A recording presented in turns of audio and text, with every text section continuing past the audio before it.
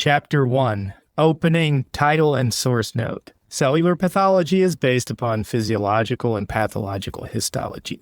20 lectures delivered in the Pathological Institute of Berlin during February, March, and April 1858.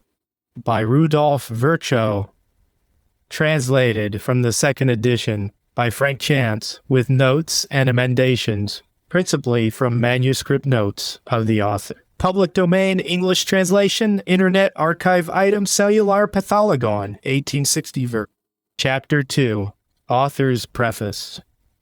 The lectures which I herewith lay before the medical public at large were delivered in the early part of this year in the new Pathological Institute of the University of Berlin, in the presence of a somewhat numerous assembly of medical men, for the most part physicians practicing in the town, the object chiefly aimed at in them, illustrated as they were by as extensive a series of microscopical preparations as it was in my power to supply, was to furnish a clear and connected explanation of those facts upon which, according to my ideas, the theory of life must now be based, and out of which also the science of pathology has now to be constructed. They were more particularly intended as an attempt to offer in a better arranged form than had hitherto been done, a view of the cellular nature of all vital processes, both physiological and pathological, animal and vegetable, so as distinctly to set forth what even the people have long been dimly conscious of, namely the unity of life in all organized beings,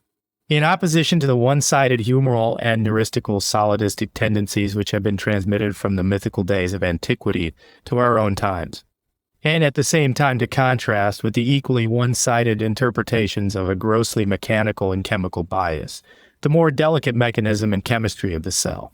In consequence of the great advances that have been made in the details of science, it has been becoming continually more and more difficult to the majority of those who are engaged in practice to obtain in the subjects treated on in these lectures that amount of personal experience which alone can guarantee a certain degree of accuracy of judgment. Day by day do those who are obliged to consume their best energies in the frequently so toilsome and so exhausting routine of practice find it becoming less and less possible for them, not only to closely examine, but even to understand the more recent medical works. For even the language of medicine is gradually assuming another appearance. Well-known processes to which the prevailing system had assigned a certain place and name in the circle of our thoughts change with the dissolution of the system their position and their denomination. When a certain action is transferred from the nerves, blood, or vessels to the tissues, when a passive process is recognized to be an active one, an exudation to be a proliferation, then it becomes absolutely necessary to choose other expressions whereby these actions, processes, and products shall be designated, and in proportion as our knowledge of the more delicate modes, which the processes of life are carried on, becomes more perfect, just in that proportion must the new denominations also be adapted to this more delicate groundwork of our knowledge. It would not be easy for anyone to attempt to carry out the necessary reform in medical opinion with more respect for tradition than I have made it my endeavor to observe. Still, my own experience has taught me that even in this, there is a certain limit. Too great respect is a real fault, for it favors confusion. A well-selected expression renders at once accessible to the understanding of all, what, without it, efforts prolonged for years would be able to render intelligible at most only to a few. As examples, I will cite the terms parenchymatous inflammation, thrombosis and embolia, leukemia and ecorrhamia, osteoid and mucous tissue, cheesy and amyloid metamorphosis and substitution of tissue.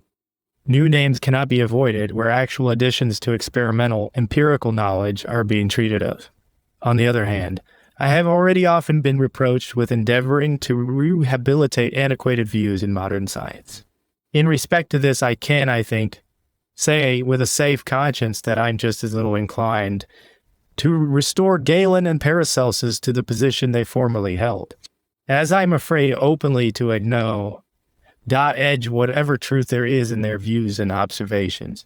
In fact, I find not only that the physicians of antiquity and the Middle Ages had not in all cases their senses shackled by traditional prejudices, But more than this, that among the people common sense has clung to certain truths, notwithstanding the criticism of the learned had pronounced them overthrown.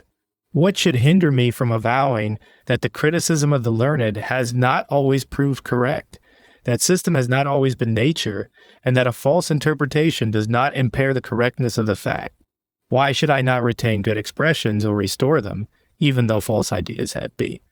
Attached to them, my experience constrains me to regard the term fluxion, active congestion, wall lung, as preferable to that of congestion. I cannot help allowing inflammation to be a definite form in which pathological processes display themselves, although I am unable to admit its claims to be regarded as an entity, and I must needs, in spite of the decided counterstatements of many investigators, maintain tubercle to be a miliary granule, and epithelioma a heteroplastic, malignant new formation, cancroid. Perhaps it is nowadays a merit to recognize historic rights, for it is indeed astonishing with what levity those very men, who herald forth every trifle which they have stumbled upon as a discovery, pass their judgment upon their predecessors.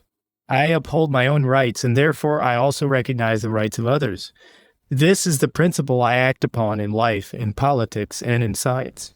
We owe it to ourselves to defend our rights, for it is the only guarantee for our individual development and for our influence upon the community at large.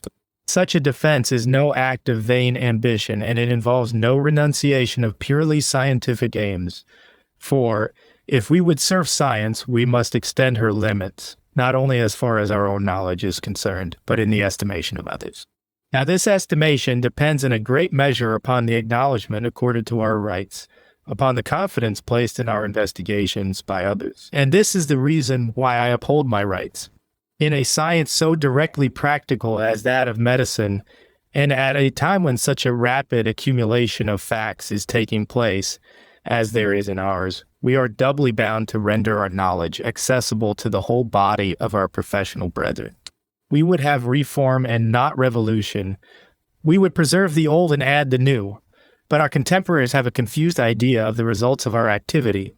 For only too much, it is apt to appear as though naught but a confused and motley mass of old and new would thereby be obtained, and the necessity of combating rather the false or exclusive doctrines of the more modern than those of the older writers produces the impression that our endeavors savor more of revolution than reformation. It is no doubt much more agreeable to confine oneself to the investigation and simple publication of what one discovers, and to leave to others to take it to market, verwerthen, exploiter. But experience teaches us that this is extremely dangerous, and in the end only turns out to the advantage of those who have the least tenderness of conscience. Let us undertake, therefore, every one of us to fulfill the duties both of an observer and of an instructor. The lectures which I here publish with the view of accomplishing this double purpose have found such very patient auditors that they may perhaps venture to hope for indulgent readers likewise.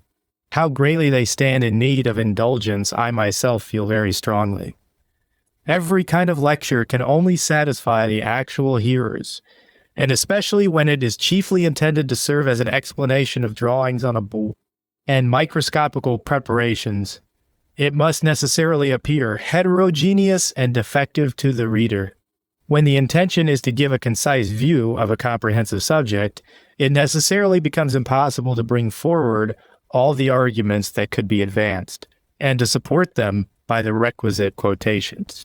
In lectures such as these, too, the personal views of the lecturer may seem to be brought forward with undue exclusiveness. But as it is his business to give a clear exposition of the actual state of the science of which he treats, he is obliged to define with precision the principles, the correctness of which he has proved by his own experience. I trust, therefore, that what I offer may not be taken for more than it is intended to be.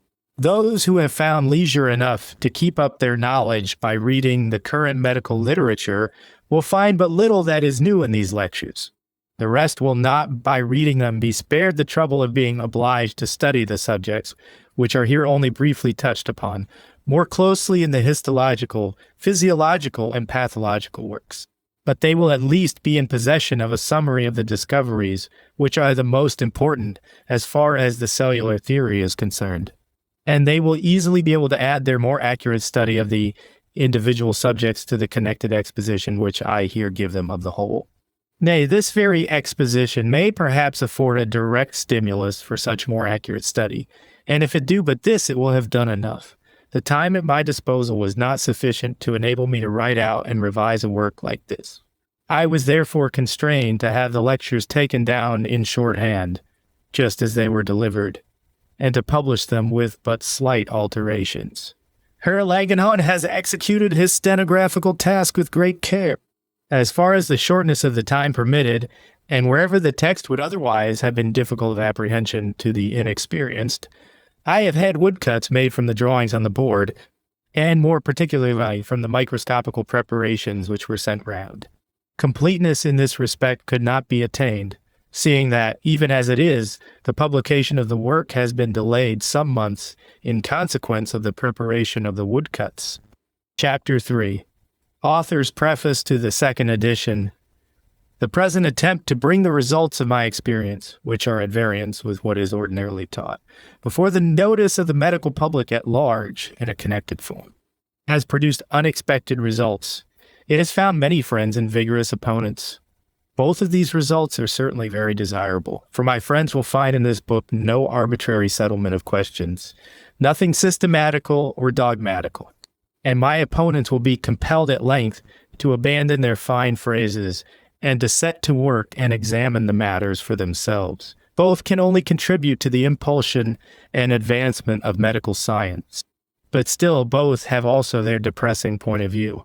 When one has labored for 10 years with all the energy and zeal of which he was capable, and has laid the results of his investigations before the judgment of his contemporaries, one is only too apt to imagine that a considerable part, that perhaps the greater and more important portion of them, would be pretty generally known. This was, as I have learned by experience, not the case with my labors.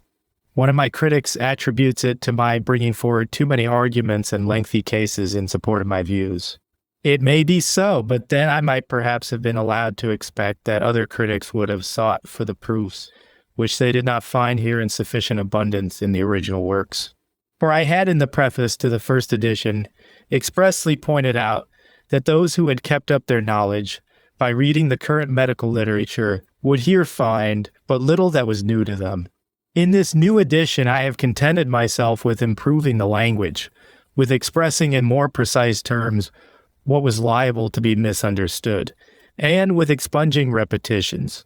There no doubt, still even now, remains a great deal requiring correction, but it seemed to me that the whole ought as far as possible to preserve the fresher impress of oral discourse and of the unshackled range of thought which there prevails, if it were for the future still to serve as an active ferment to the laborers in the so very various fields of medical science and practice.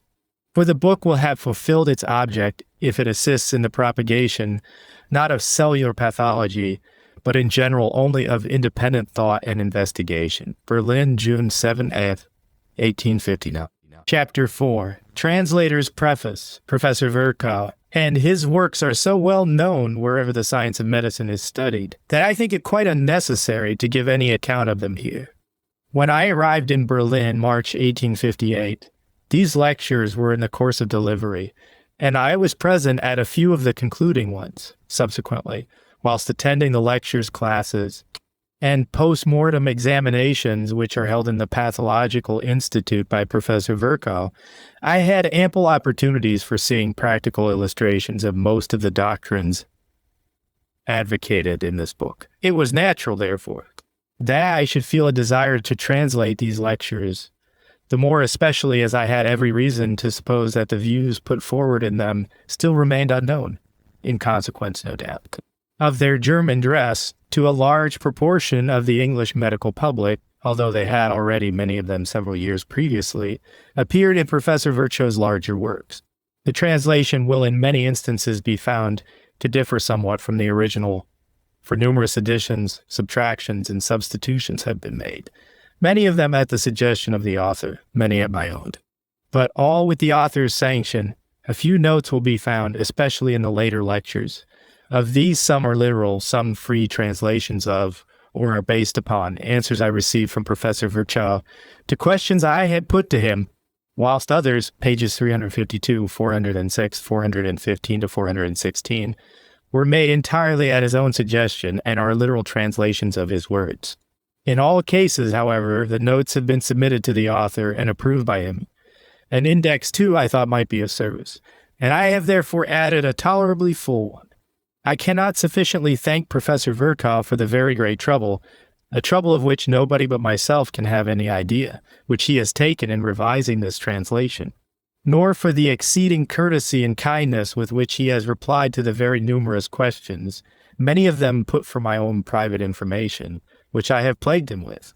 He has written me fully 50 letters, most of them very long ones, and when I reflect that he daily passes 8 or 9 hours at the Charité, that he reads all the more important German, French, and English medical works which appear, and is besides constantly engaged in publishing something fresh, I can scarcely conceive how he has managed to find time to write these letters, of which a large proportion reached me by return of post.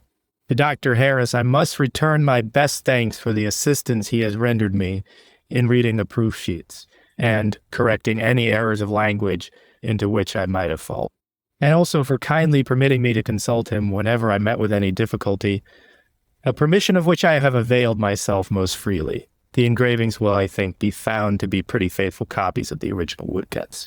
51 Wimpole Street, August 10th, 1860.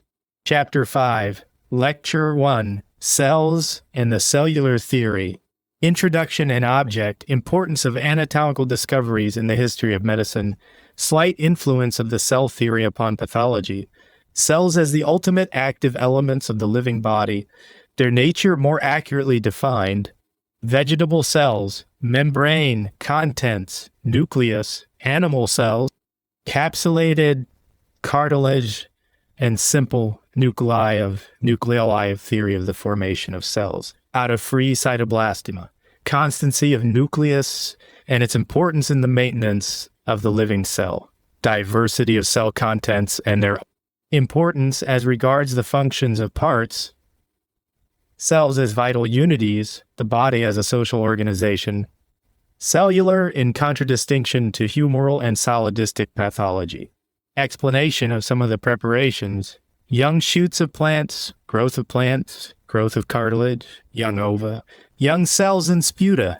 Gentlemen, whilst bidding you heartily welcome to benches which must have long since ceased to be familiar to you, I must begin by reminding you that it is not my want of modesty which has summoned you hither, but that I have only yielded to the repeatedly manifested wishes of many among you. Nor should I have ventured either to offer you lectures after the same fashion in which I am accustomed to deliver them in my regular courses. On the contrary, I will make the attempt to lay before you in a more succinct manner the development which I myself, and I think medical science also, have passed through in the course of the last 15 years.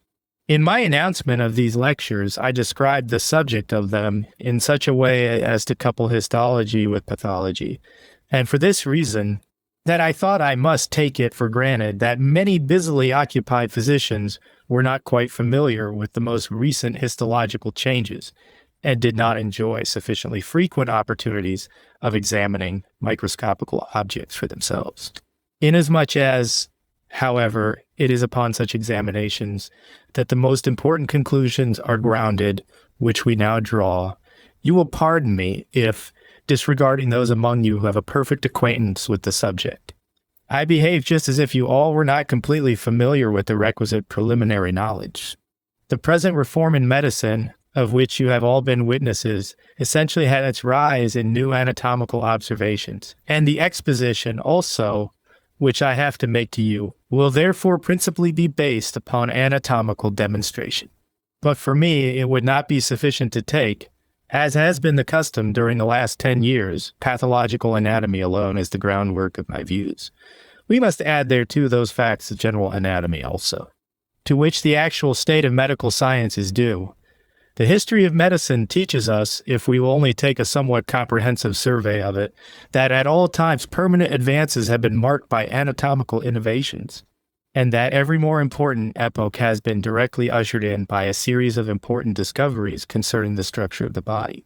So it was in those old times when the observations of the Alexandrian school, based for the first time upon the anatomy of man, prepared the way for the system of Galen. So it was, too, in the Middle Ages when Vesalius laid the foundations of anatomy, and therewith began the real reformation of medicine. So, lastly, was it at the commencement of this century when Virchow developed the principles of general anatomy? What Schwann, however, has done for histology has as yet been but in a very slight degree built up and developed for pathology. And it may be said that nothing has penetrated less deeply into the minds of all than the cell theory in its intimate connection with pathology. If we consider the extraordinary influence which Virchow in his time exercised upon the state of medical opinion, it is indeed astonishing that such a relatively long period should have elapsed since Schwann made his great discoveries, without the real importance of the new facts having been duly appreciated. This has certainly been essentially due to the great incompleteness of our knowledge with regard to the intimate structure of our tissues, which has continued to exist until quite recently, and, as we are sorry to be obliged to confess, still even now prevails with regard to many points of histology to such a degree that we scarcely know in favor of what view to decide. A special difficulty has been found in answering the question, from what parts of the body action really proceeds? What parts are active, what passive? And yet it is already quite possible to come to a definitive conclusion upon this point, even in the case of parts the structure of which is still disputed. The chief point in this application of histology to pathology is to obtain a recognition of the fact that the cell is really the ultimate morphological element in which there is any manifestation of life, and that we must not transfer the seat of real action to any point beyond the cell. Before you, I shall have no particular reason to justify myself if in this respect one make quite a special reservation in favor of life.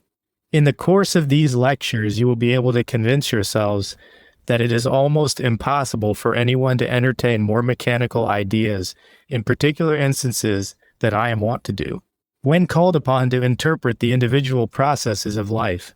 But I think that we must look upon this as certain that, however much of the more delicate interchange of matter which takes place within a cell may not concern the material structure as a whole, yet the real action does proceed from the structure as such, and that the living element only maintains its activity as long as it really presents itself to us as an independent whole. In this question, it is of primary importance, and you will excuse my dwelling a little upon this point, as it is one which is still a matter of dispute, that we should determine what is really to be understood by the term cell.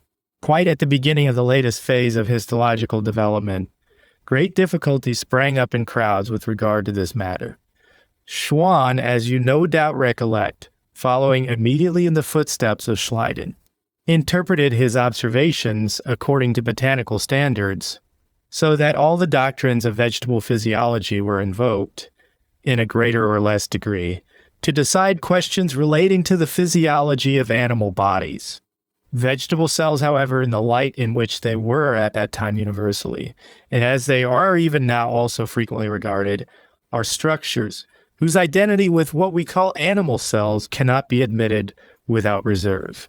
When we speak of ordinary vegetable cellular tissue, we generally understand thereby a tissue which, in its most simple and regular form, is, in a transverse section, seen to be composed of nothing but 4 or 6-sided, or, if somewhat looser in texture, of roundish or polygonal bodies, in which a tolerably thick, tough wall membrane is always to be distinguished.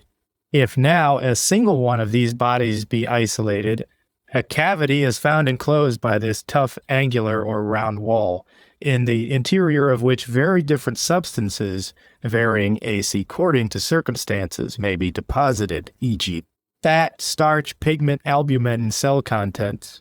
But also, quite independently of these local varieties in the contents, we are enabled, by means of chemical investigation, to detect the presence of several different substances in the essential constituents of the cells. The substance which forms the external membrane and is known under the name of cellulose is generally found to be destitute of nitrogen and yields, on the addition of iodine and sulfuric acid, a peculiar, very characteristic, beautiful blue tint. Iodine alone produces no color. Sulfuric acid by itself chars. The contents of simple cells, on the other hand, do not turn blue when the cell is quite a simple one. There appears, on the contrary, after the addition of iodine and sulfuric acid, a brownish or yellowish mass isolated in the interior of the cell cavity as a special body protoplasma, around which can be recognized a special plicated, frequently shriveled membrane primordial utricle, Fig 1c. Even rough chemical analysis generally detects in the simplest cells, in addition to the non-nitrogenized external substance, a nitrogenized internal mass. And vegetable physiology seems, therefore, to have been justified in concluding that what really constitutes a cell is the presence within a non-nitrogenized membrane of nitrogenized contents differing from it. It had indeed already long been known that other things besides existed in the interior of cells, and it was one of the most fruitful discoveries when Robert Brown detected the nucleus in the vegetable cell. But this body was considered to have a more important share in the formation than in the maintenance of cells, because in very many vegetable cells, the nucleus becomes extremely indistinct, and in many altogether disappears. Whilst the form of the cell is preserved, these observations were then applied to the consideration of animal tissues, the correspondence of which with those of vegetables Schwann endeavored to demonstrate.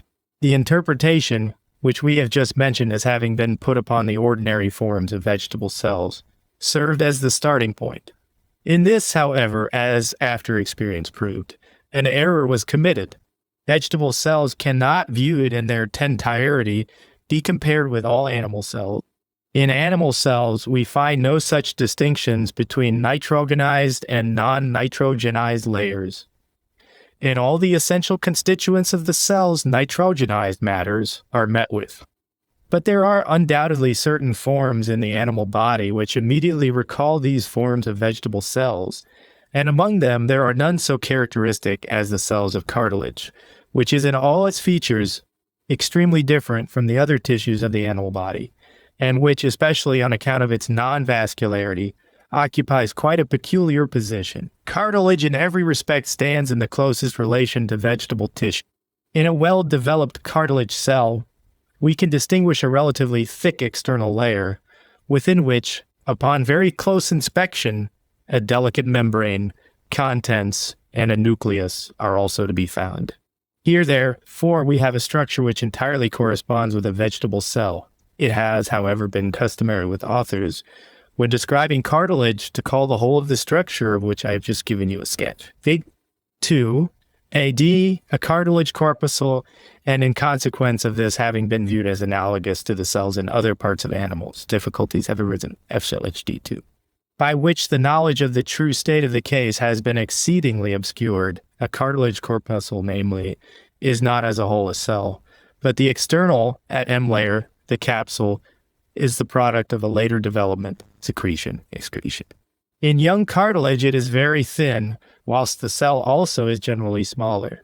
If we trace the development still farther back, we find in cartilage also nothing but simple cells identical in structure with those which are seen in other animal tissues, and not yet possessing that external secreted layer. You see from this, gentlemen, that the comparison between animal and vegetable cells, which we certainly cannot avoid making, is in general inadmissible, because in most animal tissues no formed elements are found which can be considered as the full equivalents of vegetable cells in the old signification of the word, and because in particular the cellulose membrane of vegetable cells does not correspond to the membrane of animal ones, and between this, as containing nitrogen, and the former as destitute of it, no typical distinction is presented.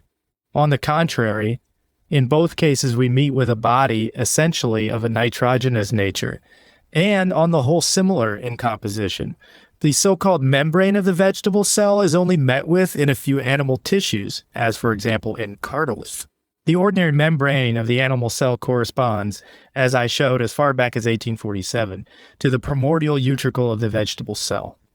It is only when we adhere to this view of the matter, when we separate from the cell all that has been added to it by an after development, that we obtain a simple, homogeneous, extremely monotonous structure, recurring with extraordinary constancy in living organisms.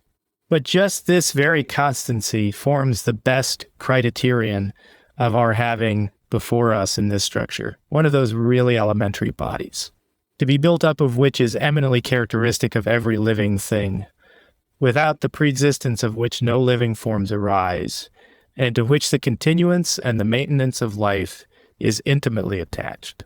Only since our idea of a cell has assumed this severe form, and I am somewhat proud of having always, in spite of the reproach of pedantry, firmly adhered to it, only since that time can it be said that a simple form has been obtained, which we can everywhere again expect to find, and which, though different in size and external shape, is yet always identical in its essential constituents.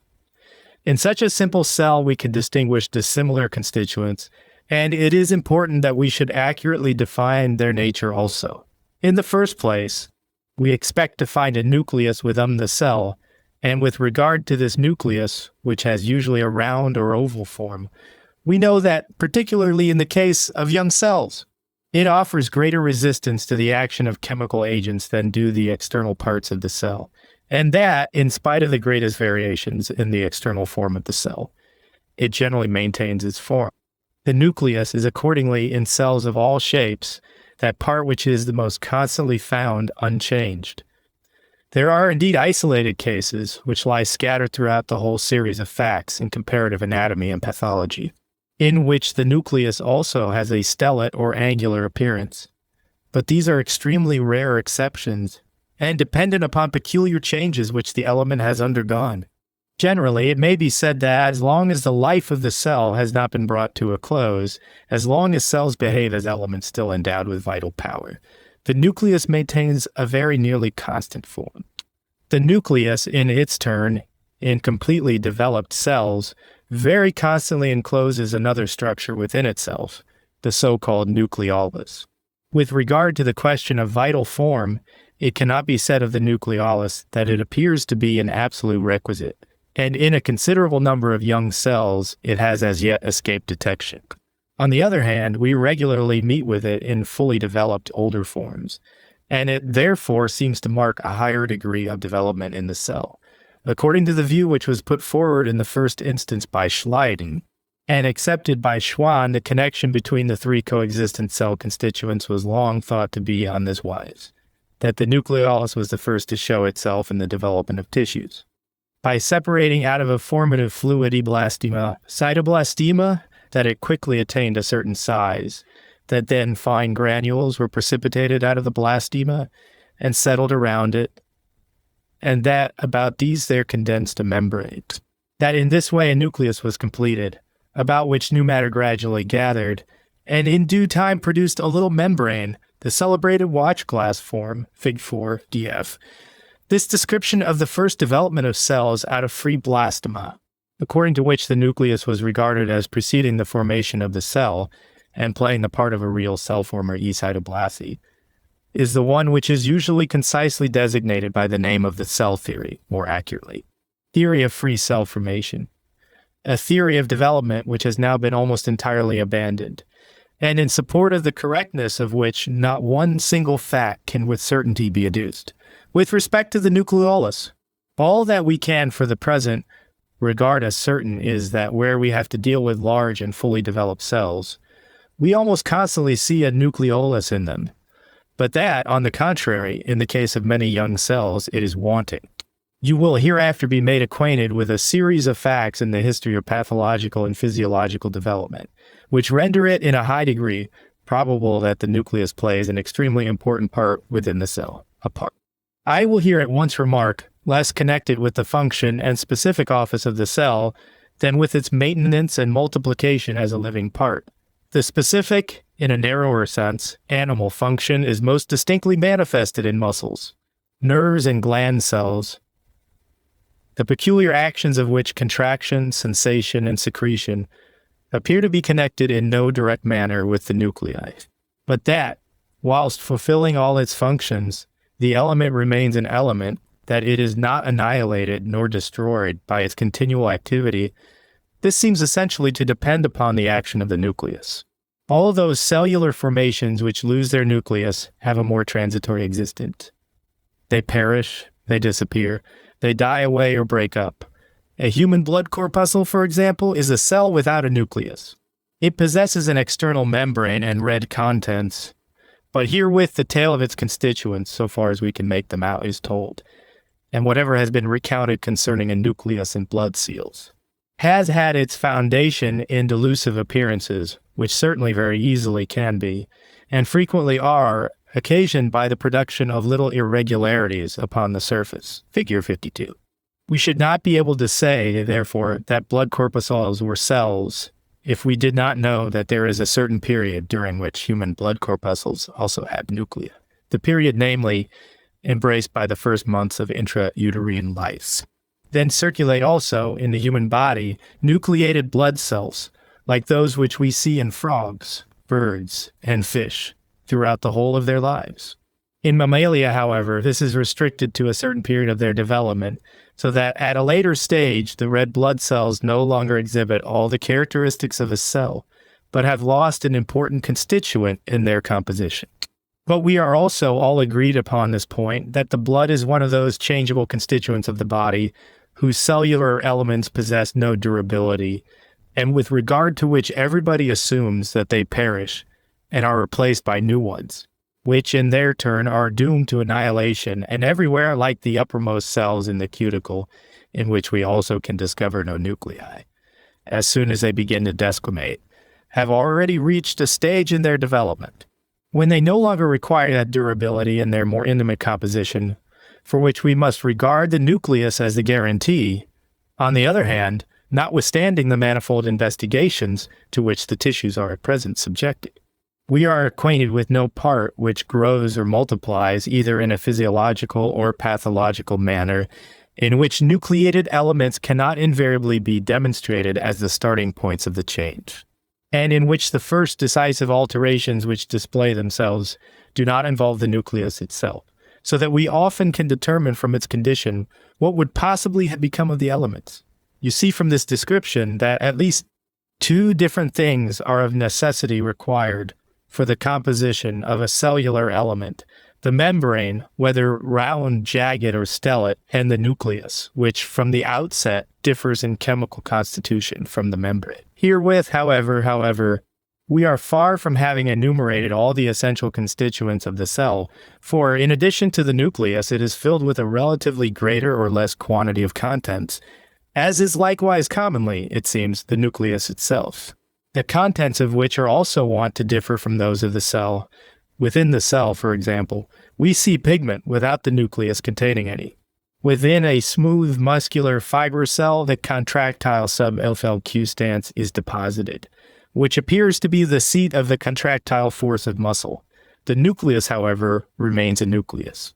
The cell may develop itself into a nerve fiber, but the nucleus remains, lying on the outside of the medullary white wound substance, a constant constituent. Hence it follows that the special peculiarities which individual cells exhibit in particular places under particular circumstances are in general dependent upon the varying properties of the cell contents, and that it is not the constituents which we have hitherto considered, membrane and nucleus, but the contents, or else the masses of matter deposited without the cell intercellular, which give rise to the functional physiological differences of tissues.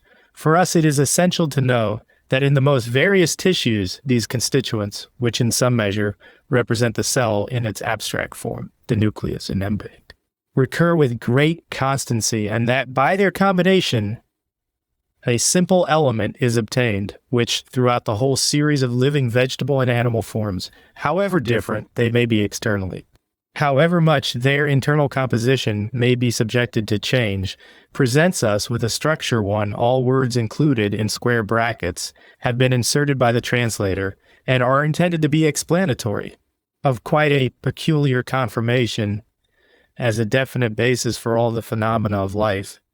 According to my ideas, is the only possible starting point for all biological doctrines. If a definite correspondence in elementary form pervades the whole series of all living things, and if in this series something else which might be placed in the stead of the cell be in vain sought for, then must every more highly developed organism, whether vegetable or animal, necessarily above all be regarded as a progressive total, made up of larger or smaller number of similar or dissimilar cells, just as a tree constitutes a mass arranged in a definite manner, in which, in every single part, in the leaves as in the root, in the trunk as in the blossom, cells are discovered to be the ultimate elements. So is it also with the forms of animal life. Every animal presents itself as a sum of vital unities, every one of which manifests all the characteristics of life.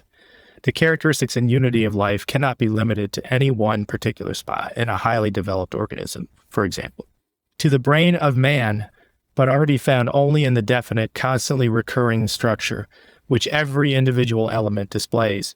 Hence it follows that the structural composition of a body of considerable size, a so-called individual, always represents a kind of social arrangement of parts, an arrangement of a social kind, in W. Thich, a number of individual existences are mutually dependent, but in such a way that every element has its own special action and, even though it derives its stimulus to activity from other parts, yet alone affects the actual performance of its duties. I have therefore considered it necessary, and I believe you will derive benefit from the conception, to portion out the body into cell territories, Zellen territory. I say territories because we find in the organization of animals a peculiarity which in vegetables is scarcely at all to be witnessed, namely the development of large masses of so-called intercellular substance. Whilst vegetable cells are usually in immediate contact with one another by their external secreted layers, although in such a manner that the old boundaries can still always, e.g. 15 RL, LDL, be distinguished. We find in animal tissues that this species of arrangement is the more rare one. In the often very abundant mass of matter which lies between the cell's intermediate intercellular substance, we are seldom able to perceive at a glance how far a given part of it belongs to one or another cell.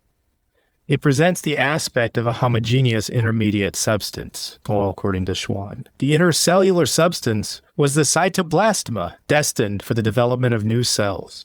This I do not consider to be correct, but on the contrary, I have, by means of a series of pathological observations, arrived at the conclusion that the intercellular substance is dependent in a certain definite manner upon the cells, and that it is necessary to draw boundaries in it also, so that certain districts belong to one cell and certain others to another. Yao will see how sharply these boundaries are defined by pathological processes, figure 129. And how direct evidence is afforded that any given district of intercellular substance is ruled over by the cell, which lies in the middle of it and exercises influence upon the neighboring parts. It must now be evident to you, I think, what I understand by the territories of cells. But there are simple tissues which are composed entirely of cells, cell lying close to cell. In these, there can be no difficulty with regard to the boundaries of the individual cells. Yet it is necessary that I should call your attention to the fact that, in this case too, every individual cell may run its own peculiar course, may undergo its own peculiar changes. Without the fate of the cell lying next, it being necessarily linked with its own. In other tissues, on the contrary, in which we find intermediate substance, every cell, in addition to its own contents, has the superintendence of a certain quantity of matter external to it, and this shares in its changes, nay, is frequently affected even earlier than the interior of the cell, which is rendered more secure by its situation than the external intercellular matter. Finally, there is a third series of tissues in which the elements are more intimately connected with one another. A stellate cell, for example, may anastomose with a similar one, and in this way a reticular arrangement may be produced, similar to that which we see in capillary vessels and other analogous structures. In this case, it might be supposed that the whole series was ruled by something which lay who knows how far off, but upon more accurate investigation, it turns out that even in this chainwork of cells, a certain independence of the individual members prevails, and that this independence evinces itself by single cells undergoing, in consequence of certain external or internal influences. Certain changes confined to their own limits and not necessarily participated in by the cells immediately adjoining. That which I have now laid before you will be sufficient to show you in what way I consider it necessary to trace pathological facts to their origin in known histological elements. Why, for example, I am not satisfied with talking about an action of the vessels or an action of the nerves, but why I consider it necessary to bestow attention upon the great number of minute parts which really constitute the chief mass of the substance of the body. As well as upon the vessels and nerves, it is not enough that, as has for a long time been the case, the muscles should be singled out as being the only active element within the great remainder, which is generally regarded as an inert mass. There is, in addition, an enormous number of active parts to be met with. Amid the development which medicine has undergone up to the present time, we find the dispute between the humoral and solidistic schools of olden times still maintained. The humoral schools have generally had the greatest success because they have offered the most convenient explanation and, in fact, the most plausible interpretation of morbid processes. We may say that nearly all successful practical and noted hospital physicians have had more or less humoral-pathological tendencies. And these have become so popular that it is extremely difficult for any physician to free himself from them. The pseudo-pathological views have been rather the hobby of speculative inquirers, and have had their origin not so much in the immediate requirements of pathology, as in physiological and philosophical, and even in religious speculations. They have been forced to do violence to facts, both in anatomy and physiology, and have therefore never become very widely diffused. According to my notions, the basis of both doctrines is an incomplete one. I do not say a false one, because it is really only false in its exclusiveness. It must be reduced within certain limits, and we must remember that, besides vessels and blood, besides nerves and nervous centers, other things exist, which are not a mere theater substrat for the action of the nerves and blood upon which these play their pranks. Now, if it be demanded of medical men that they give their earnest consideration to these things also, if, on the other hand, it be required that, even among those who maintain the humoral and neuropathological doctrines, attention at last be paid to the fact that the blood is composed of many single independent parts, and that the nervous system is made up of many active individual constituents, this is indeed a requirement which, at the first glance, certainly offers several difficulties. But if you will call to mind that for years, not only in lectures, but also at the bedside, the activity of the capillaries was talked about, an activity which no one has ever seen, and which has only been assumed to exist in compliance with certain theories, you will not find it unreasonable. That things which are really to be seen, they are not unfrequently, after practice, accessible even to the unaided eye, should likewise be admitted into the sphere of medical knowledge and thought. Nerves have not only been talked about where they had never been demonstrated, their existence has been simply assumed, even in parts in which, after the most careful investigations, no trace of them could be discovered, and activity has been attributed to them in parts where they absolutely do not penetrate. It is therefore certainly not unreasonable to demand that the greater part of the body be no longer entirely ignored, and if no longer ignored, that we no longer content ourselves with merely regarding the nerves as so many holes, as a simple, indivisible apparatus, or the blood as a merely fluid material, but that we also recognize the presence within the blood and within the nervous system of the enormous mass of minute centers of action. In conclusion, I have still some preparations to explain, and will begin with a very common object, figure 7. It has been taken from the tuber of a potato at a spot where you can view in its perfection the structure of a vegetable cell, where the tuber, namely, is beginning to put forth a new shoot, and there is consequently a probability of young cells being found, at least if we suppose that all growth consists in the development of new cells. In the interior of the tuber, all the cells are, as is well known, stuffed full with granules of starch. In the young shoot, on the other hand, the starch is used up in proportion to the growth, and the cell is again exhibited in its more simple form, In a transverse section of a young sprout near its exit from the tuber, about 4 different layers may be distinguished. The cortical layer next to layer long cells, and lastly, quite on the inside, a second layer of larger cells. Here we see nothing but regular structures, thick capsules of hexagonal form, and within them 1 or 2 nuclei, figure 1. Towards the cortex corky layer, the cells are 4-sided, and the farther one proceeds outwards, the flatter do they become. Still, nuclei may be distinctly recognized in them also, wherever the so-called cells come in contact. A boundary line may be recognized between them. Then comes the thick layer of cellulose, in which fine streaks may be observed. And in the interior of the capsular cavity, you see a compound mass, in which a nucleus and nucleolus may be easily distinguished.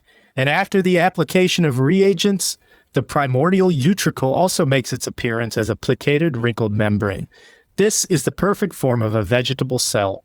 In the neighboring cells lie a few larger, dimly lustrous, laminated bodies, the remains of starch, figure 7c. The next object is of importance in my eyes because I shall afterwards have to refer to it when instituting a comparison with new formations in animals. It is a longitudinal section of a young lilac bud developed by the warm days we have had this month, February. In the bud, a number of young leaves have already begun to develop themselves, each composed of numerous young cells. The youngest parts, the external layers, are composed of tolerably regular layers of cells, which have a rather flat, 4-sided appearance, whilst in the internal layers, the cells are more elongated. And in a few parts, spiral vessels show themselves. Especially would I call your attention to the little outgrowths, leaf hairs, blat hair, which protrude everywhere along the border and very much resemble certain animal excrescences, e.g., in the villi of the chorion, where they mark the spots at which young secondary villi will shoot out. In our preparation, you see the little club-shaped protuberances which are repeated at certain intervals and are connected internally with the rows of cells in the cambium. They are structures in which the more delicate forms of cells can best be distinguished, and at the same time the peculiar mode of growth be discovered. This growth is effected thus. A division takes place in some of the cells and a transverse septum is formed. The newly formed parts continue to grow as independent elements and gradually increase in size. Not unfrequently divisions take place also longitudinally, so that the parts become thicker, figure 8c. Every protuberance is therefore originally a single cell, which by continual subdivision in a transverse direction, figure 8. AB pushes its divisions forwards and then, when occasion offers, spreads out also in a lateral direction. In this way, the hairs shoot out, and this is in general the mode of growth, not only in vegetables, but also in the physiological and pathological formations of the animal body. In the following preparation, a piece of costal cartilage. In a state of morbid growth, changes are evident even to the naked eye, namely, little protuberances. Upon responding to these, the microscope shows a proliferation of cartilageals, and we find the same forms as in the vegetable cells. Large groups of cellular elements, each of which has proceeded from a single previously existing cell, arranged in several rows, and differing from proliferating vegetable cells only in this, that there is intercellular substance between the individual groups. In the cells, we can, as before, distinguish the external capsule, which indeed in the case of many cells is composed of 2, 3, or more layers. And within them only does the real cell come with its membrane, contents, nucleus, and nucleolus. In the following object, you see the young ova of a frog before the secretion of the yolk granules has begun. The very large ovum, Hyzel, figure 10c, contains a nucleus likewise very large, in which a number of little vesicles are dispersed, and tolerably thick, opaque contents beginning at a certain spot to become granular and brown. Around the cell may be remarked a relatively thin connective tissue of the Graafian vesicle with a hardly visible layer of epithelium in the neurignine proliferation of cartilage of an adult. Large groups of cartilage cells within a common envelope, wrongly so called parenchyls, produced from single cells by successive subdivisions. At the edge, one of these groups has been cut through, and in it is seen a cartilage cell invested by a number of capsular layers, external secreted masses, 300 diameters. Forehood are lying several smaller ova, which show the gradual progress of their growth. As a contrast to these gigantic cells, I place before you an object from the bedside, cells from Frisch Caterhall sputa. You see cells in comparison very small, which with a higher power prove to be of a perfectly globular shape and in which, after the addition of water and reagents, a membrane, nuclei, and when fresh cloudy contents can clearly be distinguished. Most of the eye and nail cells belong, according to the prevailing terminology, to the category of pus corpuscles. The larger ones, which we may designate mucus corpuscles or Caterhall cells, are partly filled with fat or grayish-black pigment. In the form of granules, these structures, however small their size, possess all the typical peculiarities of the large ones. All the characters of a cell displayed by the large ones again present themselves in them. But this is, in my opinion, the most essential point, that whether we compare large or male pathological or physiological cells, we always find this correspondence between them. Chapter 6, Lecture 2, Physiological Tissues. Falsity of the view that tissues and fibers are made up of globules, elementary granules. The investment theory, Hillung's theory. General classification of the tissues, the three categories of general histology, special tissues, organs, and systems, or apparatuses. The epithelial tissues, squamous, cylindrical, and transitional epithelium, epidermis and malpii, nails and their diseases, crystalline lens, pigment, gland cells. The connective tissues, the theories of Schwann-Henle and Reichert, my theory, connective tissue as intercellular substance, cartilage, hyaline, fibro and reticular, mucous tissue, adipose tissue, anastomosis cells, juice conveying system of tubes or canals. In my first lecture, gentlemen, I laid before you the general points to be noted with regard to the nature and origin of cells and their constituents. Allow me now to preface our further considerations with a review of the animal tissues in general, and this both in their physiological and pathological relations. The most important obstacles which, until quite recently, existed in this quarter were by no means chiefly of a pathological nature. I am convinced that pathological conditions would have been mastered with far less difficulty if it had not, until quite lately, been utterly impossible to give a simple and comprehensive sketch of the physiological tissues. The old views, which have in part come down to us from the last century, have exercised such a preponderating influence upon that part of histology, which is in a pathological point of view, the most important, that not even yet has unanimity been arrived at. And you will therefore be constrained, after you have inspected the preparations I shall lay before you, to come to your own conclusions as to how far that which I have to communicate to you is founded upon real observation. If you read the Elementa Physiologic of Haller, you will find where the elements of the body are treated of the most prominent position in the whole work assigned to fibers, the very characteristic expression being there made use of. That the fibra is to the physiologist what the line is to the geometrician. This conception was soon still further expanded, and the doctrine that fibers serve as the groundwork of nearly all the parts of the body, and that the most various tissues are reducible to fibers as their ultimate constituents, was longest maintained in the case of the very tissue in which, as it has turned out, the pathological difficulties were the greatest, in the so-called cellular tissue. In the course of the last 10 years of the last century, there arose, however, a certain degree of reaction against this fiber theory, and in the school of natural philosophers, another element soon attained to honor, though it had its origin in far more speculative views than the former, namely the globule, while some still clung to their fibers. As in more recent times, Milne Edwards thought fit to go so far as to suppose the fibers, in their turn, to be made up of globules ranged in lines. This view was in part attributable to optical illusions in microscopical observation. The objectionable method which prevailed during the whole of the last and a part of the present century of making observations with but indifferent instruments in the full glare of the sun caused a certain amount of dispersion of light in nearly all microscopical objects, and the impression communicated to the observer was that he saw nothing else than globules. On the other hand, however, this view corresponded with the ideas common amongst natural philosophers as to the primary origin of everything endowed with form.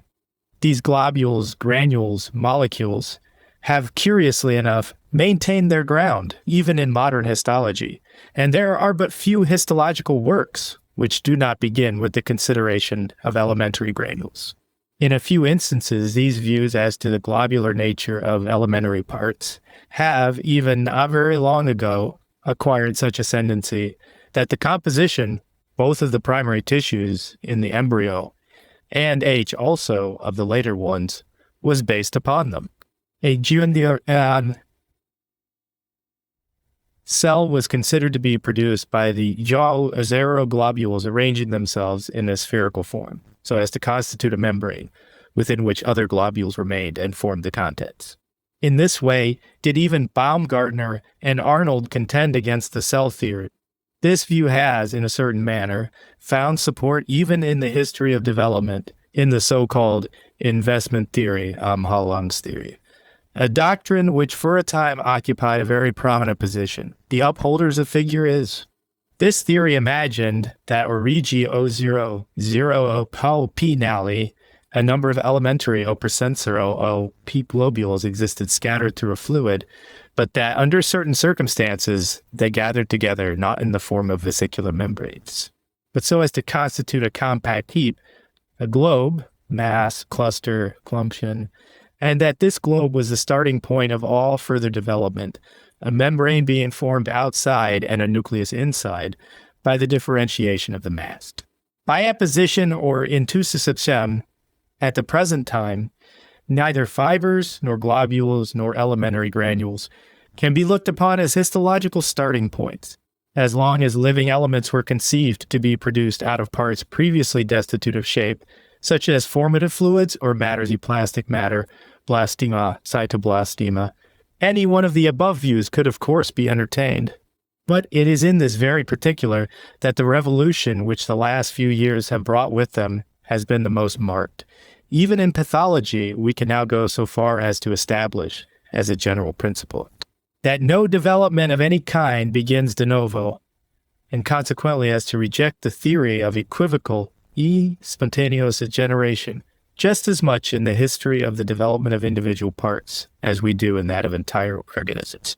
Just as little as we can now admit that a tinea can arise out of suboral mucus, or that out of the residue of the decomposition of animal or vegetable matter, an infusorial animalcule, a fungus, or an alga can be formed.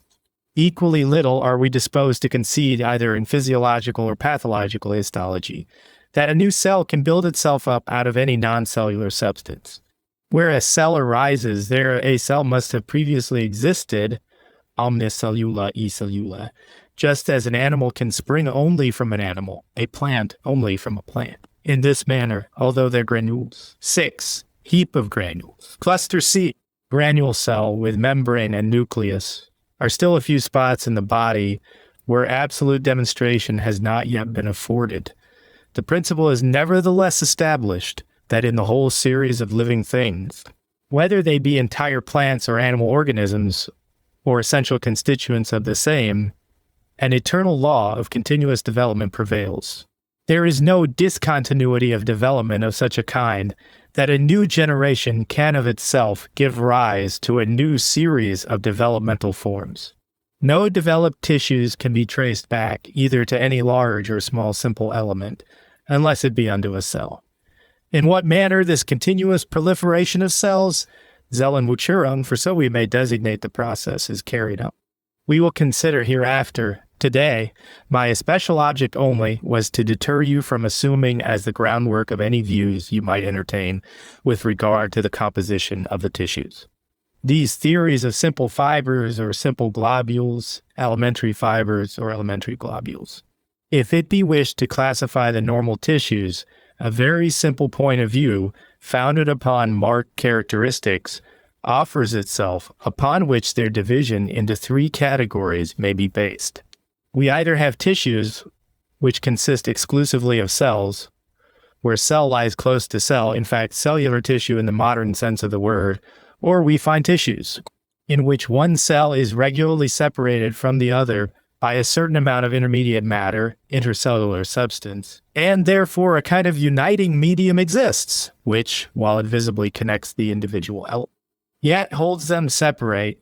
To this class belong the tissues which are nowadays generally comprehended under the name of connective tissues, Gewebe der Bindesubstanz, and of which what was formerly universally called cellular tissue constitutes the chief portion. Finally, there's a third group of tissues in which the cells have attained specific higher forms of development, by means of which their constitution has acquired a type entirely peculiar, indeed in part so peculiar as to appertain exclusively to the animal economy. These are the tissues which are really characteristic of animals, although a few among them exhibit transitions of vegetable forms. To this class belong the nervous and muscular systems, the vessels, and the blood. Herewith is the list of tissues concluded. You must now proceed to consider in what respect in this summary of the result of histological researches a contrast is afforded to what was formerly chiefly an imitation of Virchow, regarded as constituting a tissue. Virchow's tissues would, for the most part, not so much represent what we now regard as the subjects of general histology, as what we must rather designate as belonging to special histology. For if we regard the tissues in the light, they were formerly regarded, if we, for example, separate tendons, bones, and fasces from one another, we then obtain an extraordinary variety of categories. Virchow had 21. But there are not quite as many simple forms of tissue to correspond to them. In accordance with modern notions, the whole domain of anatomy should first be divided into the categories of general histology, tissues properly so called. Special histology then takes up the instances in which a combination of tissues, sometimes very different, into a single whole organ takes place. Thus we speak, for example, of osseous tissue, but this tissue, the tela ossea of general histology, does not of itself form bone, for no bone consists entirely of tela ossea, but it has necessarily superadded at least periosteum and vessels. Nay, and from this simple conception of a bone, every bone of considerable size, for example, a long bone differs, for that is a real organ in which we can distinguish at least 4 different tissues. We have in it the tela ossea, properly so called the cartilaginous layer, the stratum of connective tissue belonging to the periosteum, and the peculiar medullary tissue. These several parts, again, are exceedingly heterogeneous in their nature, inasmuch as, for example, vessels and nerves enter into the composition of the marrow. The periosteum, etc., all these must be taken together to constitute the entire organism of a bone. Before we come, therefore, to systems or apparatuses, properly so called the special subject of descriptive anatomy, a long series of gradations must be traversed. And in discussions, we must always begin by having a clear idea of what the question is. When bone and osseous tissue are confounded together, the extremest confusion is occasioned, and so also when it is sought to identify nervous with cerebral matter. The brain contains many things which are not of a nervous nature, and its physiological and pathological conditions cannot be comprehended if they are regarded as occurring in an aggregation of purely nervous parts, and no consideration is paid to the membranes, the interstitial substance, and the vessels, as well as the nerves, if now we consider the first of the classes into which we have divided general histology, namely the simple cellular tissues, a little more attentively. We find that those of which we can best obtain a general idea are unquestionably the epithelial formations, such as we meet with in the epidermis and the rete Malpighiae upon the external surface of the body, and in the cylindrical and scaly epithelium of mucous and serous membranes. Their general plan is that cell lies close to cell, so that in the most favorable specimens, as in plants, 4 or 6-sided cells lie in immediate apposition one to the other, and nothing at all is found between them. The same is the case in many places with the scaly or pavement epithelium, figure 16.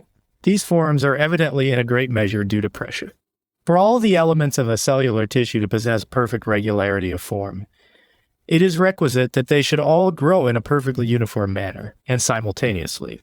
If their development takes place under circumstances such that less resistance is offered in one direction, it then may come to pass that, as in the case of columnar or cylindrical epithelium, the cells will shoot out in this one direction and become very long, whilst in the other direction they remain very narrow.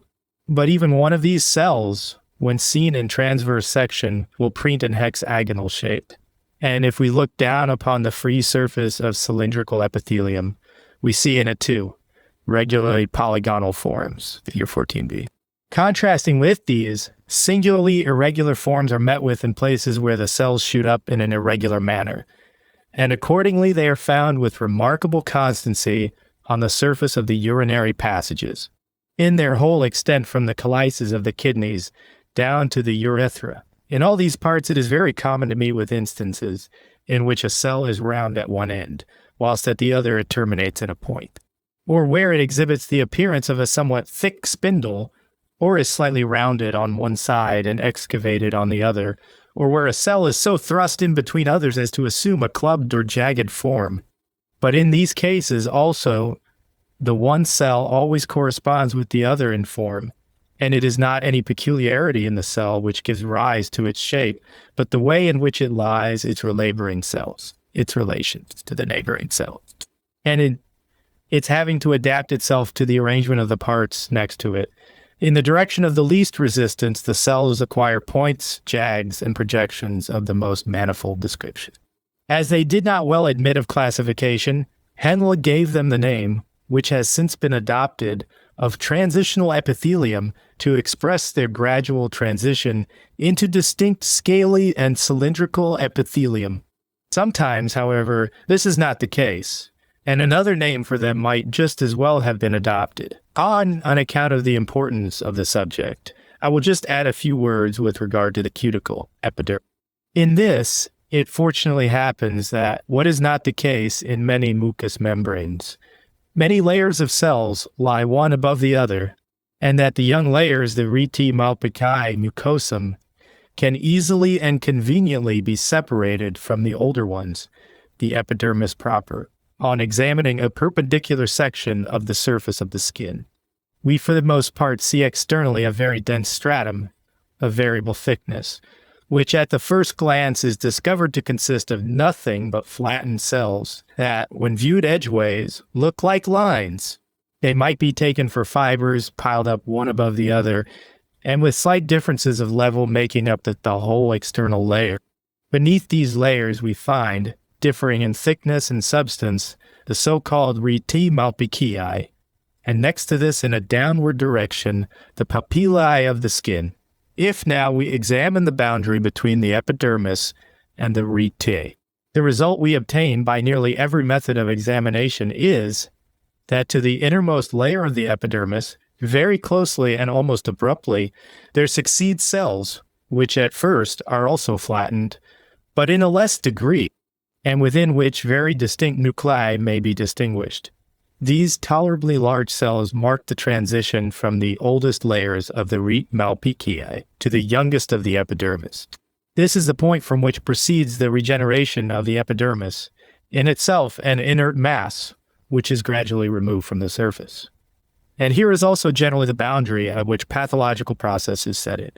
The farther we advance inwards, the smaller do the cells become, the last of them standing in the form of little cylinders upon the surface of the papillae are the relations of the individual parts throughout the whole surface of the skin are everywhere the same, however manifold the peculiarities of detail may be, which the individual layers offer in respect to thickness, position, firmness, and connection. A section of a nail, for example, which in its external appearance certainly widely differs from ordinary epidermis, presents, nevertheless, on the whole the same conformation, and has only one essentially distinctive feature, that, namely, in it two different epidermoidal structures are thrust, the one over the other, and thus a complication arises which, if not duly attended to, may lead to the assumption of certain specific differences between it and other parts of the epidermis, whilst it really consists only in a peculiar change in the position of certain layers of, and near it, little spindle-shaped. Connective tissue corpuscles displaying at the base a reticulated arrangement may be observed.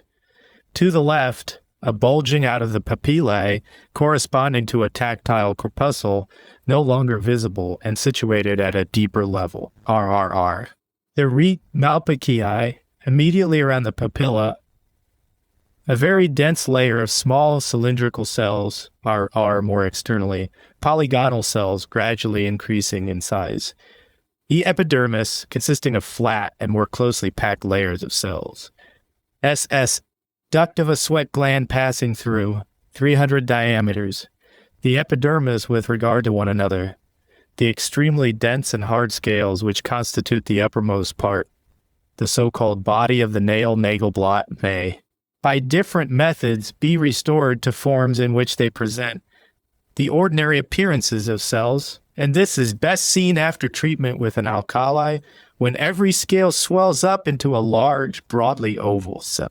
In the uppermost layers of the epidermis, the cells become everywhere flatter, and towards the external surface no more nuclei at all can be discovered in them.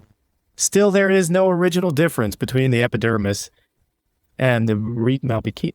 The latter is only the matrix of the epidermis, or indeed its youngest layer, inasmuch as from it there is a constant apposition of new parts taking place, which gradually become flatter and flatter, and move upward as fast as the scales on the outside disappear through friction of the surface, washing or rubbing. But between the lowest layer of the Rete and the surface of the cutis vera, there are no intervening layers.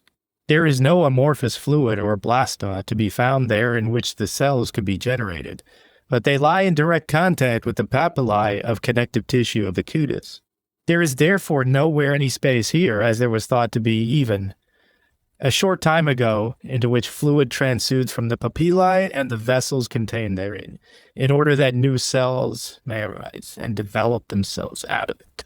Of such a fluid there is absolutely nothing discernible, but throughout the whole series of the layers of cells of the Rete and epidermis, the same relations exist that we are familiar with in the bark of a tree.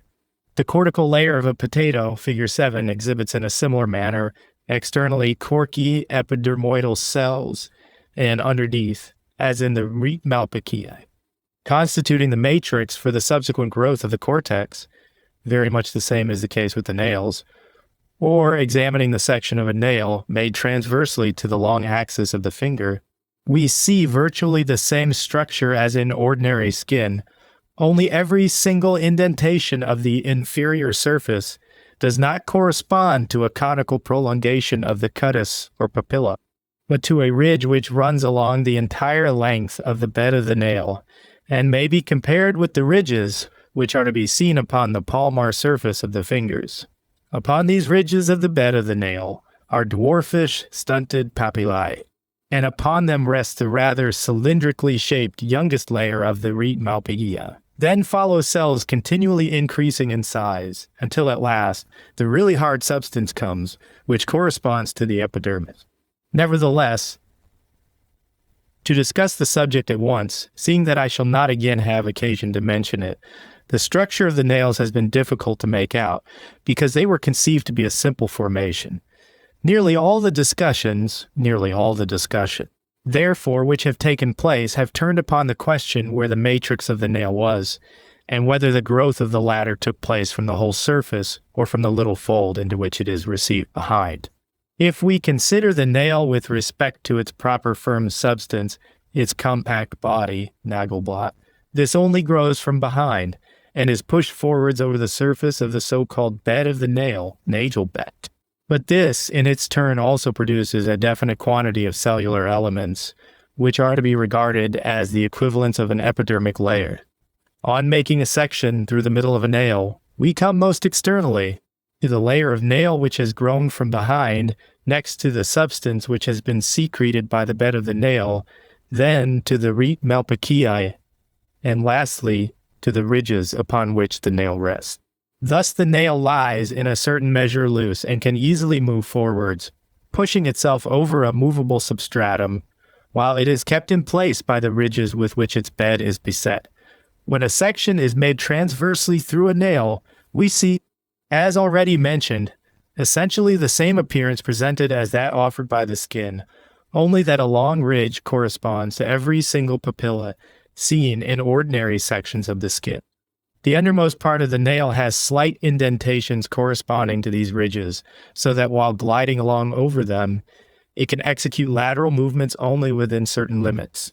In this manner, the body of the nail, which grows from behind, moves forwards over a cushion of loose epidermic substance, figure 17, in grooves which are provided by the ridges and furrows of the bed of the nail.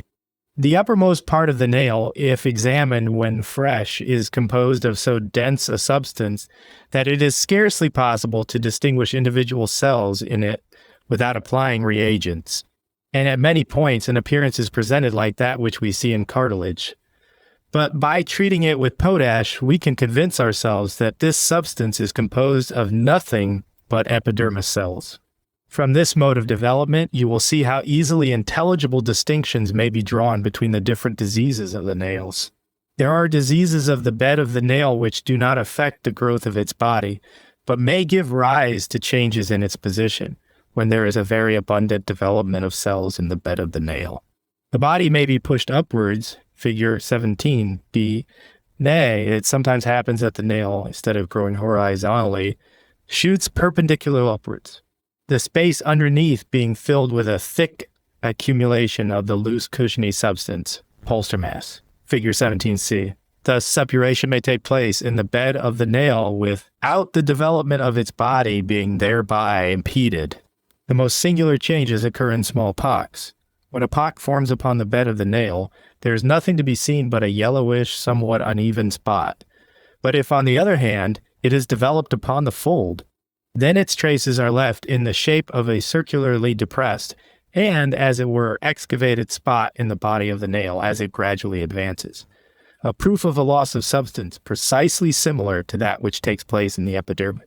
I will not today, gentlemen, enter more particularly into the special history of the formation of epidermis and epithelia, although it is of great importance for the right comprehension of many pathological processes, but content myself with calling your attention to the fact that under particular circumstances, epithelial cells may undergo a series of transformations through which they become extremely unlike what they originally were, and gradually assume appearances which render it impossible for those who are unacquainted with the history of their development to realize their original epidermic nature.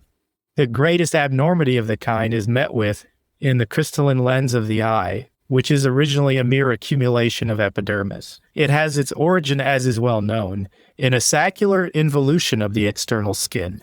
At first, its connection with the external parts continues to be maintained by means of a delicate membrane, the membrana capsulopupillaris. Afterwards, this atrophies and leaves the lens isolated in the interior of the eye.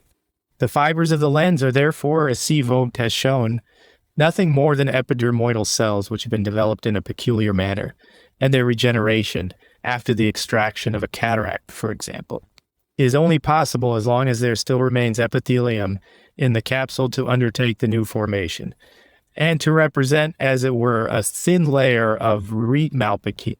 This reproduces the lens in the same way that the ordinary rete malpaceae of the external surface does the cuticle. Amongst the other changes of epithelial structures, we shall in due time revert to the peculiar pigment cells that are produced in the most different parts by the direct transformation of epidermic cells, the contents of which either become colored by imbibition or have pigment engendered in them by a metabolic transposition of their elements. With the history of epithelial elements properly so called is immediately connected that of a peculiar class of structures which play a very important part in the accomplishment of the functions of an animal, namely the glands. The really active elements of these organs are essentially of an epithelial nature. One of Remak's greatest merits consists in his having shown that in the normal development of the embryo, the outer and inner of the well-known 3 layers of the germinal membrane chiefly produce epithelial structures, from a gradual proliferation of the elements of which glandular structures arise. Other observers, for example, Colliker, had indeed before him made similar observations. But by Remak was first established the law that the formation of glands in general must be regarded as consequent upon a direct process of proliferation on the part of epithelial structures. Previously, large quantities of cytoblastia had been conceived to exist, in which spontaneously glandular substance took its rise, but with the exception of the lymphatic glands, and perhaps those belonging to the sexual organ, their mode of origin is everywhere that at a certain point, in a manner very similar to that which I described to you in the foregoing lecture. When speaking of the excrescences of plants, an epithelial cell begins to divide, and goes on dividing again and again and again, until by degrees a little process composed of cells grows inwards, and spreading out laterally gives rise to the development of a gland, which thus straightway constitutes a body continuous with layers of cells originally external. Thus arise the glands of the surface of the body, the sudoriferous and sebaceous glands of the skin, and the mammary gland. And thus also arise the internal glands of the digestive tract, the stomach glands and liver. The most simple forms which glands can present do not occur at all in man. In inferior animals, however, unicellular glands have recently been discovered. The glands of the human body are invariably made up of a number of elements, which can, however, ultimately be traced back to a nearly simple type. Besides, in our own glands, in consequence of their size and complicated structure, other necessary constituents generally enter into their composition, so that regarded as organs, they certainly do not consist of gland cells only.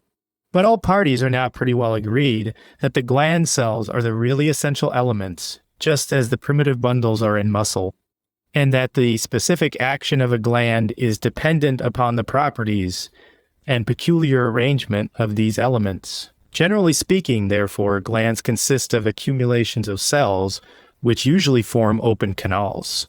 With the exception of the glands whose functions are uncertain, such as the thyroid body and suprarenal capsules, there are in the human body only the ovaries which form an exception to this rule, inasmuch as their follicles are only open at times.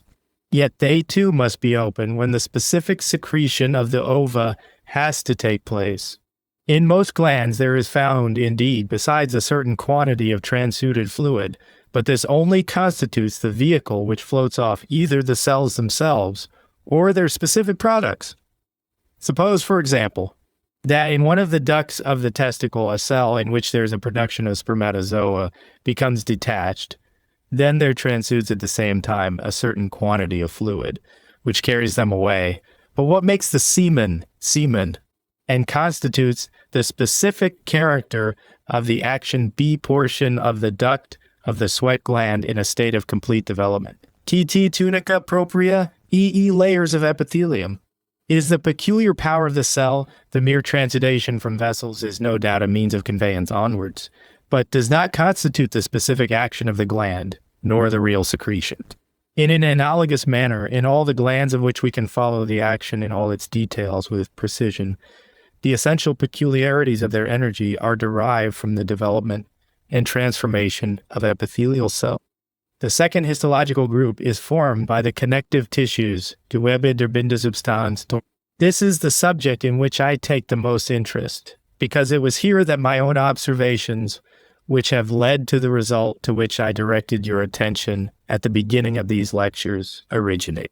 The alterations which L have succeeded in introducing in the views of histologists with regard to the whole group have, at the same time, enabled me to give a certain degree of roundness and completeness to the cellular theory. Previously, connective tissue had nearly universally been regarded as essentially composed of fibers. On examining loose connective tissue in different regions, as, for example, beneath the corium, in the pia mater, subserous and submucocellular tissue, we find wavy bundles of fibers, the so-called wavy connective tissue, figure 19a. This wavy character, which is interrupted at certain intervals so as to give rise to a kind of fasciculation, could, it was thought with the less hesitation, be attributed to the presence of separate fibers. Because at the end of each bundle, isolated filaments could in reality be seen to protrude. In spite of this, however, an attack was made upon this very hypothesis somewhat more than 10 years ago, and has proved of very great importance, though in a manner different to that which was intended. Reichert endeavored, namely, to show that the fibers were only an optical illusion produced by folds, and that connective tissue in all parts formed a homogeneous mass, endowed with a great tendency to the formation of folds. Schwann had, in reference to the formation of connective tissue, assumed that there originally existed spindle-shaped cells, the caudate corpuscles, Geschwanzte-Korpuskeln, fibroblastic corpuscles of Lebert, which afterwards became so famous. And that out of these cells fasciculi of connective tissue were directly developed by the splitting up of the body of the cell into distinct fibrils whilst the nucleus remained as such, figure 19b.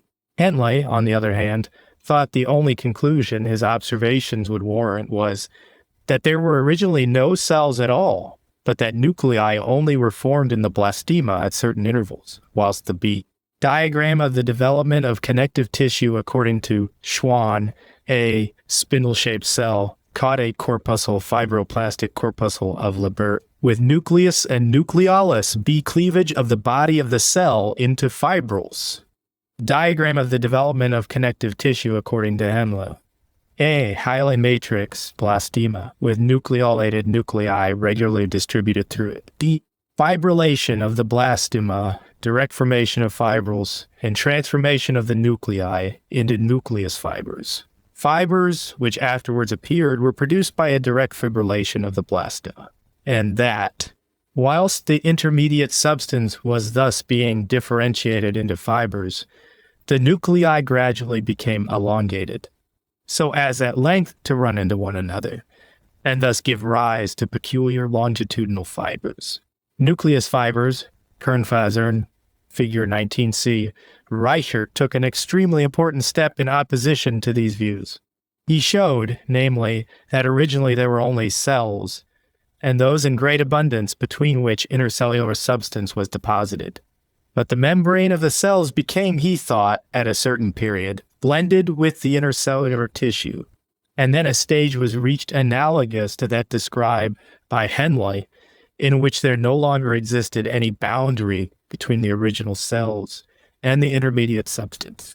And, finally, he imagined that the nuclei, too, entirely disappeared in some instances, whilst they were preserved in others. On the other hand, he positively denied the occurrence of the spindle-shaped cells of Schwann and declared all such, as well as the caudate and jagged cells, to be just as much artificial products as the fibers, which were said to be seen in the intervening substance, were a false interpretation of an optical image. Now, my own investigations have shown that both Schwann's and Reichert's observations, up to a certain point, have some foundation in truth. That, in the first place, in opposition to Reichert, spindle-shaped and stellate cells indisputably do exist, figure 20, and secondly, in opposition to Schwann and with Reichert, that a direct splitting up of the cells into fibers does not take place, but that, on the contrary, what is afterwards presented to our sight as connective tissue has really taken the place of the previously homogeneous intercellular substance. I have found, moreover, that Reichert, Henle, and Schwann were wrong in maintaining that ultimately, at best, only nuclei or nucleus fibers remained, and that, on the contrary, in most cases, the cells themselves preserved their integrity. The connective tissue of a later period is therefore not distinguished in its general structure and disposition in any respect from that of an earlier date. There is not an embryonic connective tissue with spindle-shaped cells and a perfectly developed one without them, but the cells remain the same, although they are often not easy to see. Essentially, therefore, this whole series of lower tissues may be reduced to one simple plan. Usually, the greater part of the tissue is composed of intercellular substance, in which, at certain intervals, cells lie embedded, which in their turn present the most manifold forms. But these tissues cannot be distinguished by ones containing only round, and others, on the contrary, only caudate or stellate cells.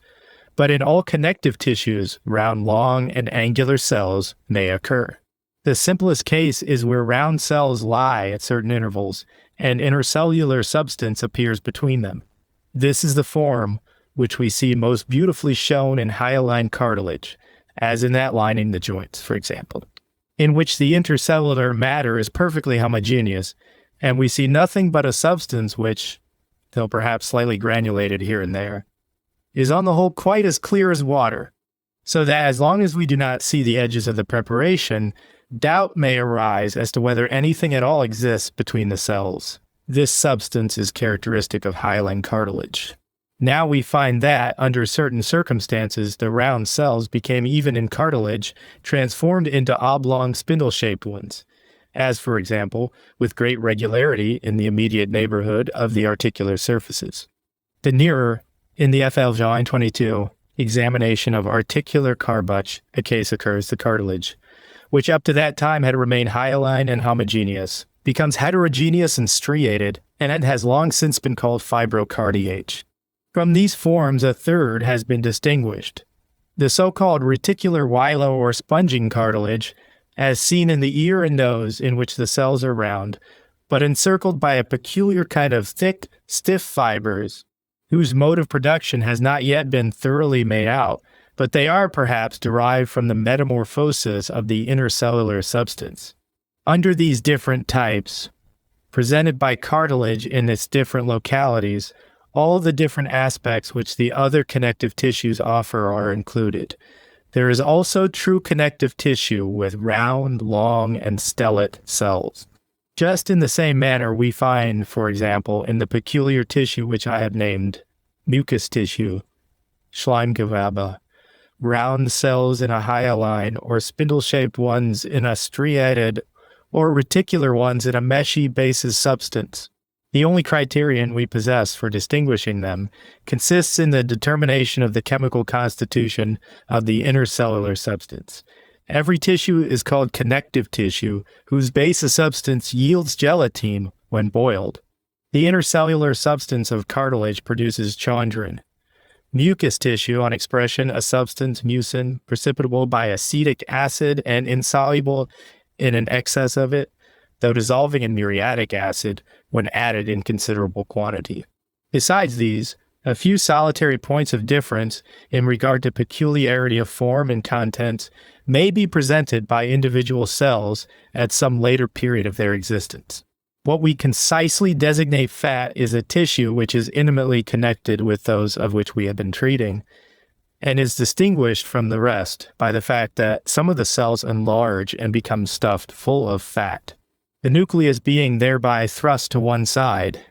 In itself, however, the structure of adipose tissue is precisely the same as that of connective tissue, and under certain circumstances, the fat may so completely disappear that the adipose tissue is once more reduced to the state of simple gelatinous connective or mucous tissue. Amongst these different species of connective tissue, the most important for our present pathological views are, generally speaking, those in which a reticular arrangement of the cells exists, or in other words, in which they anastomose with one another wherever namely such anastomosis take place, wherever one cell is connected with another. It may with some degree of certainty be demonstrated that these anastomoses constitute a peculiar system of tubes or canals, which must be classed with the great canalicular system of the body, and which particularly, forming as they do a supplement to the blood and lymphatic vessels, must be regarded as a new acquisition to our knowledge, and as in some sort filling up the vacancy left by the old vasa serosa, which do not exist. This reticular arrangement is possible in cartilage, connective tissue, bone, and mucous tissue in the most different parts. But in all cases, those tissues which possess anastomoses of this description may be distinguished from those whose elements are isolated by the greater energy with which they are capable of conducting different morbid processes.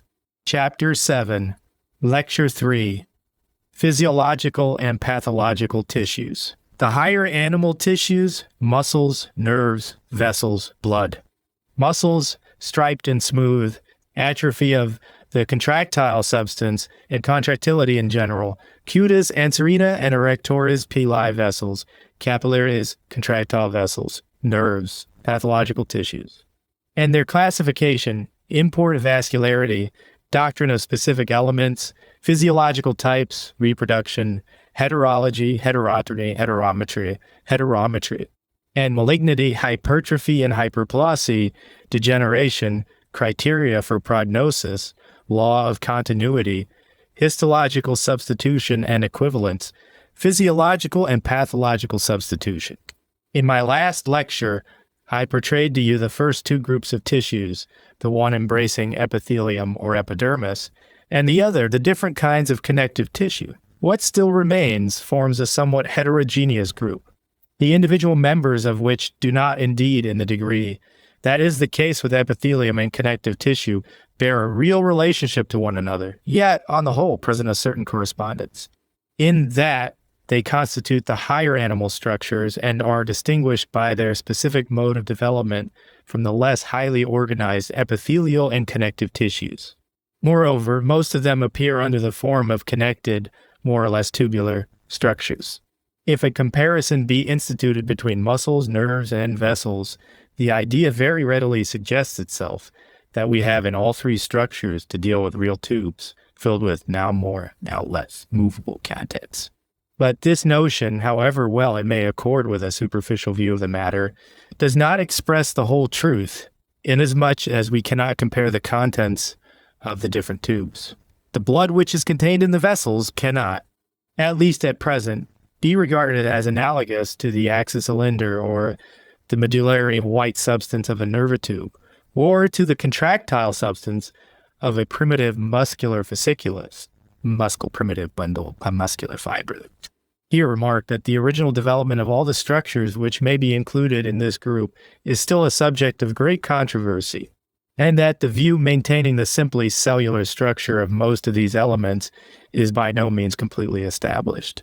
This much, however, appears to be certain, that at any rate in foetal parts, the blood corpuscles are just as much cells as the individual constituents of the walls of the vessels within which the blood flows, and that the vessel cannot be designated as a tube which invests the blood corpuscle. As the cell membrane does its contents, it is therefore necessary, in the case of the vessels, to draw a line between their contents and proper walls, and to repudiate the seeming resemblance between the vessels and the nerves and muscular fibers. Again, if we wish to adopt the mode of origin of the several tissues as the basis of our classification, we should, in accordance with prevailing views, have to associate the lymphatic glands also with the blood, and might be rather reminded of a connection such as we have seen to exist in the relations between the epidermis and the mucosum. But here I must once more impress upon you that the lymphatic glands are distinguished from glands properly so called, not only by their not possessing any excretory duct in the ordinary sense of the word, but also because from the mode of their development, they by no means occupy the same position as ordinary glands, but are on the contrary at every period of their existence nearly allied to the connective tissues, and that, therefore, the temptation would rather be to class them with the tissues which we see produced by the transformation of the connective tissues. Yet this would at the present moment be still rather a venturous undertaking. Amongst all the forms of which we have here to treat, the elements of muscle have generally been regarded as the most simple. If we examine an ordinary red muscle, I do not say a voluntary one, inasmuch as in the heart also we meet with fibers of the figure 23. Same form, we find it to be essentially composed of a number of cylinders, for the most part of equal thickness, primitive fasciculi and fibrosis, which on a transverse section are seen to have a cylindrical form, and on which we at once perceive the well-known transverse striae, that is, broad lines which generally run transversely through the fasciculus with a somewhat wavy outline, and are almost as broad as the intervals that separate them. In addition to this transverse striation, we also see, especially when certain modes of preparation have been adopted, stria following a longitudinal direction, and these indeed in some preparations preponderate to such a degree that the muscular fasciculus appears to be striated almost exclusively in this direction.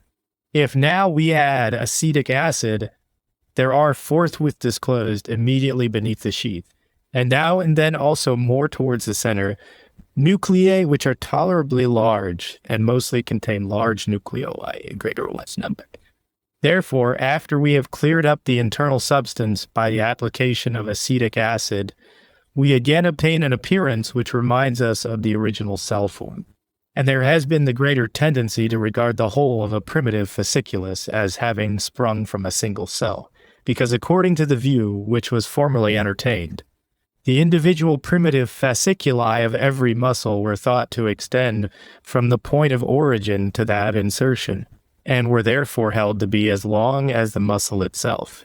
This latter supposition has, however, been shaken by investigations which were set on foot in Vienna under Virchow's direction by Rollet, for he demonstrated that in the course of muscles the ends of primitive fasciculi are to be seen running into points, so that a primitive muscular fasciculus would comport itself like a large fiber cell, figure 105, DO4. These ends fit one into the other, and according to this, the length of a primitive fasciculus would by no means correspond to the whole extent of the muscle. On the other hand, I must remark that observations have been made in different quarters quite recently, which are rather of a nature to throw doubts upon the unicellular nature of these elements.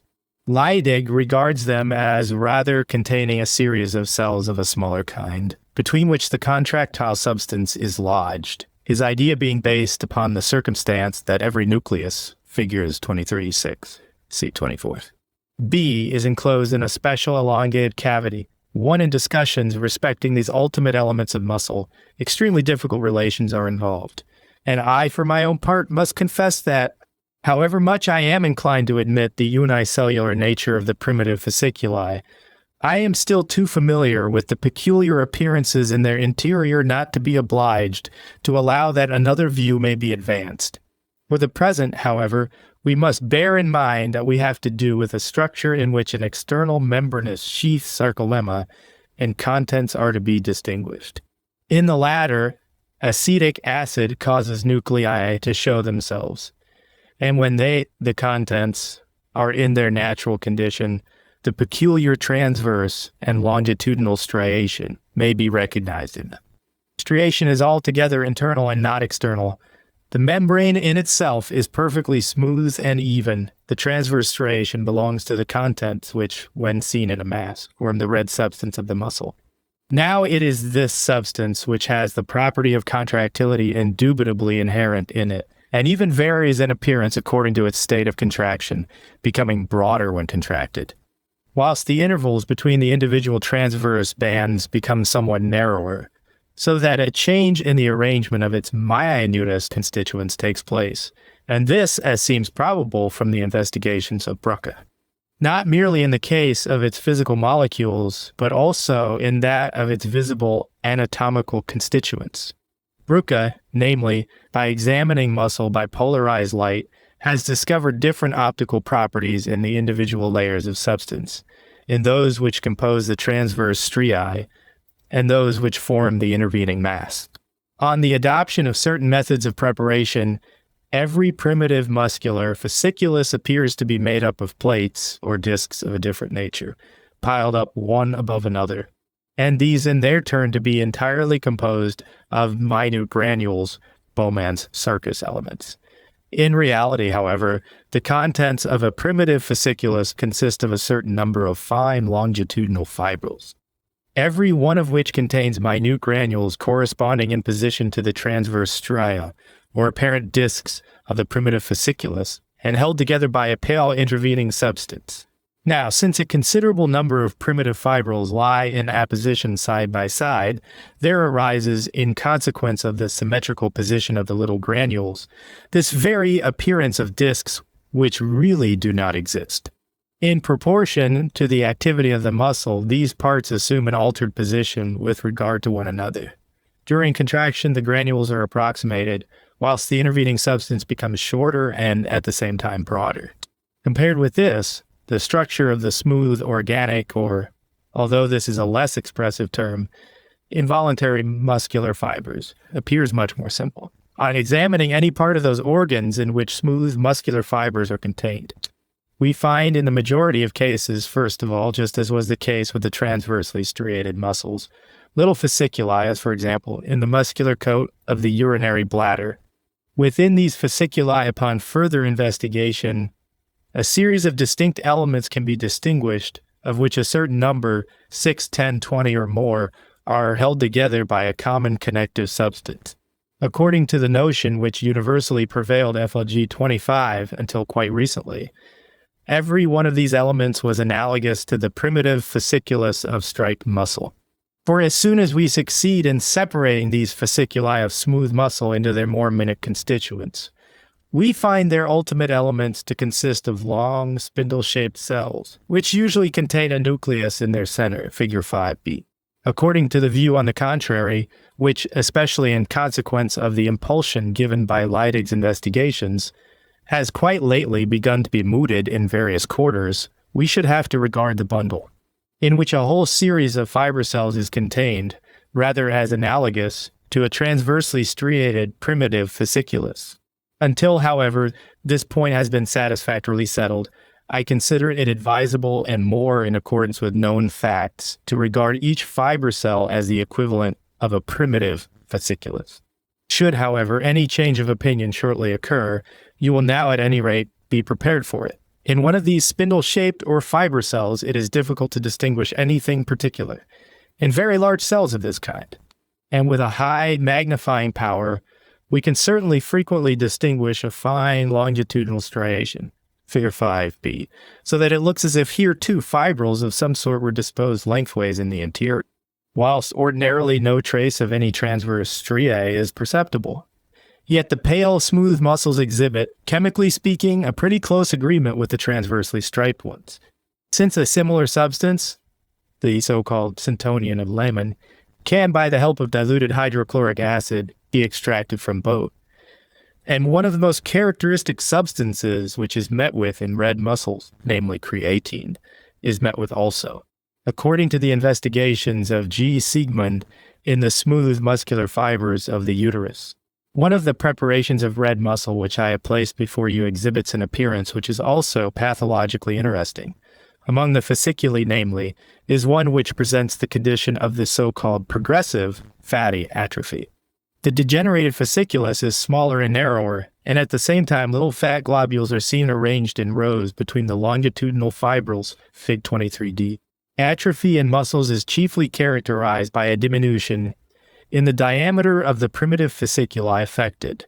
In fatty atrophy, the more palpable change is added that little rows of fat globules appear in the interior of the primitive fasciculus, during the accumulation of which the proper contractile substance decreases in bulk. The more fat there is, the less contractile substance, or in other words, the muscle becomes less capable of performing its functions in proportion as the normal contents of its fibers diminish. Pathological experience, therefore, also designates as the seat of the contractile power a definite substance, the occurrence of which, as especially the important investigations of Colliker have taught us, is connected with certain histological elements, whilst formerly many other things besides the substance of muscle, as for example certain forms of connective tissue, were assumed to be contractile. Lately, the whole theory of contractility in the human body has been withdrawn within the limits of that substance, and observers have succeeded in tracing back nearly all the peculiar phenomena of motion to the existence of meat parts of a really muscular nature. Thus, in the human skin, there lie little muscles about as large as the smallest fasciculi in the periates of the urinary bladder, bundles consisting of diminutive fiber cells, which run from the base of the hair follicles towards the surface of the skin. And when they contract, approximate the two, the result of this is naturally that the skin becomes uneven, and we get what is called a goose skin.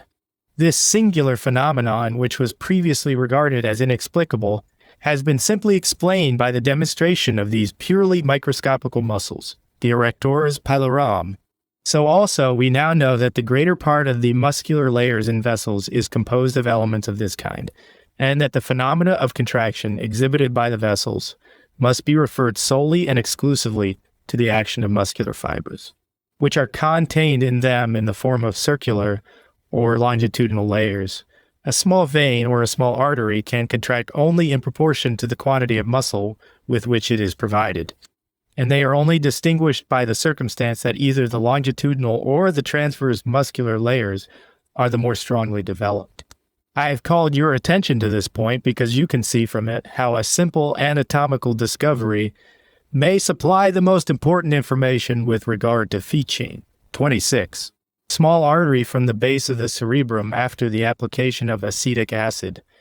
A. Small trunk. B and C. Larger branches. D and E. Branches of the smallest size. Capillary arteries. A. External coat with nuclei, which run in the direction of the length of the vessel and are seen first in a double and afterwards in a single layer.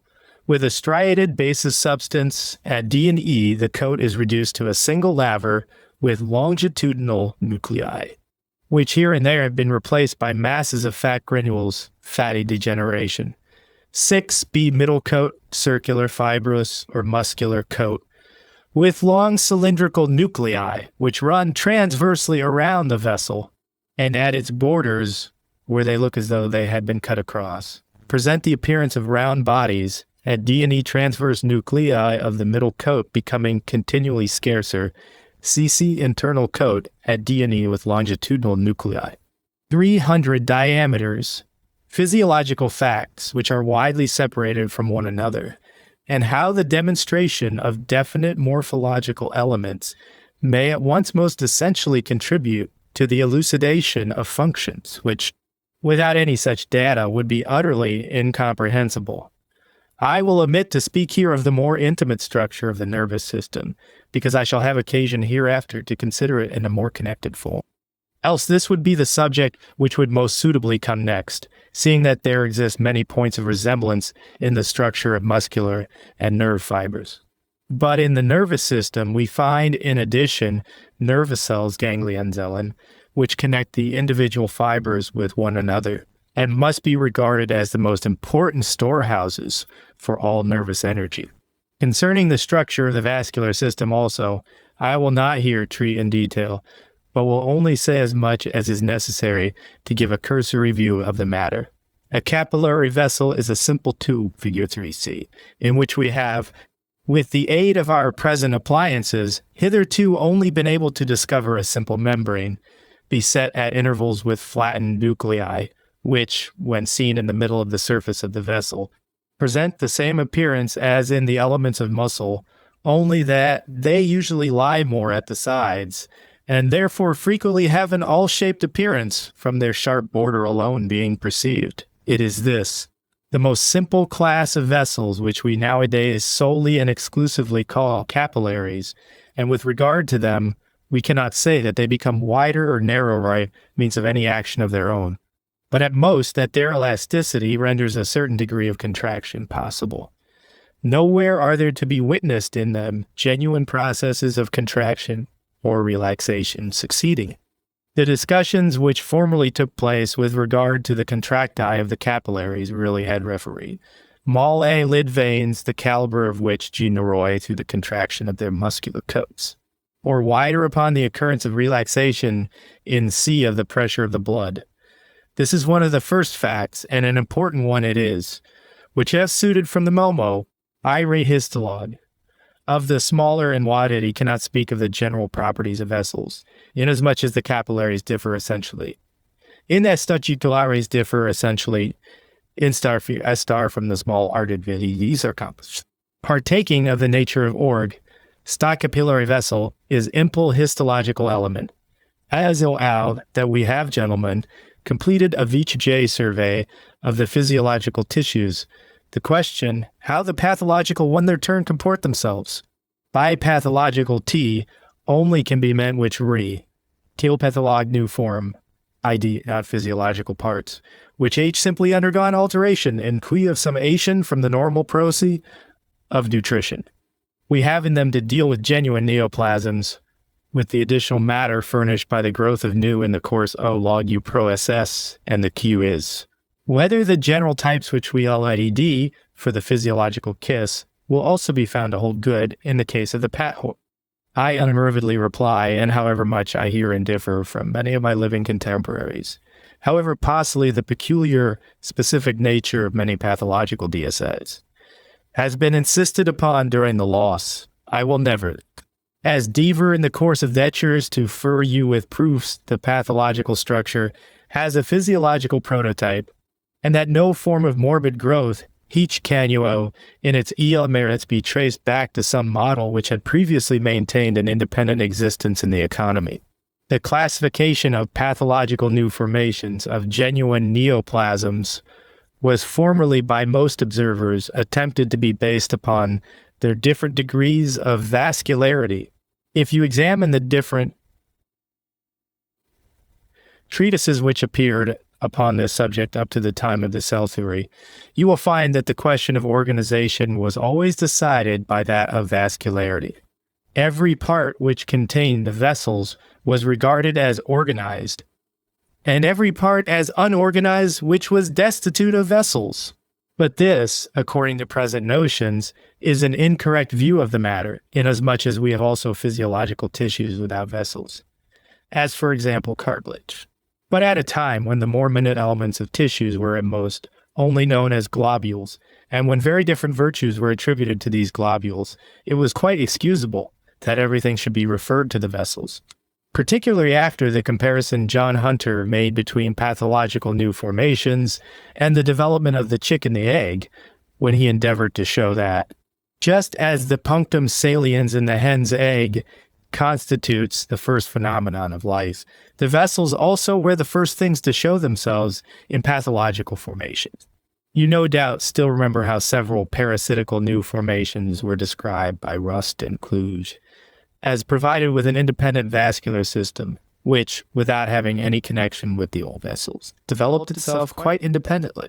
As is the case in the chick, many attempts had indeed been made even before this to refer the apparently so irregular forms of new formations to physiological paradigms, and herein essential service has been rendered by natural philosophers. At the time when theromorphism played a conspicuous part, and many analogies were discovered between pathological processes and the normal states of inferior animals, comparisons also began to be instituted between new formations and familiar parts of the body. Thus, Johann Friedrich Meckel the Younger spoke of mammary and pancreatic sarcoma. What has very recently been described in Paris as heterodynia, a heterologous formation of glandular substance, was in the school of the natural philosophers a pretty generally accepted fact. Since the study of embryology has been prosecuted in a more histological manner, the conviction has gradually more and more been acquired that most new formations contain parts which correspond to some physiological tissue. And in the micrographical schools of the West, a certain number of observers have come to the conclusion that in the whole series of new formations, there is only one particular structure which is specifically different from natural formations, namely cancer. With regard to this, the most important points urged are that it differs altogether from every other tissue, and that it contains elements sui generis, whilst singularly enough, a second formation, between which in cancerous tissue the older writers were wont to draw parallels, namely tubercle, has, although to it too nothing strictly analogous could be discovered, been much neglected, owing to its having been regarded as an incomplete and somewhat crude product, and as a structure which had never become properly organized. Yet, upon a more careful examination of cancer or tubercle, we snail find that everything depends upon our searching for that stage in their development, in which they are exhibited in their perfect form. We must not examine at too early a period when their development is incomplete, nor yet at too late a one, when it has proceeded beyond its highest point. If we restrict our observations to the time when development is really at its height, a physiological type may be found for every pathological formation, and it is just as possible to discover such types for the elements of cancer as to find them, for example, for pus, which, if it be sought to maintain the specific nature of certain formations, is just as much entitled to be regarded as something peculiar as cancer. Both of them stand upon precisely the same footing in this respect. And when the older writers spoke of cancer pus, they were in a certain measure right, inasmuch as cancer juice is only distinguished from pus by the higher degree of development to which its individual elements have attained. A classification of pathological structures also may be made upon exactly the same plan as that which we have already ventured upon in the case of the physiological tissues. In the first place, there are also among these structures some which, like the epithelial ones, are essentially composed of cellular elements, without the addition of anything else of consequence. In the second place, we meet with tissues, WMIR, allied to those called connective, inasmuch as in addition to the cells, a certain quantity of intercellular substance is present. In the third and last place come those formations which are akin to the more highly organized structures, blood, muscles, nerves, etc. Now, a point to which I must at once direct your attention is that in pathological formations, those elements the more frequently exist, and the more decidedly prevail, which do not represent the higher grades of really animal development, and that, therefore, on the whole, those elements are most rarely imitated which belong to the more highly organized, and especially to the muscular and nervous systems. Still, these formations are by no means excluded. We find pathological new formations of every description, no matter to what tissue they may be analogous, provided it possesses distinctive features. It is only with regard to their frequency and importance that a difference prevails, and this is of such a nature that the great majority of pathological productions contain cells analogous to epithelial cells, or to the corpuscles of the connective tissues, and that of those structures which we have included in the last class of normal tissues.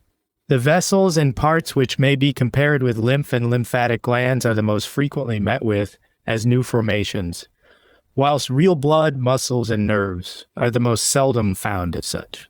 But if we ultimately arrive at such a simple view of the matter, the question of course arises, what becomes of the doctrine of the heterology of morbid products, to the upholding of which we have long been accustomed, and to which the most simple reflection almost inevitably conducts us? Hereunto I can return no other answer than that there is no other kind of heterology in morbid structures than the abnormal manner in which they arise, and that this abnormity consists either in the production of a structure at a point where it has no business, or at a time when it ought not to be produced, or to an extent which is at variance with the typical formation of the body. So then, to speak with greater precision, there's either a heterotopia, an aberratio loci, or an aberratio temporis, a heterochronia, or lastly, a mere variation in quantity, heterometria. But we must be very careful not to connect this kind of heterology in the more extended sense of the word with the notion of malignity. Heterology is a term that, in its histological meaning, may be applied to a large proportion of pathological new formations, which, as far as the prognosis is concerned, may unquestionably be called benignant. It is not rare for a new formation to occur at a point where it is certainly entirely misplaced, but at the same time does not occasion any considerable mischief. A lump of fat may very likely arise in a place where we should expect no fat, as, for example, in the submucous tissue of the small intestines, but let the worst come to the worst, the result is only a polypus, which protrudes on the inner surface of the bowel, and may become tolerably large without giving rise to any symptoms of disease. If we consider the structures which are called heterologous in the more restricted sense of the word, with reference, namely, to the points at which they arise, they may be easily separated from the homologous ones, homeoplastic ones of Blobstein, by their deviating from the type of the part in which they arise. When a fatty tumor arises in fatty tissue, or a connective tissue, fibrous tumor bindegewebs, Geschwulst, in connective tissue, the type followed in the formation of the new structure is homologous to the type followed in the formation of the old one. All such formations are, as usually designated, included under the term hypertrophy, or under that of hyperplasia, if we adopt the name I have proposed for the sake of more accurate distinction. According to the meaning which I attach to the word, designates those cases in which the individual elements AFA structure take up a considerable amount of matter and thereby become larger. And in consequence of the simultaneous enlargement of a number of elements, at last the whole of an organ may become swollen. When a muscle becomes thicker, all its primitive fasciculi become thicker. A liver may become hypertrophied simply in consequence of a considerable enlargement of its individual cells. In this case, there is real hypertrophy without, properly speaking, any new formation. Essentially different from this process are the cases in which an enlargement takes place in consequence of an increase in the number of the elements. A liver, namely, may also become enlarged by a very abundant development of a series of small cells in the place of the ordinary ones. Thus, when simply hypertrophied, we see the paniculus adiposus of the skin swell up in consequence of every single fat cells absorbing a larger quantity of fat than usual. And when this takes place in thousands upon thousands, then we may say in hundreds of thousands and millions of cells, the result is very obvious and strikes the eye, polysarcia. But it is just as possible for new cells to form in addition to the old ones, and for an increase of size to take place without any enlargement of the individual cells. These are essentially different processes and may be styled simple and numerical hypertrophy.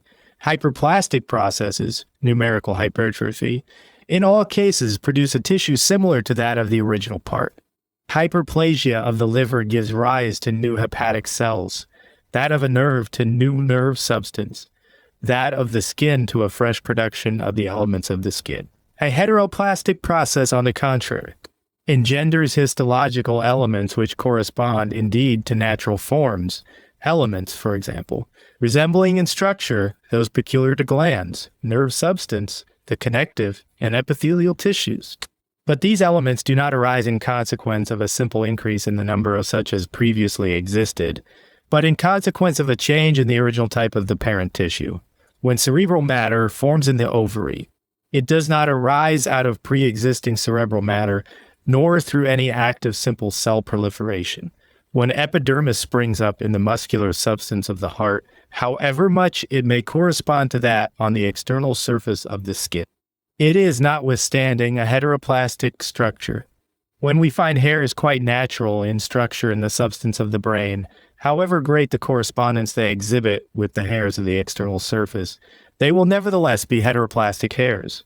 In like manner, we see cartilaginous tissue arise without the existence of any essential difference between it and ordinary familiar cartilage, as, for example, an enchondromata is a heteroplastic tumor, even when occurring in bone, for perfect bone has no longer any cartilage in the parts where the enchondroma forms, and the term cartilage of bone, Knochenknorpel, as a designation for the organic basis of bone, is nothing but a term. It is either from osseous or medullary tissue that the enchondroma springs, and at the very point where real cartilage exists, for example, at the articular ends of the bone, no cartilaginous tumors, in the ordinary sense of the word, arise. It is not, therefore, with an hypertrophy of pre-existing cartilage that we have here to deal, but with a genuine new formation, which begins with a change in the local histological type. According to this manner of viewing a subject which is essentially different from that previously current, no attention is therefore paid in considering the question of the heterologous nature of a new formation, to the composition of the structure as such, but only to the relations which subsist between it and the parent soil from which it springs. Heterology, in this sense, designates the difference of development in the new, as contrasted with the old tissue, or, as we are wont to say, degeneration, a deviation from the typical conformation. This is, as you will see, also really the most important point upon which we can ground our prognosis. We find tumors which present the most striking resemblance to the most familiar physiological tissues. An epidermic epithelial tumor, Epidermisgeschwulst, may, as I have already pointed out, in its elementary structure entirely correspond to ordinary epidermis, but in spite of this, it is not always a benignant tumor of merely local import, which may be traced to a merely hyperplastic increase in pre-existing tissues, for it sometimes arises in the midst of parts which are far from containing epidermis or epithelium, as, for example, in the interior of lymphatic glands, or in that of thick layers of connective tissue which are at a distance from any surface, and even in bone. In these cases, the formation of epidermis is certainly quite as heterologous as it is possible to conceive anything to be. But practical experience has shown us that it was altogether incorrect to conclude from the mere correspondence of the pathological tissue with a physiological one. that the case would continue to follow a benignant course. It has been, as I must remark with particular emphasis, one of the greatest, and at the same time best founded, reproaches which have been leveled against the most recent micrographical doctrines, that, regarding the subject from the certainly excusable point of view, namely the correspondence between many normal and abnormal structures, they have declared every pathological new formation to be innocuous, which exhibits a reproduction of pre-existing and familiar tissues of the body.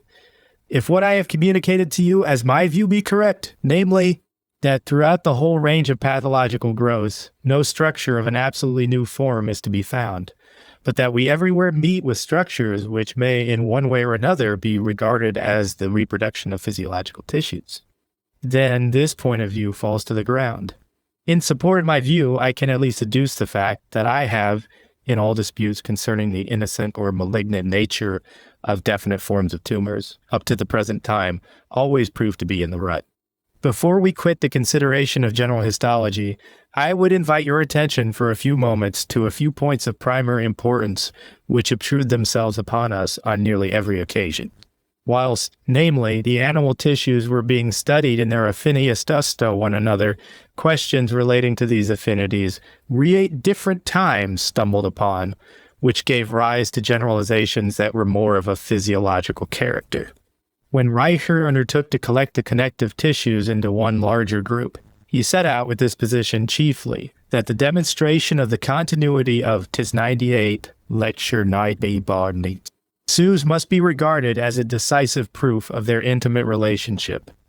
That as soon as one part could be made out to be continuously, by union, not mere juxtaposition, connected with another, both must be regarded as parts of a common whole.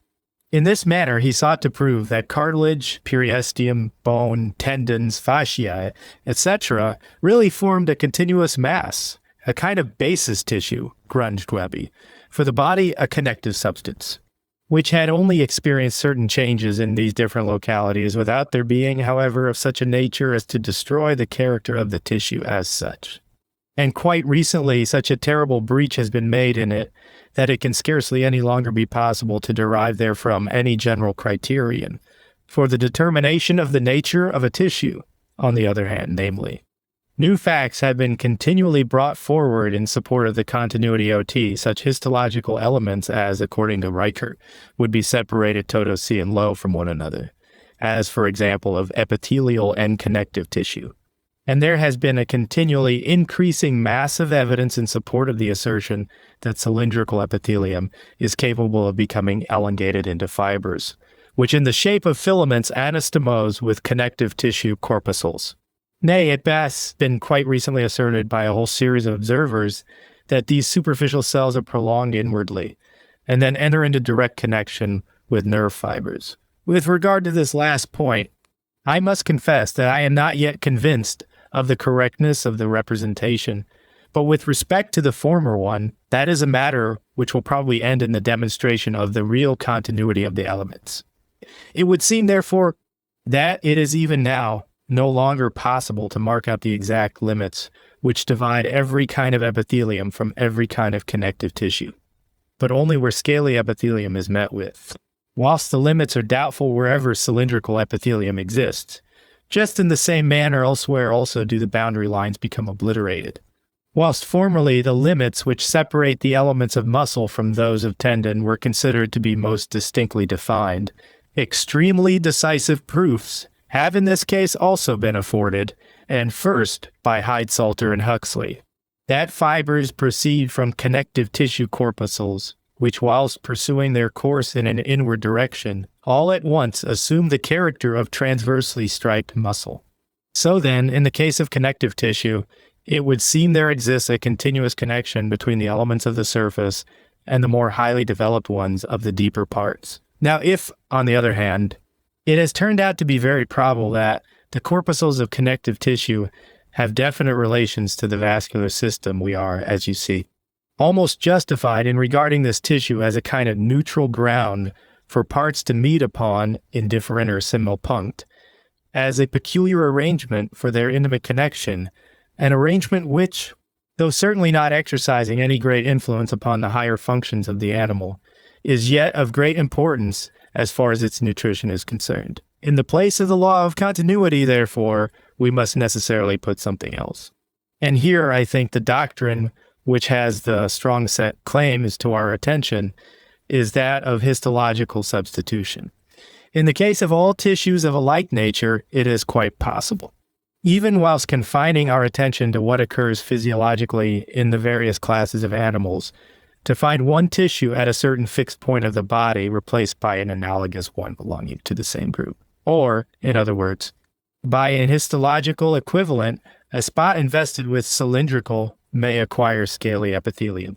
A surface upon which cilia were originally seen may afterwards be found to have ordinary epithelium. Thus, on the surface of the ventricles of the brain, we meet at first with ciliated, and at a later period with simple scaly epithelium. Thus, too, we see the mucous membrane of the uterus usually covered with ciliated epithelium, but during pregnancy we find the layer of ciliated cylinders replaced by one of squamous epithelium. Thus, also, in places where soft epithelium ordinarily is found, epidermis may, under particular circumstances, be generated, as for example, in the prolapsed vagina.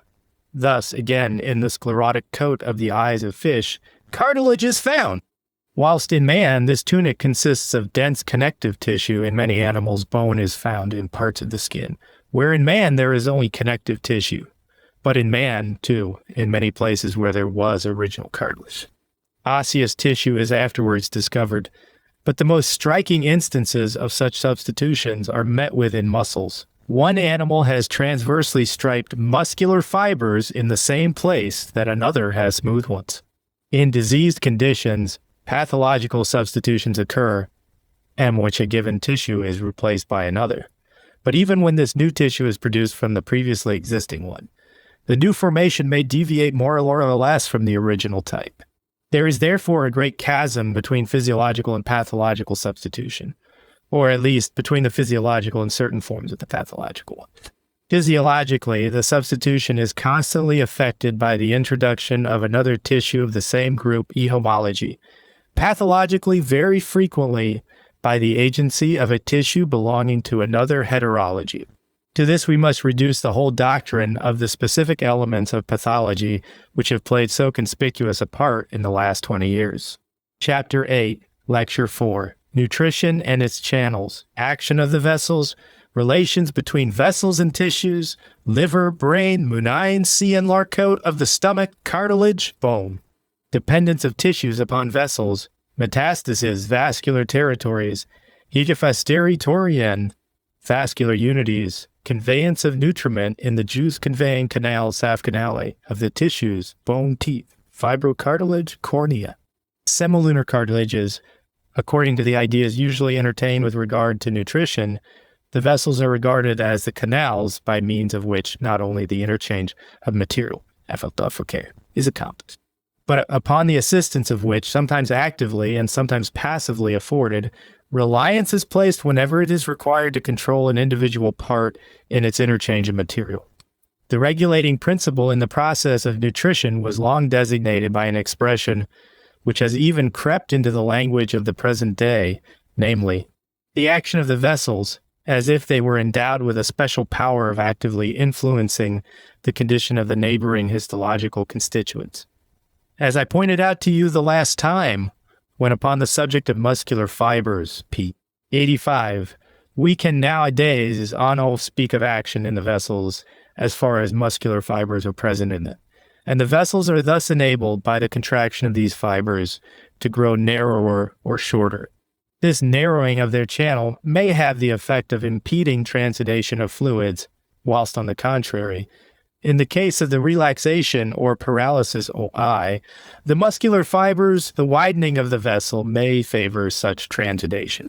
Let us admit this for the present, but allow me, before proceeding farther, to enter somewhat into the analysis of the mass of tissue which lies around the vessels, and is generally conceived to be of a very simple and uncomplicated nature. If we select parts where the vessels lie very closely packed, And there is perhaps nearly as much vessel as tissue, as, for example, the liver, in which this condition really does occur. For a liver, when its vessels are full, contains nearly as large a volume of vessels as it does of proper hepatic substance. We see that the interstices, which are left between the vessels, are filled with quite a small number of cells. If we examine a single ascites of the liver by itself, we find when a very lucky transverse section has been obtained, in its center the FLG28 vena centralis or intralobularis, which runs into the hepatic vein at the periphery branches of the portal vein, which send capillary twigs into the interior. These at once form a network which at first has long, but afterwards more regularly shaped meshes and extends in the direction of the central or hepatic vein, and at last terminates it. The blood, therefore, after it has entered by the interlobular or portal vein, flows through the capillary network into the intralobular vein, whence, by means of the hepatic veins, it is conducted back again to the heart. Now, in the case of an injected liver, this network is seen to be so close that what interstices there are left seem almost to occupy less room than the vessels themselves. We can thus easily imagine how the older anatomists, such as Virchow, came to be led by their injections to the supposition that nearly everything in the body was made up of vessels, and that the different organs were only distinguished by differences in the arrangement of their vessels. But just the opposite to what is observed in an injected preparation does the proportion between vessel and tissue appear to be in an ordinary specimen from a liver. In this, the vessels are scarcely perceptible. A similar network is indeed seen, but it is the network formed by the hepatic cells, figure 27, which closely crowded, one against the other, fill up all the interspaces of the vessels. It is plain, therefore, that the capillary and hepatic cell networks are interwoven in the most intricate manner, so that cells belonging to the parenchyma of the liver everywhere lie in almost immediate contact with the walls of the vessels, there being at most a fine layer between the cells and the walls, concerning which it is still a matter of dispute amongst histologists whether it is to be regarded as a peculiar coat, constituting the finest gall ducts, or only as a very small quantity of connective tissue accompanying the vessels. In this extremely simple case, a tolerably simple relation may certainly be assumed to exist between the vessels and the cells. It may be conceived that the blood which flows through the vessels may, in proportion to the degree in which they are contracted or dilated, and to its own quantity, exercise a direct influence upon the adjoining cells. It might indeed be objected, with regard to the conditions of nutrition, that we have here to deal with quite a peculiar arrangement of the vessels, which are essentially of a venous nature, as being composed of ramifications of the portal and hepatic veins. But the hepatic artery also enters into the formation of this capillary network, so that the blood in it cannot be resolved into its individual arterial and venous constituents. Injections from each of the vessels named ultimately find their way into the same capillary network. In most parts, however, the relations do not present such a simple form as in the liver. Considerable interspaces often separate the individual cells, and no inconsiderable quantities of these elements are enclosed in every capillary mesh. I show you here a second object derived from a fresh human brain, from a lunatic who died with his cerebrum in a highly hypersemic state. The section has been made through the corpus striatum, which was of a deep red color. You have a good view of the naturally injected vessels, and the width of the individual meshes of the capillary network may be clearly seen. The section has been carried transversely through the corpus striatum, and at certain intervals large, roundish spots may be distinguished, which appear dark by transmitted light, figure 29, but by reflected light, and to the naked eye look white, and are formed by transverse sections of the nervous fibers which run in long strands towards the spinal marrow. The vessels scarcely penetrate into them. The rest of the mass, on the other hand, consists of the proper gray substance of the corpus striatum, within which a vascular network with very fine meshes is distributed, the gray substance of the nervous centers being everywhere, both in their interior and in their cortical substance, distinguished from the white by its greater vascularity. A few large vessels are observable in the object, giving off branches, the ramifications of which continually diminish in size, until at last they terminate in capillary networks with very fine meshes. Still, however close this network may be, every element of the substance of the brain by no means comes into immediate contact with a capillary vessel. The third object is a very slightly magnified injected preparation from the Musphia 30 color code of the stomach, in which, with a high power, the direction of the muscular fibers is indicated by fine longitudinal stria. Here the vessels form tolerably regular networks, connected with one another by transverse anastomoses, and splitting up into smaller and smaller vessels, which form fine networks within the tissue, so that the whole of it is by this means mapped out into a series of irregularly four-sided divisions.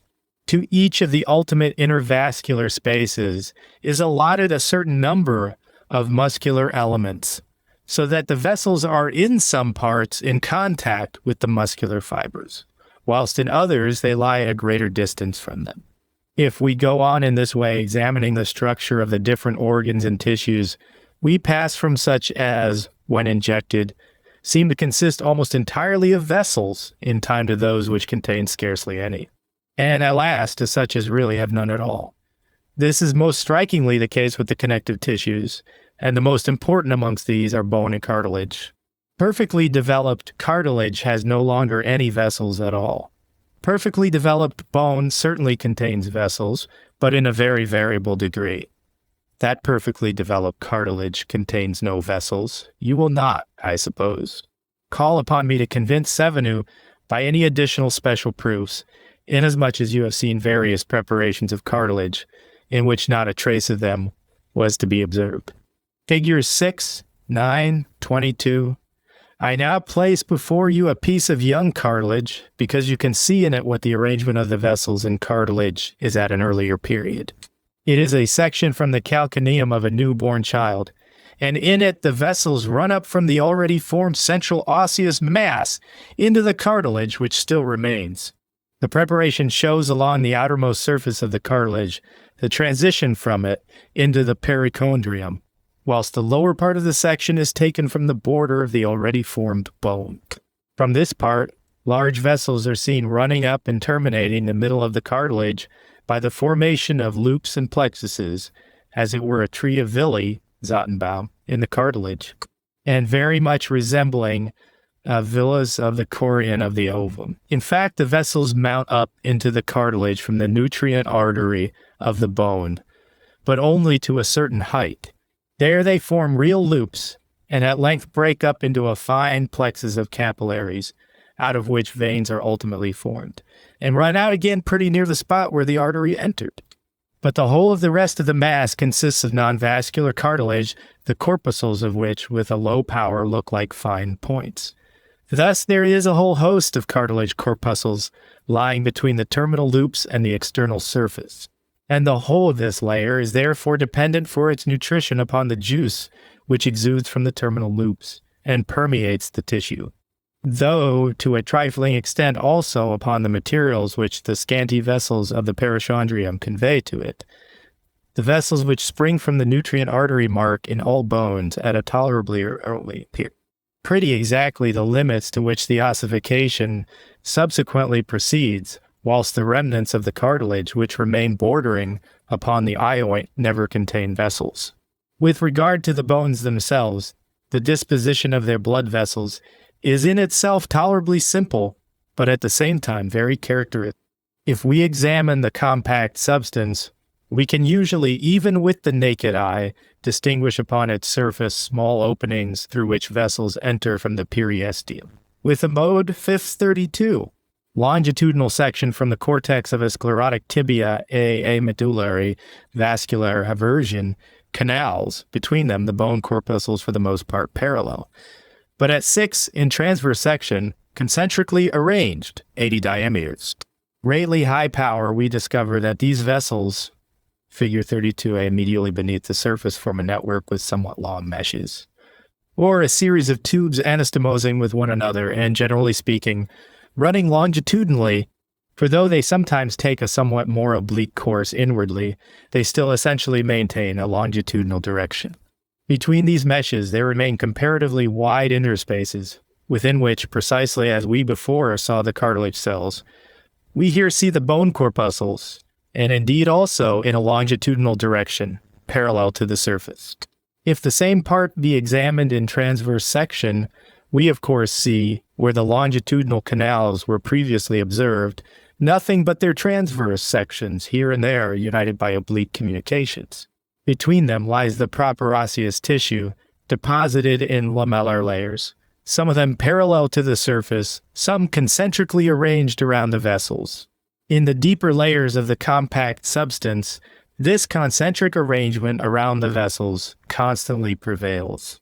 Between these more lamellated parts is left a small quantity of osseous substance, figure 33I, which does not present the same structure but is arranged upon another and independent plan. Upon more accurate examination, it is seen to be formed of little columns, which are generally perpendicular to the long axis of the bone, but sometimes curve round, and so become parallel to the long axis. These are the remains of the spicula first formed during the growth of the bone in thickness, and are therefore of older date.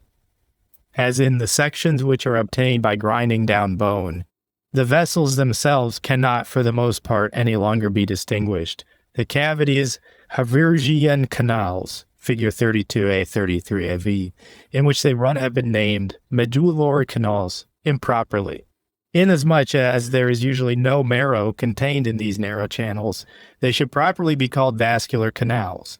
Still, the other term is so universally received that it is even employed in cases where the wall of the vessel is in immediate contact with the internal surface of the cavity.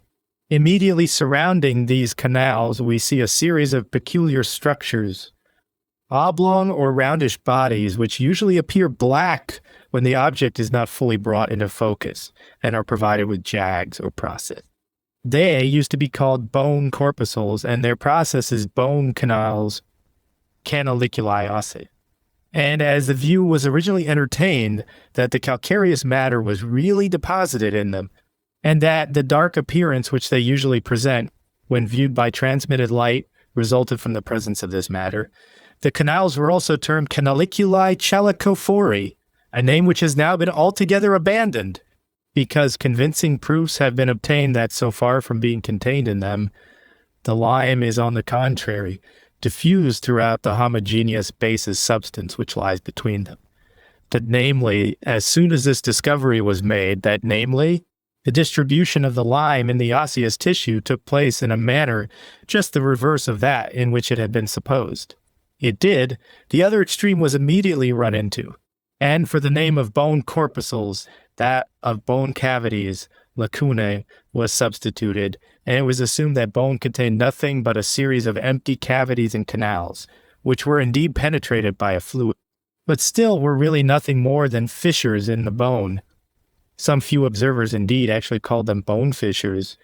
Now I have endeavored to demonstrate in various manners that they are real corpuscles, and not mere cavities in a dense basis tissue, but structures provided with special walls and boundaries of their own which separate them from the intermediate substance.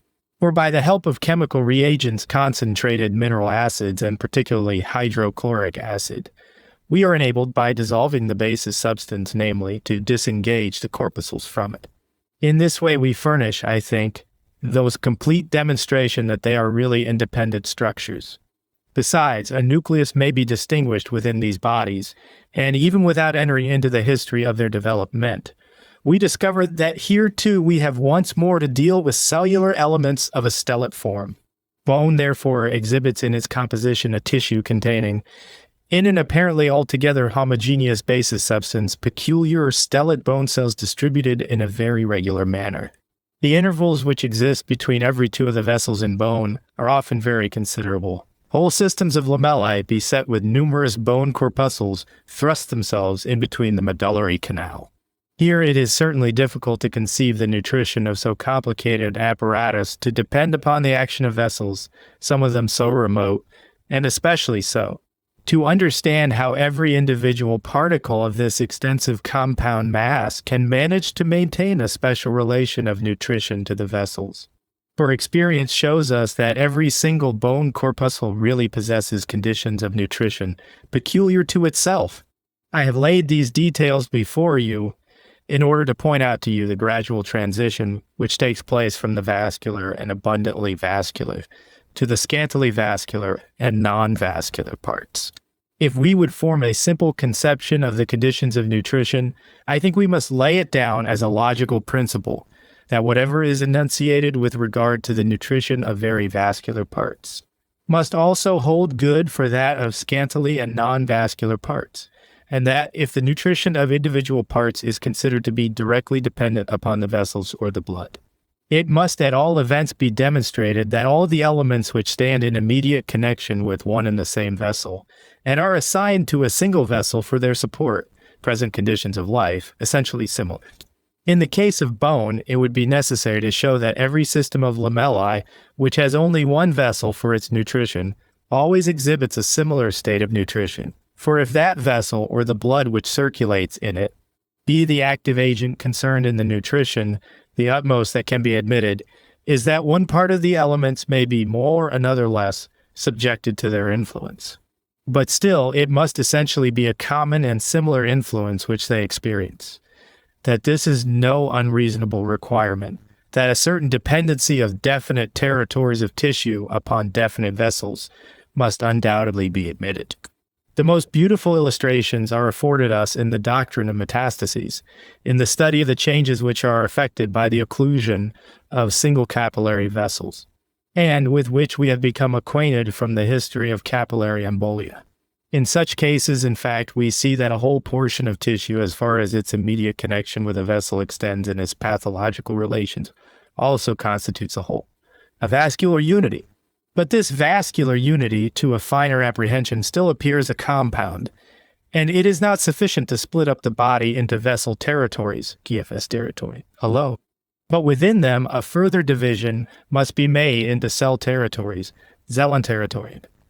This view has, I think, been essentially furthered by our having discovered, as I lately pointed out to you, P76, the existence of a special system of anastomosing elements in the connective tissues, and by our having H. This manner filled the place of the vasa serosa, which the older writers imagined as a complement to the capillaries for these ultimate purposes of nutrition, with something definite, by means of which the circulation of nutritive juices is rendered possible in parts which are in themselves poor in vessels. To keep to bone, we should scarcely be justified in assuming the existence of vasa serosa in it. The hard basis substance is throughout uniformly filled with calcareous salts, so uniformly indeed that no interval can be perceived between the individual calcareous particles. Though some few writers have assumed that little granules can be distinguished in it, this is an error. The only differentiation which can be seen is caused by the prolongation into the basis substance of the canaliculi, which all ultimately lead back to the bodies of the bone cells, bone corpuscles, and in their turn give out branches. The peripheral extremities of these little branches or processes extend right up to the surface of the vascular medullary canal. They are therefore inserted exactly where the membrane of the vessel begins, figure 35, for they can be distinctly perceived as very minute orifices upon the wall of the canal.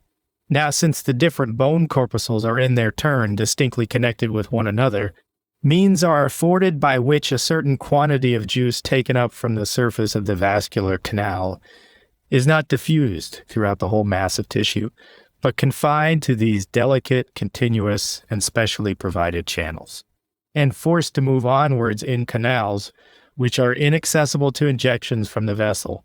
For a time it was believed that the canaliculi could be injected from the vessel, but this is only possible when the vascular canal has become empty by maceration.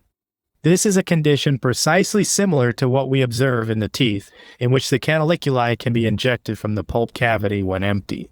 If a solution of carmine be injected into this cavity, the dental canaliculi are displayed in the form of numerous tubules running up to the surface side by side in a radiated manner.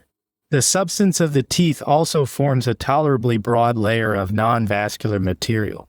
Vessels are found nowhere but in the pulp cavity in proceeding from which outwards we find nothing but the proper substance of the tooth, dentine, with its system of tubes, which extend nearly up to the surface, and in the root of the tooth are directly continuous with a layer of real bony substance, cement, the corpuscles of which are seated upon the ends of the tubes.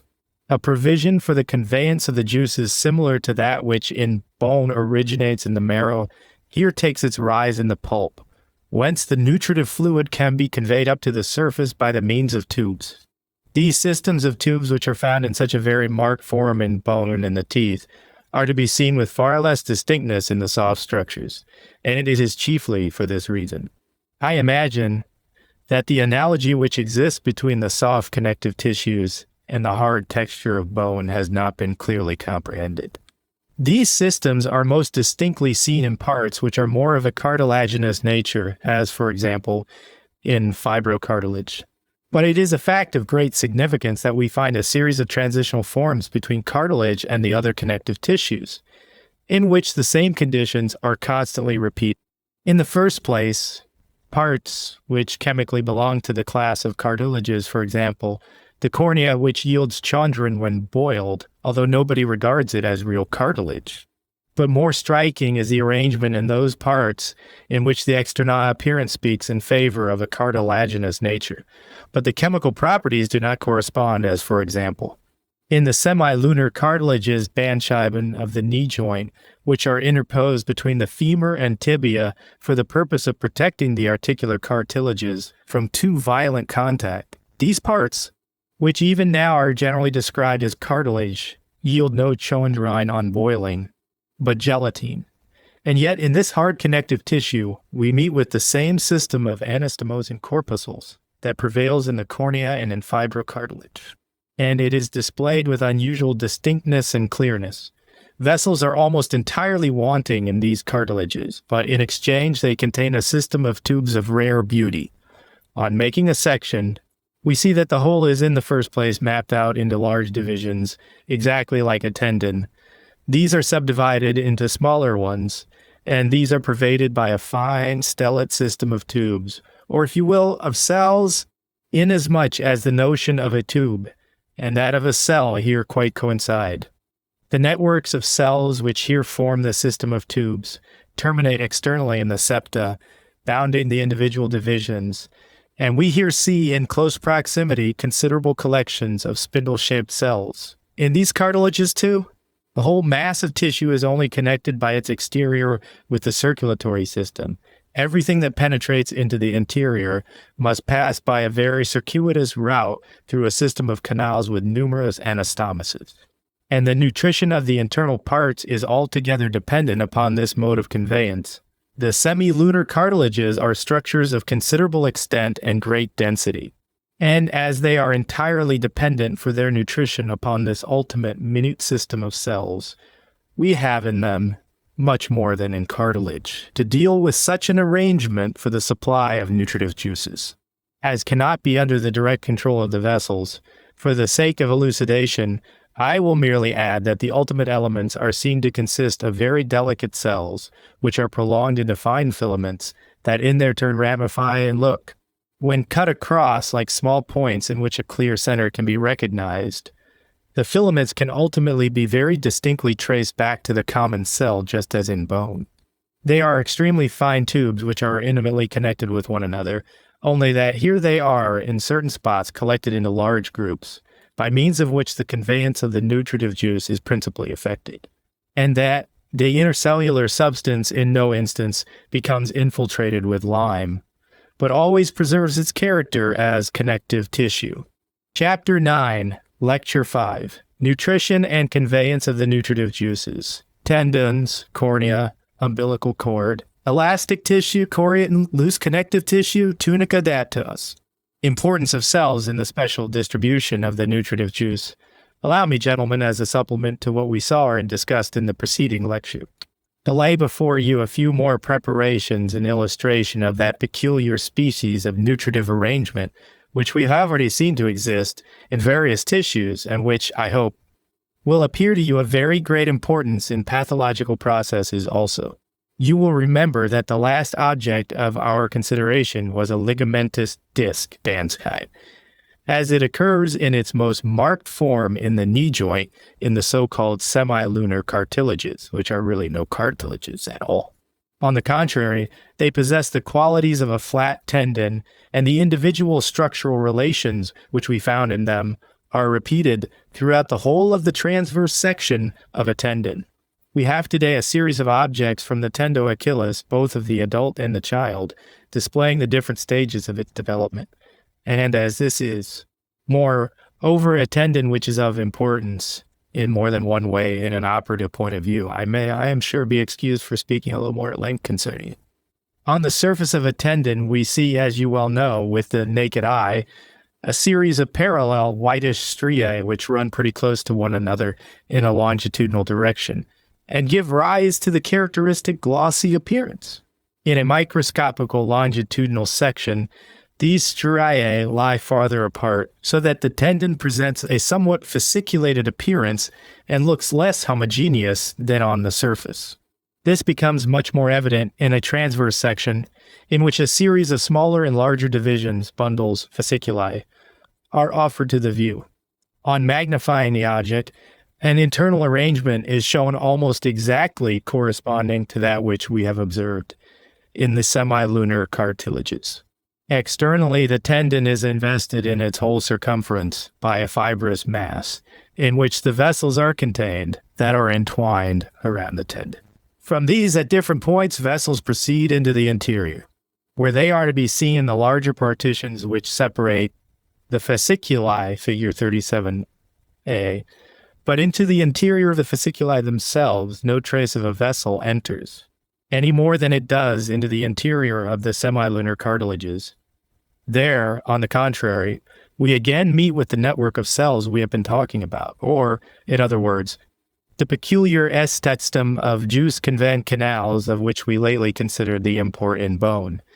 Tendons may therefore, in the first place, be divided into larger primary bundles, and these in their turn into a certain number of smaller secondary fasciculi, which are separated by broadish bands of a fibrous substance containing vessels and fiber cells, so that a transverse section of a tendon presents a meshed appearance. From this intervening substance, which must not, however, be regarded as a tissue of a peculiar description, there pass into the interior of the fasciculi stellate cells tendon corpuscles, which anastomose with another, and establish a communication between the external vascular and the internal non-vascular parts of the fasciculi. This relation is, of course, much more evident in the tendons of children than in those of adults. The older the parts become, namely, the larger and finer do the processes of the cells in general become, so that in many sections we do not meet with the real bodies of the cells, but only see minute speck, which by altering the focus may be traced into filaments, or point-like orifices. The individual cells, therefore, come to be more widely separated, and it becomes more and more difficult to obtain a view of the whole of a cell at once. Besides, we must first obtain a clear notion of the relation between a longitudinal and a transverse section, where, namely, in a longitudinal section, there are spindle-shaped cells in a transverse section, will be seen stellate ones, and to the network of cells displayed in the transverse section corresponds a regular succession of spindle-shaped corpuscles, arranged in rows which we see in a longitudinal section, entirely in correspondence with the plan which we have shown to be followed in connective tissue. The cells, therefore, are here also only apparently simply spindle-shaped when an exactly longitudinal section is examined.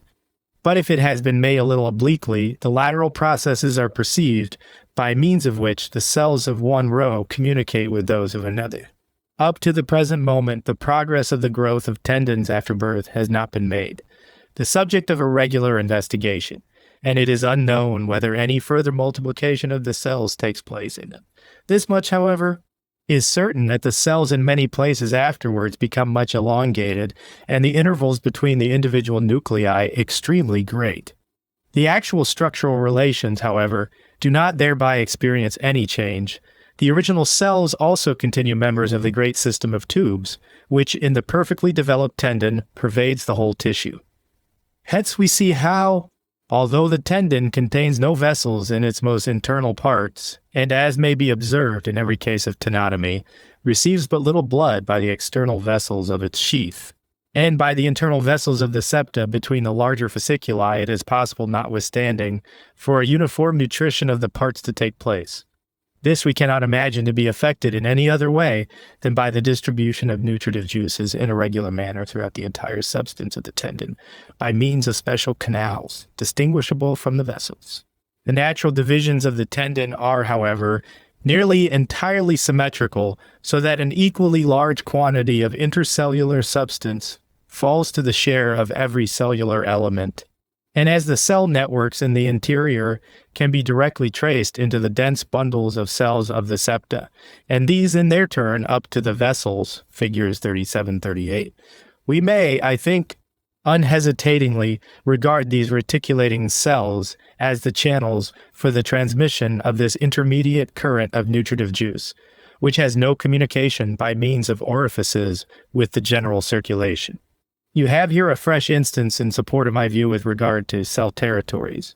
I would parcel out the whole tendon not into primary and secondary fasciculi, but rather into certain series of cells connected in a retiform manner. To each series, moreover, I would assign a certain district of tissue so that in a longitudinal section, for example, about half of each band of basis substance would belong to one, the other half to another series of cells. What is therefore regarded as constituting the proper fasciculi of the tendon would, according to this view, have really to be split up, and the tendon portioned out into a great number of nutritive districts or Narum's territory. This is the condition which we everywhere find recurring in these tissues, and upon it will at the same time be found to depend, as I hope you will convince yourselves by direct observation, the size of the districts invaded by disease. Every disease which essentially depends upon a disturbance in the internal disposition of the tissues is always made up of the sum of the separate changes occurring in such territories. But at the same time, the pictures which are here offered to us afford a really aesthetical enjoyment through the delicacy of this arrangement, and I cannot deny that. As often as I look at a section of tendon, it is with a peculiar feeling of satisfaction that I contemplate these reticular arrangements, which effect a union between the exterior and the interior, and, excepting in bone, can in no structure be demonstrated with greater distinctness and clearness than in tendons. Considering the structure of the cornea and the disposition of its parts, it would be most convenient, gentlemen, to proceed at once to the consideration of its history. Still, I prefer reverting to it hereafter, inasmuch as I is at the same time the most suitable object for the demonstration of pathological changes. I will therefore only observe here that in the same way that tendons have their peripheral system of vessels, and that their internal parts are nourished by a delicate juice-conveying system of tubes, so also in the cornea only the most minute vessels extend a few lines over its border, so that the central parts are completely destitute of vessels, as indeed they were obliged to be, in order to allow the transparency of the tissue.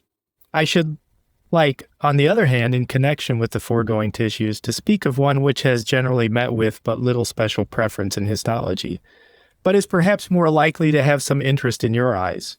I mean the umbilical cord. Its substance, the so-called gelatina of Wharton, is also formed by one of those tissues which certainly contain vessels, but yet really possess none. The vessels which are transmitted through the umbilical cord do not immediately contribute to its nourishment, at least not in the sense in which we speak of nutrient vessels in other parts. For when we speak of nutrient vessels, we always mean vessels which have capillaries in the parts which are to be nourished. The thoracic aorta is not the nutrient vessel of the thorax, any more than the abdominal aorta or the vena cava is that of the abdominal viscera. We should expect, therefore, in the case of the umbilical cord, to find umbilical capillaries in addition to the two umbilical arteries and the umbilical vein. But these arteries and this vein run their course to the placenta without giving off a single small vessel, and it is only when they have reached that body that they begin to ramify. The only capillary vessels which are found in the W-hole length of the umbilical cord of a somewhat developed phototis do not extend more than about 4 or 5 lines, in rare instances a little farther. beyond the abdominal walls into that part of the cord which remains after birth. The farther up this vascular part extends, the greater the development of the navel. When the vascular layer ID prolonged but a very short distance, the navel is greatly depressed. When it reaches a long way up, a prominent navel is the result. The capillaries mark the limits of the permanent tissue. The deciduous portion of the cord has no vessels of its own.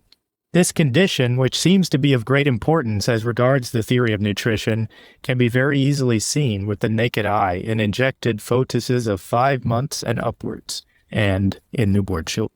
The vascular layer terminates by a nearly straight line.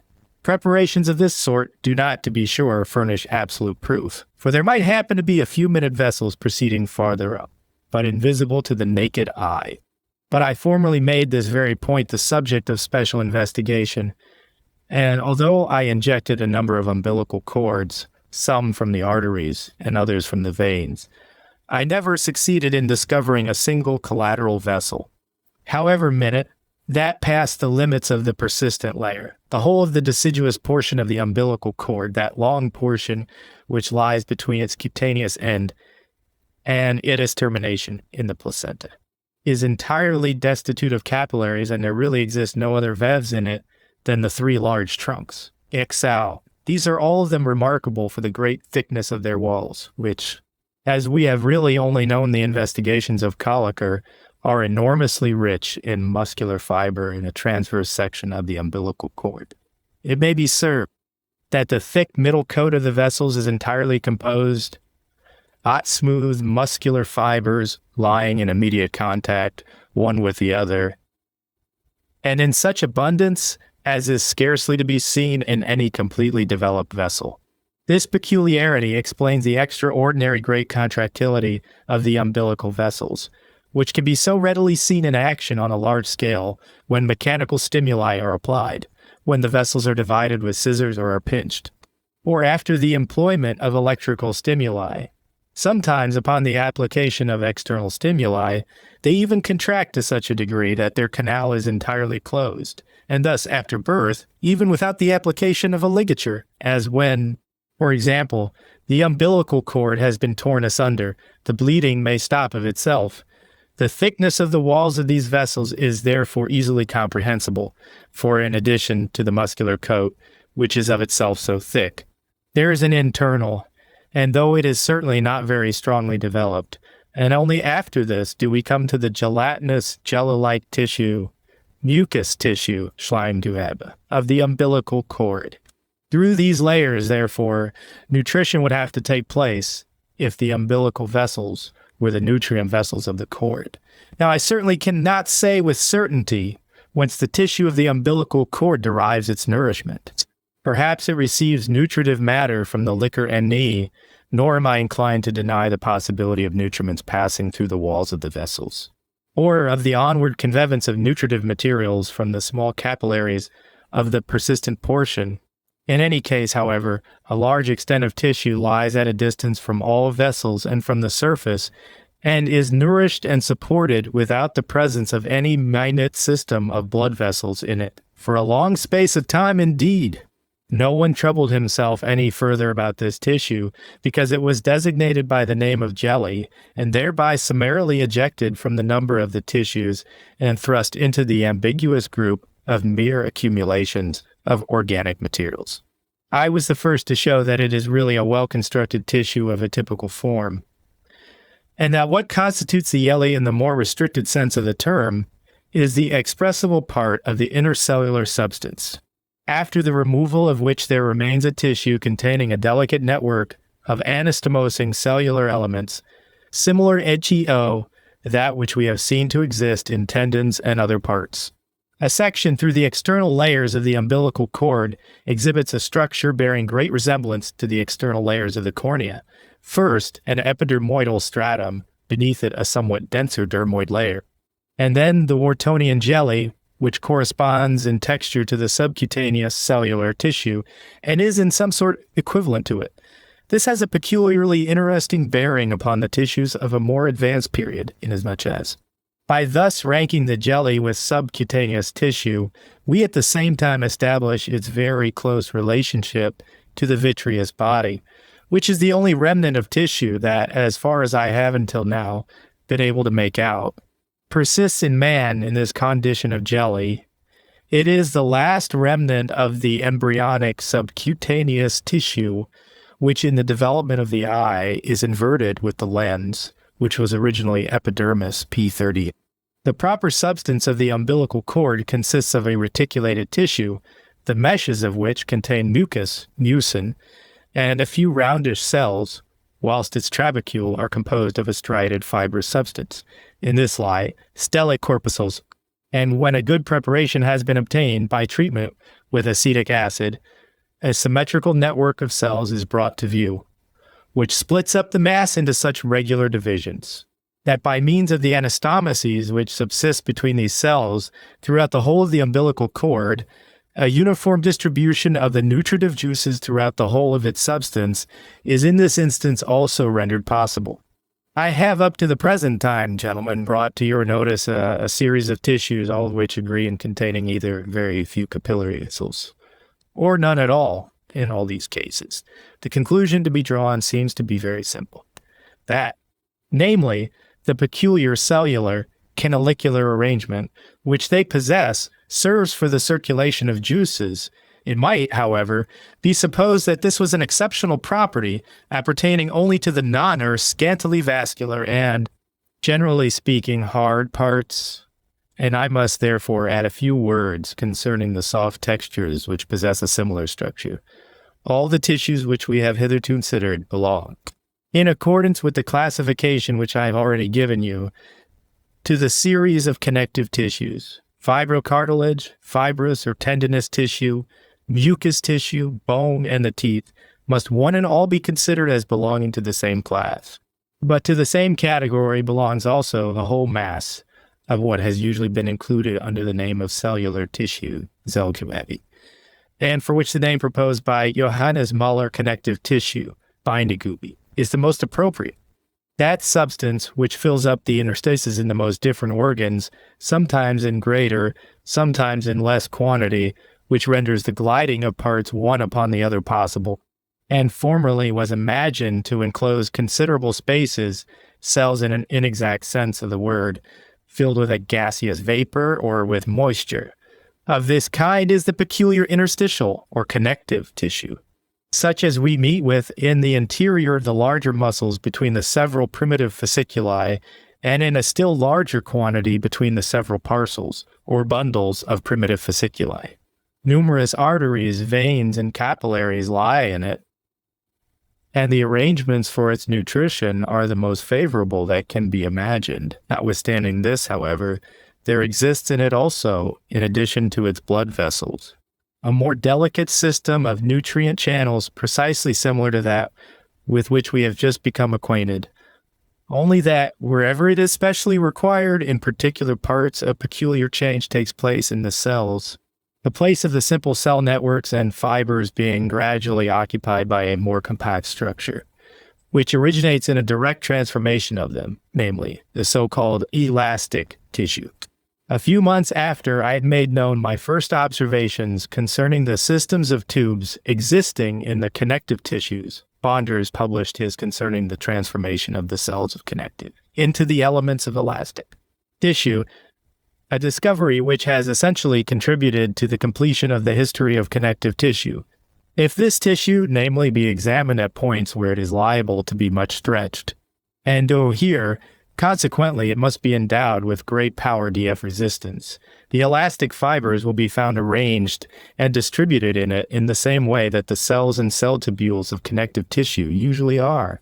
And the transformation of these latter into the former can gradually be traced with such distinctness that there remains no doubt that even the coarser elastic fibers directly result from a chemical change and condensation of the walls of the seals themselves, where originally there lay a cell provided with a delicate membrane and elongated processes.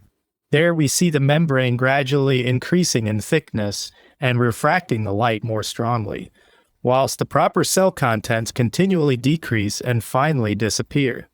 The whole structure becomes in this way more homogeneous, and to a certain extent sclerotic, and acquires an incredible power of resisting the influence of reagents, so that it is only after long continued action that even the strongest caustic substances are able to destroy it. Whilst it completely resists the caustic alkalis and acids in the degree of concentration usually employed in microscopical investigations. The farther this change advances, the more does the elasticity of the parts increase, and in sections we usually find these fibers not straight or elongated, but tortuous, curled up, spirally coiled, or forming little zigzags, figure 43c. These are the elements which, in virtue of their great elasticity, cause retraction in those parts in which they are found in considerable quantity, as, for example, in the arteries. The fine elastic fibers, which are those that possess the greatest extensibility, are usually distinguished from the broader ones, which certainly do not present themselves in tortuous forms. As far as regards their origin, however, there seems to be no difference between the two kinds. Both are derived from connective tissue cells, and their subsequent arrangement is only a reproduction of the original plan. In the place of a tissue, consisting of a basis substance and anastomosing reticulated cells, there afterwards arises a tissue with its basis substance mapped out by large elastic networks with extremely compact and tough fibers.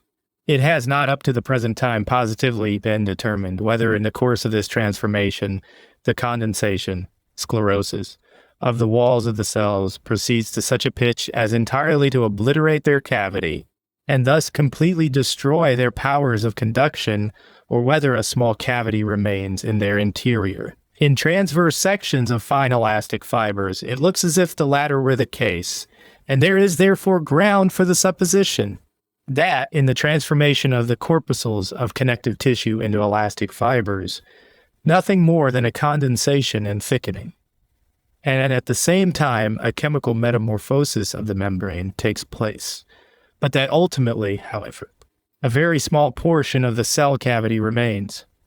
What sort of a substance it is that constitutes the elastic parts has not been determined, because it is not possible to accomplish their solution by any means.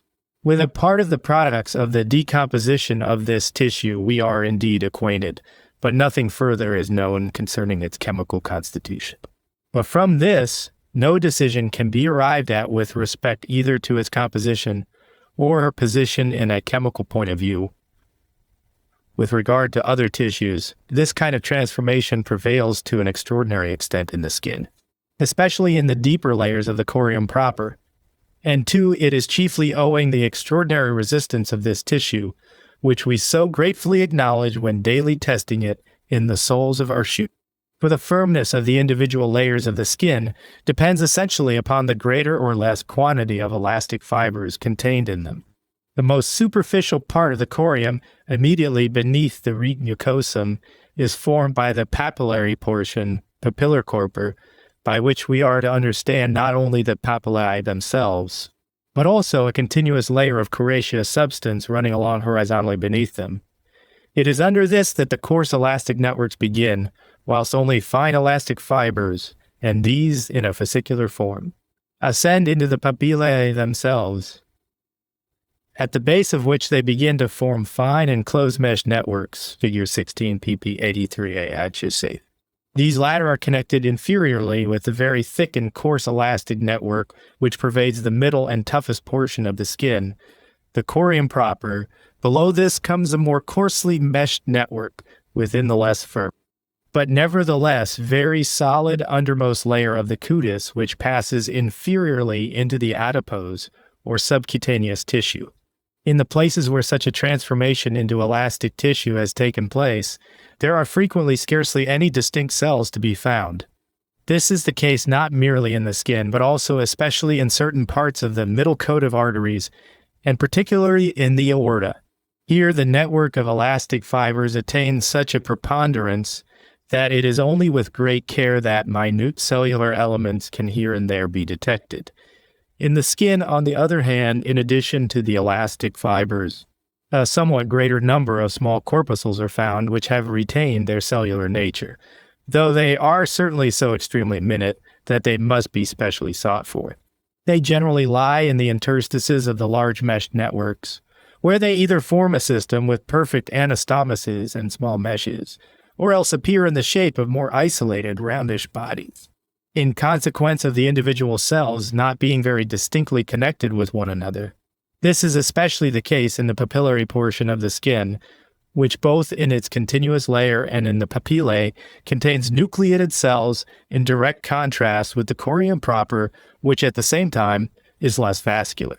But a far greater number of vessels was certainly needed in the former part, inasmuch as they have at the same time to furnish nutritive material for the whole stratum of cuticle, which lies above the papillae. There is left only a small quantity of juice at the disposition of the papillae as such. Every papillae, therefore, corresponds to a certain vascular district of the superjacent cuticle, whilst on the other hand, it is itself resolved into as many elementary histological districts as there are elements, cells in it. In the scrotum, the subcutaneous tissue, the dartos, presents peculiar interest from the fact of its being particularly rich in vessels and nerves, quite in accordance with the peculiar import of the part. And besides from its possessing an enormous quantity of muscular tissue, consisting in fact of those little cutaneous muscles, which I lately described to you, P58. These are the really active elements of the contractile tunica dartos. In this very part in which formerly a contractile connective substance was considered to exist, the quantity of the little cutaneous muscles is extremely large, and the rugae of the scrotum are produced solely and exclusively by the contraction of these minute fasciculi, which, especially after they have been colored with carmine, can very easily be distinguished from the connective tissue. They are of pretty nearly the same breadth, broader for the most part than the bundles of connective tissue, and in them the individual elements are arranged in the shape of long, smooth fiber cells, every muscular fasciculus, after it has been treated with acetic acid, presents at regular intervals those peculiar, long, frequently staff-shaped nuclei, and between them is seen a delicate division of the substance into separate cells, the contents of which have a slightly granular appearance. These are the wrinklers of the scrotum, corrugatory scroti. Besides, we also find in the extremely soft membrane a certain number of fine elastic elements, and in greater quantity, the ordinary soft, wavy connective tissue with a great number of relatively voluminous, spindle-shaped, and reticulated, granular, nucleated cells. These persistent cells of connective tissue had previously been totally overlooked, its fibrils having been regarded as its real elements. If, namely, the individual constituents of connective tissue be separated from one another, little bundles are obtained of a wavy form and streaky fibrillar appearance. According to Reichert, indeed. This appearance is merely due to the formation of folds, an idea which ought not perhaps to be he admitted to the extent in which it was advanced, but which has not been altogether refuted. Inasmuch as a complete isolation of the fibrils can never be effected excepting by artificial means. At all events, a homogeneous basis substance, which holds the fasciculi together, must be assumed to exist in addition to the fibrils. This, however, is a question of subordinate importance. On the other hand, it is extremely important to know that wherever this lax tissue is met with, whether beneath the cutis, in the interspaces of muscle, or in serous membranes, it is pervaded by cells which, for the most part, anastomose, so as in longitudinal sections to form parallel rows in transverse ones networks, and separate the bundles of connective tissue from one another, in much the same way that the corpuscles of bone separate its different lamellae. In addition, the most manifold vascular connections are everywhere met with. Indeed, the vessels are so numerous that a special nutrient canalicular system in the tissue might even appear altogether unnecessary. But this tissue also, however favorably its capillary channels may be disposed, stands in need of an arrangement of such a nature as to render a special distribution of the nutritive juices to the separate cellular districts possible. It is only when we conceive the absorption of nutritive matter to be a consequence of the activity attraction of the elements of Xhe tissue themselves, that we are able to comprehend how it is that the individual districts are not exposed every moment to an inundation on the part of the blood. But the proffered material is, on the contrary, taken up into the parts only in accordance with the requirements of the moment, and is conveyed to the individual districts in such a quantity that, in general at least, as long as any possibility of its maintenance exists, one part cannot be essentially defrauded by the others. Chapter 10, Lecture 6, Nutrition and Circulation, Arteries, Capillaries, Continuity of their membrane, its porosity, hemorrhage by transudation, Payne's vessels during pregnancy. Properties of the walls of vessels: 1. Contractility, rhythmical movement, active or irritative hyperemia, ischasmia, counterirritants. 2. Elasticity and its importance as regards the rapidity and uniformity of the current of blood. Dilatation of the vessels. 3. Permeability, diffusion, specific affinities, relations between the supply of blood and nutrition, glandular secretion, liver-specific action of the elements of the tissues. Dyscrasia, its transitory character and local origin. Dyscrasia of drunkards, hemorrhagic diathesis, syphilis. I have endeavored, gentlemen, in the last 2 lectures, to present to you a somewhat detailed picture of the more delicate arrangements which prevail in the body for the conveyance of the different currents of nutritive juices, and particularly for the conveyance of those currents in which the juices themselves are more hidden from observation. Allow me today to pass on to the consideration of the larger channels and nobler juices which, according to prevailing opinion, stand more in the foreground. The distribution of the blood takes place, as is well known, within the vessels in the following manner. The arteries divide into finer and finer branches, and whilst they thus divide, the character of their walls gradually undergoes such alterations that at last minute canals, the so-called capillary vessels, appear provided with a membrane as simple as any that is ever met with in the body. The histological appearances which present themselves in these different vessels are as follows. On isolating an artery, we find that its walls are relatively very thick, and in those arteries which can be followed with the naked eye, not only the well-known 3 coats are distinguished with the help of the microscope, but in addition to these, a fine epithelial layer which invests the internal surface and is not wont to be included in the class of structures, usually termed coats. The internal and external coats are essentially formations of connective tissue, which in the larger arteries display a continually increasing quantity of elastic fibers. Between them lies the relatively thick middle or circular fiber coat, which, as being the seat of the muscular fibers, constitutes what may be almost termed the most important component of the arterial walls.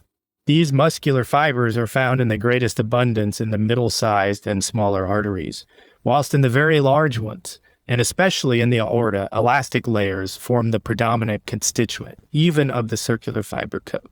In small arteries on microscopical examination, there may be easily observed within this coat couple, figures 26, BB 45, a little transverse striations, corresponding to the individual fiber cells, and encircling the vessel in such dense array that we find fiber cell by the side of fiber cell without any interruption. The thickness of this layer can be readily estimated in consequence of the well-marked limits set to it upon the in and outside by the longitudinal fiber coats. The only deceptive appearance is presented by certain round bodies, which are to be seen here and there in the substance of the circular fiber coat, but only at the border of the vessel, figures 26, BB 46, MM, and which look like round cells or nuclei scattered through the tissue. These are fiber cells seen in apparent transverse section. The layer formed by the middle coat may be most distinctly seen, however, after the addition of acetic acid, which causes the appearance of a great number of oblong nuclei. It is this layer which, generally speaking, confers upon the arteries their specific character and distinguishes them most clearly from the veins. There are, indeed, numerous veins in the body which possess considerable layers of muscular tissue, for example, the superficial cutaneous veins. Still, in the case of the smaller vessel, the occurrence of a distinctly marked circular fiber coat is so peculiarly characteristic of arterial vessels that wherever we meet with such a structure, we are at once inclined to assume the vessel to be arterial, which must be included among the larger ones, Although even when full of blood, they only appear to the naked eye like red filaments, pass gradually into smaller ones, and with a power magnifying 300 diameters. We see them breaking up into branches into which, even when they are very small, the three coats are at first continued. It is only in the smallest branches that the muscular coat finally disappears. The intervals between the individual transverse fibers becoming wider and widely, and the internal coat, the nuclei of which lie in a longitudinal direction and cross those of the middle coat at right angles, figure 26, D, E, E, at the same time appearing more and more distinctly through it. The external coat also may be followed for a short distance farther, being in many places, as in the brain, rendered more evident by the interspersion of pigment or fat. Figure 26D, till at last it also becomes lost to view, and only a simple capillary remains. Figure 3C, the general supposition, therefore, is that the proper capillary membrane most nearly corresponds to the internal coat of the larger vessels. And it is usually considered that the more complete a vessel becomes, the greater is the number of the coats which develop themselves around it. The real developmental relations which these parts bear to one another have, however, been by no means accurately determined. Within the true capillary region, there is nothing further worthy of notice in the vessels than the nuclei I have previously mentioned, which correspond to the longitudinal axis of the vessel and are so embedded in its membrane that it is impossible to discover any traces of a surrounding cell wall. The capillary membrane is seen to be quite uniform, absolutely homogeneous and continuous, figure 3C, whilst even as lately as 20 years ago, it was a matter of discussion whether there did not exist vessels which were destitute of true walls, and were nothing more than channelings or excavations in the parenchyma of organs, as well as whether vessels could not be produced by the formation of new tracts in communication with the old channels by the forcing asunder of the neighboring parenchyma. There can, at the present time, be no longer any doubt as to the vascular systems being everywhere continuously closed by membrane. In these, it is not possible to descry any porosity. Even the minute pores, which have recently been observed in different parts, have not, up to the present time, met with their counterparts in the capillary membrane. And when the porosity of this membrane is spoken of, the expression can only be admitted in a physical sense as applying to invisible, really molecular interstices. A film of collagen is not more homogeneous nor more continuous than the membrane of a capillary. A series of possibilities which used to be admitted as that, for example, the continuity of the capillary membrane did not exist at certain points, simply fall to the ground. A 4D transudation, or diapoclesis of the blood through the walls of vessels without the occurrence of any rupture, cannot for an instant be admitted.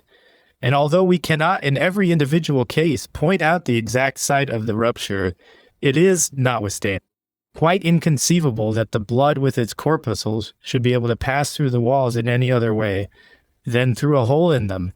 This is such a very natural deduction from ascertained histological facts that all discussion upon the point is impossible. After the capillaries have pursued their course for a time, small veins begin gradually to form out of them and generally run back in the neighborhood of the arteries, figure 45. In them, the characteristic circular G-E coat of the arteries is in general wanting, or at least it is very much less developed. In its place, we find in the middle coat of the larger veins toughish layers, which are not characterized so much by the absence of muscular elements as by the greater abundance of elastic elements, which run in a longitudinal direction and are found in greater or less quantity in different localities.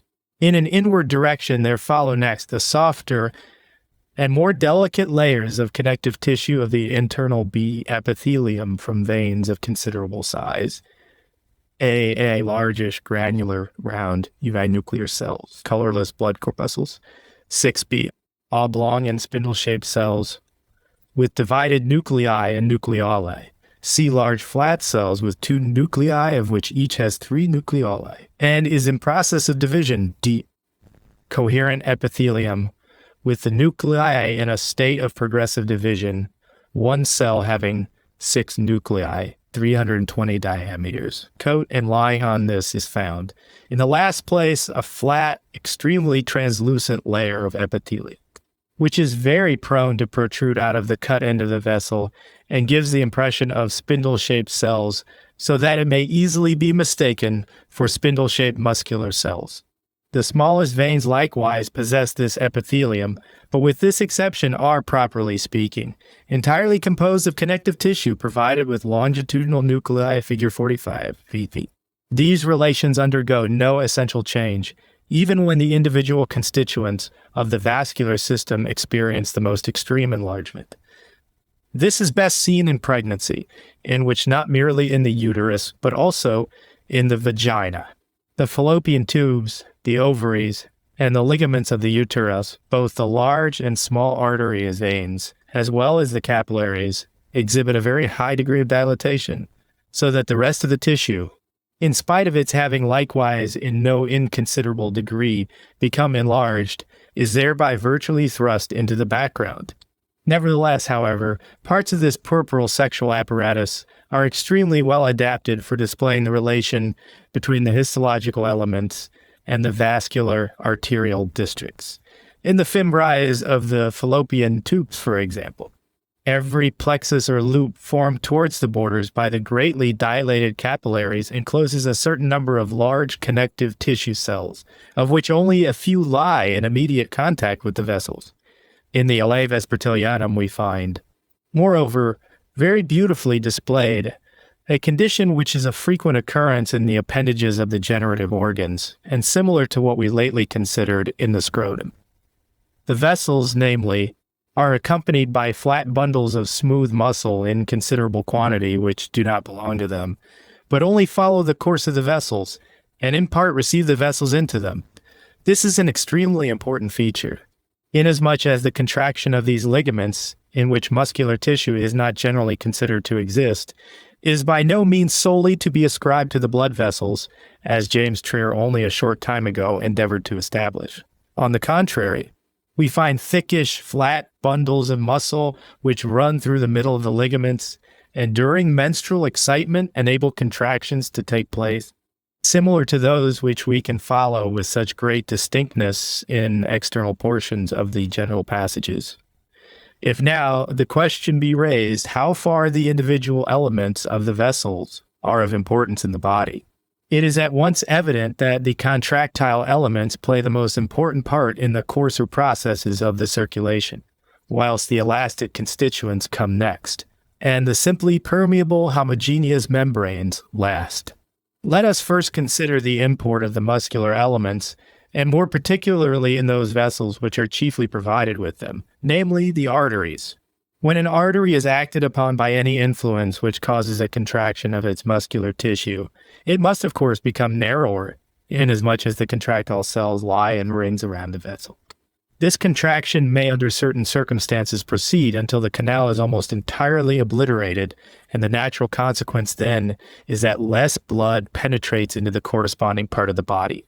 When, therefore, an artery is in any way exposed to a pathological irritant, or when it is excited by some physiological stimulus, its proper action cannot be displayed in any other way than by its becoming narrower.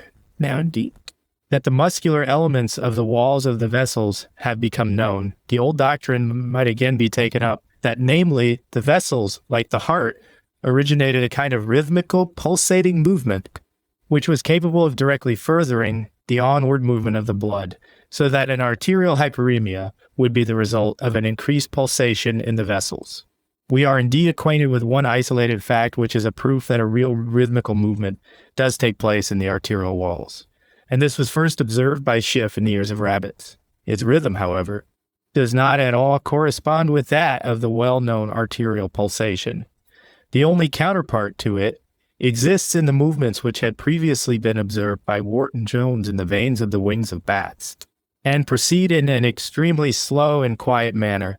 I have studied these phenomena in bats, and convinced myself that the rhythm coincides neither with the cardiac nor the respiratory movements. It is quite a peculiar, but comparatively not very forcible movement, and takes place after tolerably long pauses, longer ones than are observed in the case of the circulation, and shorter than those which occur in respiration. In the ears of rabbits also, the contractions of the arteries are far slower than the cardiac and respiratory movements, After excluding these phenomena, which manifestly ought not to be explained in such a way as to support the old view of the local occurrence of pulsation, the essential fact remains that the muscular fibers of a vessel contract upon the application of every stimulus which sets them in action, but that this contraction is not propagated in a peristaltic manner, but is confined to the spot irritated, or, at most, extends a little beyond and continues for a certain length of time at this spot. The more muscular the vessel is, the more lasting and forcible is the contraction, and the greater is the obstruction experienced by the current of blood. The smaller the vessels, the more rapidly, on the contrary, do we see the contraction succeeded by a dilatation, which, however, is not in its turn followed by a contraction, as it would have to be to constitute a pulsation, but persists for a longer or shorter time. This dilatation is not of an active but of a passive nature, and results from the pressure of the blood upon the wall of the vessel, which has become fatigued and opposes less resistance. If we now proceed to examine the phenomena which are usually grouped together under the title of active hyperemia, there can be no doubt but that the muscular tissue of the arteries is generally essentially concerned therein. We very commonly find we have to deal with processes in which the muscular fibers of the vessels have really been stimulated, and the contraction is succeeded by a state of relaxation, such as scarcely ever occurs in an equally marked manner in the rest of the muscles, a state which is manifestly the expression of a kind of fatigue and exhaustion, and is the longer persistent, the more energetic the stimulus which was applied. In small vessels, with few muscular fibers, therefore, it often seems as if the stimuli really induced no contraction, in consequence of the extreme rapidity with which a state of relaxation is seen to set in, continuing for a considerable time, and allowing of an increased influx of blood. This same condition of relaxation we can experimentally most easily produce by cutting the nerves, supplying the vessels of a part, whilst the contraction can be effected to a very great extent by submitting these nerves to a very energetic stimulus. That our acquaintance with this kind of contraction is of so late a date is explained by the fact that the stimuli applied to the nerves must be very powerful, and that, as Claude Bernard has shown, only strong electric currents are sufficient for the purpose. On the other hand, the conditions which ensue upon the section of the nerves are in most parts so complicated that the dilatation escaped observation until the lucky spot was discovered also by Bernard, and by the section of the sympathetic nerves. In the neck, a reliable and convenient field for observation was thrown open to experiment. We obtained, therefore, the important fact that whether the widening of the vessel, or in other words, the relaxation of its muscular fibers, be produced directly by a paralysis of the nerve or an interruption of the nervous influence, or whether it be the indirect result of a previous stimulation giving rise to exhaustion, that, I say, in every case we have to deal with a kind of paralysis of the walls of the vessel, and that the process is incorrectly designated active hyperemia, inasmuch as the condition of the vessels in it is always a completely passive one. All that has been built up upon this assumed activity of the vessels is, if not exactly built upon sand, still of an extremely ambiguous nature, and all the conclusions that have besides been drawn with regard to the important influence which the activity of the vessels was supposed to have upon the conditions of nutrition of the parts themselves fall at the same time to the ground. When an artery is really in action, it gives rise to no hyperemia. The more powerfully it acts, the more does it occasion anemia, or, as I have designated it, ischemia. And the less or greater degree of activity in the artery determines the greater or less quantity of blood which in a unit of time can stream into a given part. The more active the vessel, the less the supply of blood. If, then, we have to deal with an hyperemia, the result of irritation, the most important point, therapeutically, is just this: to place the vessels in such a state of activity as will enable them to offer resistance to the onward rush of blood. This we can accomplish by means of what is called counter-irritation, a higher degree of irritation, in an already irritated part, stimulating the fatigued muscular fibers of the vessel to persistent contraction, and thereby diminishing the supply of blood and leading the way to a regulation of the disturbance. In the very cases in which reaction, that is, regulatory activity, is most called for, the chief point is to overcome that state of passiveness which maintains the so-called active hypersemia. If we now pass from the muscular to the elastic constituents of the vessels, we meet with a property which is of very great importance, on the one hand in the veins, the activity of which is in many cases to be wholly referred to their elastic elements, on the other hand, in the arteries and particularly in the aorta and its larger branches. In these, the elasticity of the walls has the effect of compensating for the loss which the pressure of the blood experiences from the systolic dilatation of the vessels, and of converting the uneven current produced by the jerking movements of the heart into an even one. If the walls of the vessels were not elastic, the stream of the blood would unquestionably be rendered very much slower, and at the same time, pulsation would take place throughout the whole extent of the vascular apparatus as far as the capillaries. For the same jerking movement which is communicated to the blood at the commencement of the aortic system would continue even into the smallest ramifications. But every observation we make in living animals teaches us that within the capillaries the stream is a continuous one. This equable onward movement is affected by the elasticity of the walls of the arteries, in virtue of which they return the impulse which they receive from the inrushing blood with the same force, and by this means maintain a regular onflow of the blood during the time occupied by the following diastole of the heart. If the elasticity of the vessel be considerably diminished, without its becoming stiff and immovable from calcareous incrustations, in the same degree, the dilatation which it undergoes from the pressure of the blood is not again compensated. The vessel remains in a dilated condition, and thus are gradually produced the well-known forms of ectasis, such as we are familiar with in the arteries under the name of aneurysms, and in the veins under that of varices. In these processes, we have not so much as has been represented of late to deal with primary disease of the inner coat, as with changes which are situated in the elastic and muscular middle coat. If therefore it is the muscular elements of the arteries that have the most important influence upon the quantity of blood to be distributed, and the mode of its distribution in the several organs, and the elastic elements that are chiefly concerned in the production of a rapid and equable stream, they nevertheless exercise only an indirect influence upon the nutrition of the parts which lie outside the vessels themselves. And in this matter, we are obliged to betake ourselves, as a last resource, to the simple homogeneous membrane of the capillaries, without which, indeed, not even the constituents of the walls of the larger vessels provided with vasa vasorum would be able to maintain themselves for any lengthened period. The difficulty which here presents itself has, as you know, during the last 10 years been chiefly got over by the assumption of the existence of diffusive currents, endosmosis, and exosmosis, between the contents of the vessels and the fluid in the tissues, and by regarding the capillary wall as a more or less indifferent membrane forming merely a partition between two fluids, which enter into a reciprocal relation with one another.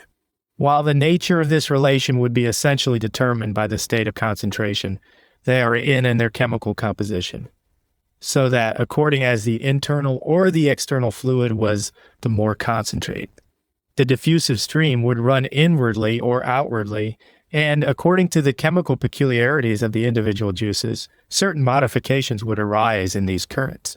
Generally speaking, however, the chemical side of this question has been but little regarded.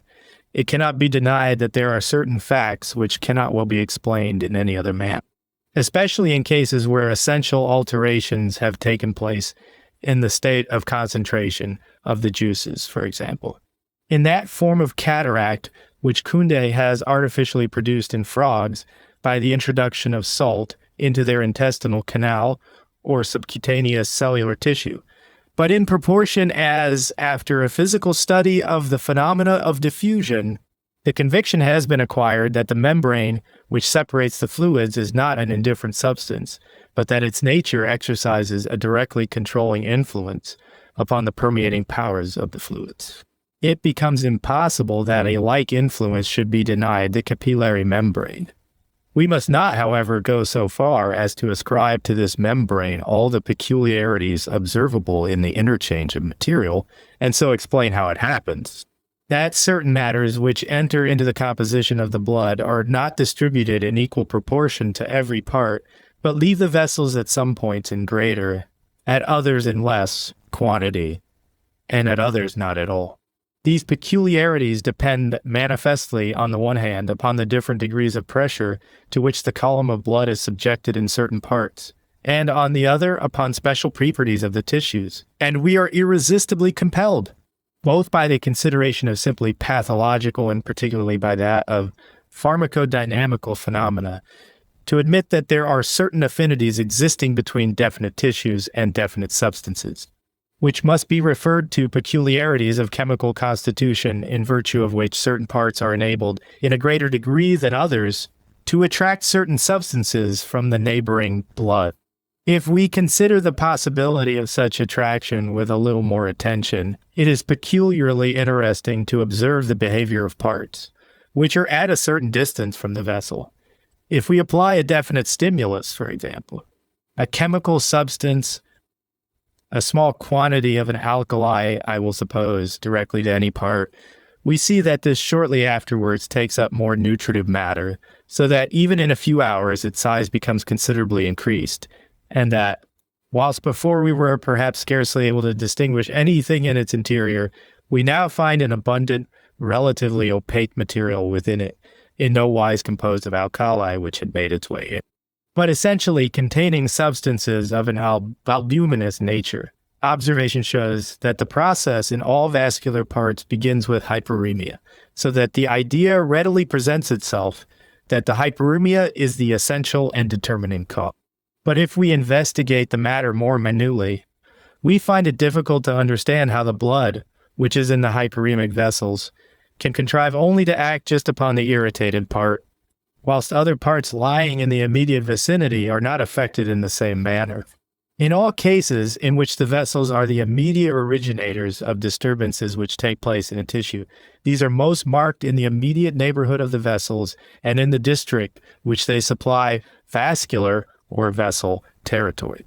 If we introduce an irritating as, for example, a decomposing body into a blood vessel, a fact that has been established by me upon a large scale when tracing out the history of embolia, we by no means see that the parts at a distance from the vessel are the principal seats of active change, but that this is in the first instance manifested in the wall of the vessel itself, and then in the adjoining histological element. But if we apply the stimulus directly to the tissue, the central point of the disturbance will always continue to be that at which the stimulus produced its effect, just the same whether there are vessels in the neighborhood or not. We shall hereafter have occasion to return to this subject, and my only object here was to lay this fact before you in its general features, and thus repel the ordinary conclusion, which is as convenient as it is fallacious. That hyperemia, in itself passive, exercises a directly regulating influence upon the nutrition of tissues. If a special proof were still required in order to complete the refutation of this assumption, which in an anatomical point of view is utterly untenable, we find a most apposite argument in the experiment above mentioned of the section of the sympathetic. In an animal, the sympathetic may be divided in the neck. Thereupon, a state of hyperemia ensues in the whole of that half of the head. The ears become dark red, the vessels greatly dilated, the conjunctiva and nasal mucous membrane turgidly injected. This may continue for days, weeks, or months without the least appreciable nutritive disturbance necessarily arising therefrom. The parts, although gorged with blood, are yet, as far at least as we are at present able to judge of this, in the same state of nutrition as before.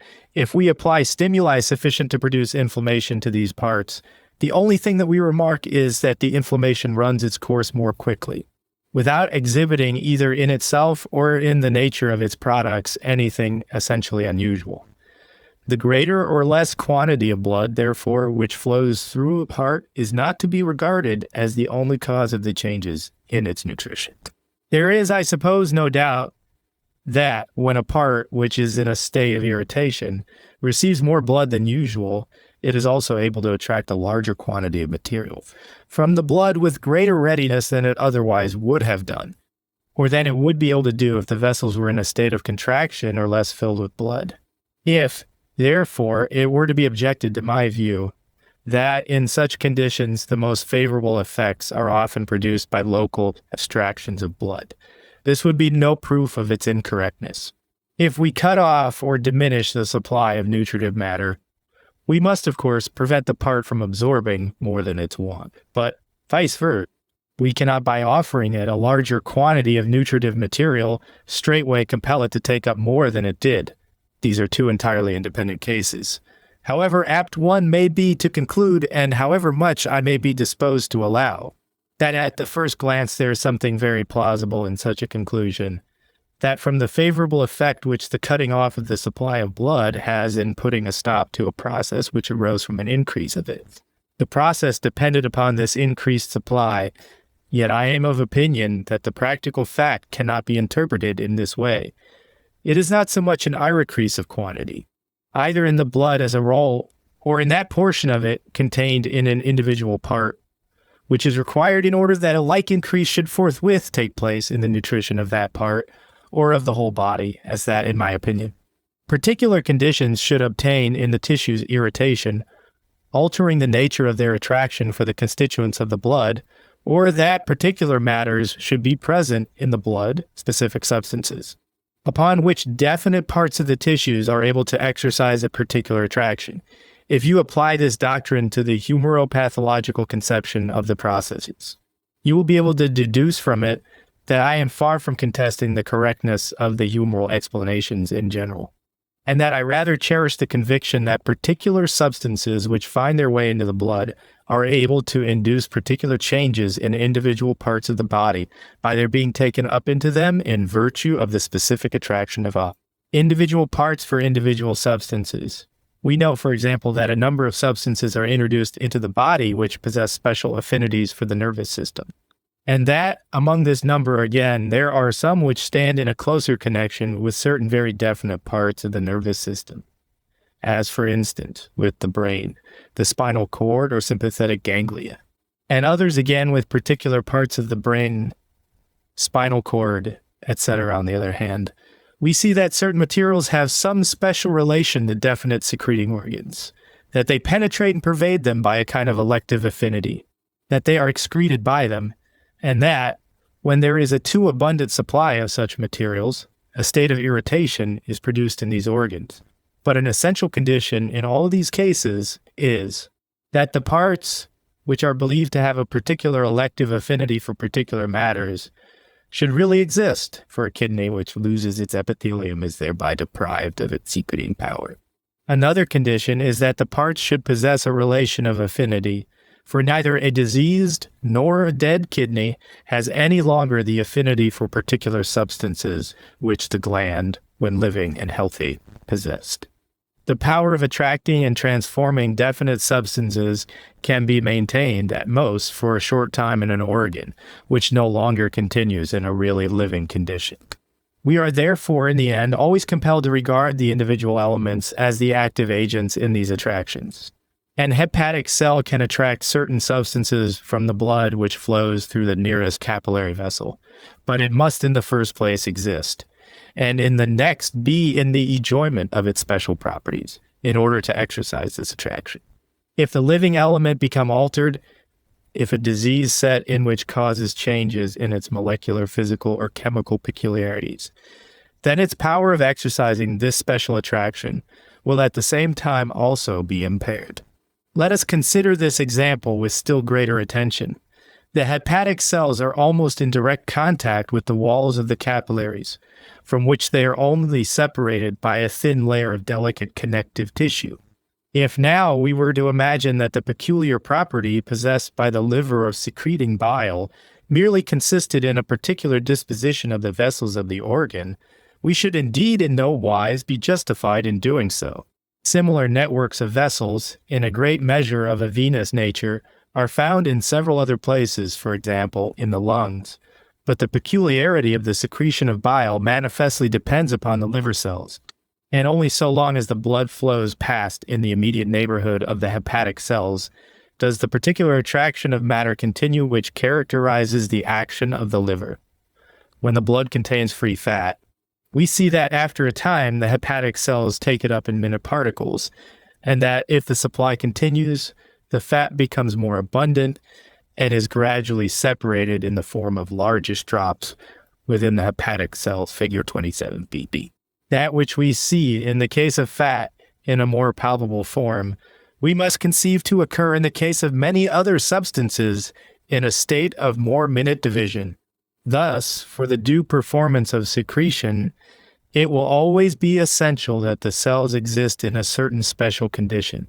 If they become diseased, if a condition be developed in them connected with some important chemical change in their contents, for example, an atrophy ultimately causing the destruction of the parts, then the power possessed by the organ of forming bile will at the same time continually become more limited. We cannot conceive a liver without liver cells. They are, as far as we know, the really active elements, since even in cases in which the supply of blood has become limited owing to obstruction in the portal vein, the hepatic cells are able to produce bile, although perhaps not in the same quantity.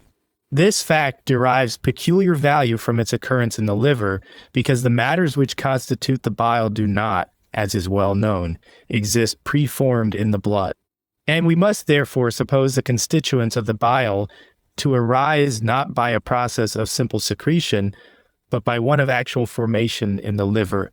This question has, as you are aware, recently become invested with a still greater degree of interest in consequence of the observation of Bernard that the property of producing sugar is also inherent in these elements, whereby the blood is supplied upon so gigantic a scale with a substance which has the most decided influence upon the internal metamorphic processes and upon the production of heat.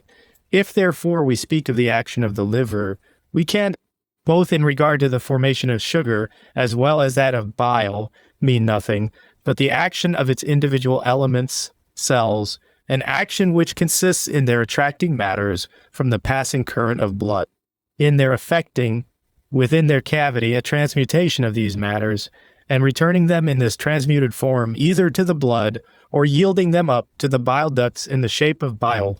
Now I demand for cellular pathology nothing more than that this view, which must be admitted to be true in the case of the large secreting organs, be extended also to the smaller organs and smaller elements, and that, for example, an epidermis cell, a lens fiber, or a cartilage cell be, to a certain extent, admitted to possess the power of deriving from the vessels nearest to them, not always indeed directly, but often by transmission from a detritus, in accordance with their several special requirements, certain quantities of material, and again that, after they have taken this material up, they be held to be capable of subjecting it to further changes within themselves. And this in such a manner that they either derive therefrom new matter for their own development, or that the substances accumulate in their interior without their reaping any immediate benefit from it, or finally that, after this, imbibition of material, even decay, may arise in their structure and their dissolution ensue. At all events, it seems necessary to me that great prominence should be assigned to this specific action of the elements of tissues, in opposition to the specific action of the vessels, and that in studying local processes, we should principally devote ourselves to the investigation of processes of this nature. It will now, I think, be most suitable for us next to a little more in detail upon the consideration of the facts which form the basis of the humoral-pathological system, upon the study of the so-called nobler juices. If the blood be considered in its normal influence upon nutrition, the most important point is not its movement, nor the greater or less afflux of it, but its intimate composition. When the quantity of blood is great, but its composition does not correspond to the natural requirements of the parts, nutrition may suffer. When the quantity is small, nutrition may proceed in a comparatively very favorable manner. If every single particle of the blood contain its ingredients mixed in the most favorable proportions, if the blood be considered as a whole in contradistinction to other parts, the most dangerous thing we can do, is to assume what has at all times created the greatest confusion, namely that we have in it to deal with a fluid in itself independent, but upon which the great mass of tissues more or less depend. The greater number of the humoral-pathological doctrines are based upon the supposition that certain changes which have taken place in the blood are more or less persistent.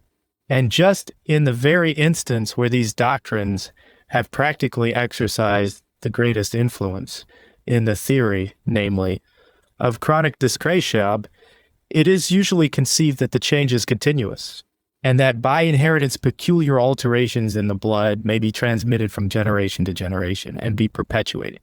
This is, I think, the fundamental mistake of the humoralists, the real hinge upon which their errors turn.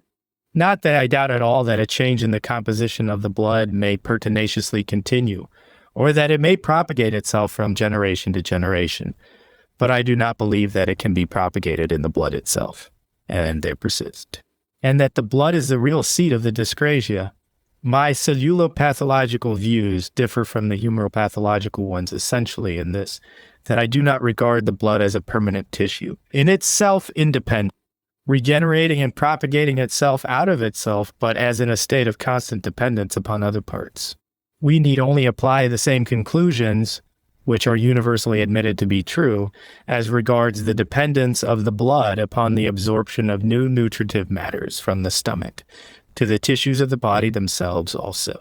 When the drunkard's dyscrasia is spoken of, nobody, of course, imagines that everyone who has once been drunk labors under a permanent alcoholic dyscrasia. But the common opinion is that when continually fresh quantities of alcohol are ingested, continually fresh changes also declare themselves in the blood, so that its altered state must continue as long as the supply of fresh noxious matters takes place, or as in consequence of a previous supply. Individual organs remain in a diseased condition.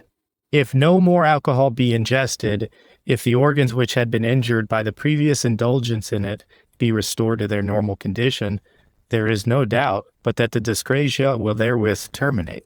This example, applied to the history of all the remaining dyscrasiae, elucidates in a very simple manner the proposition that every dyscrasia is dependent upon a permanent supply of noxious ingredients from certain sources, as a continual ingestion of injurious articles of food is capable of producing a permanently faulty composition of the blood. In like manner, persistent disease in a definite organ is able to furnish the blood with a continual supply of morbid materials. The essential point, therefore, is to search for the local origins of the different dyscrasiae, to discover the definite tissues or organs from which this derangement in the constitution of the blood proceeds. Now, I am quite willing to confess that it has not in many cases hitherto been possible to find out these tissues or organs. In many cases, however, success has been obtained, although it cannot be said in every instance in what way the body has become changed.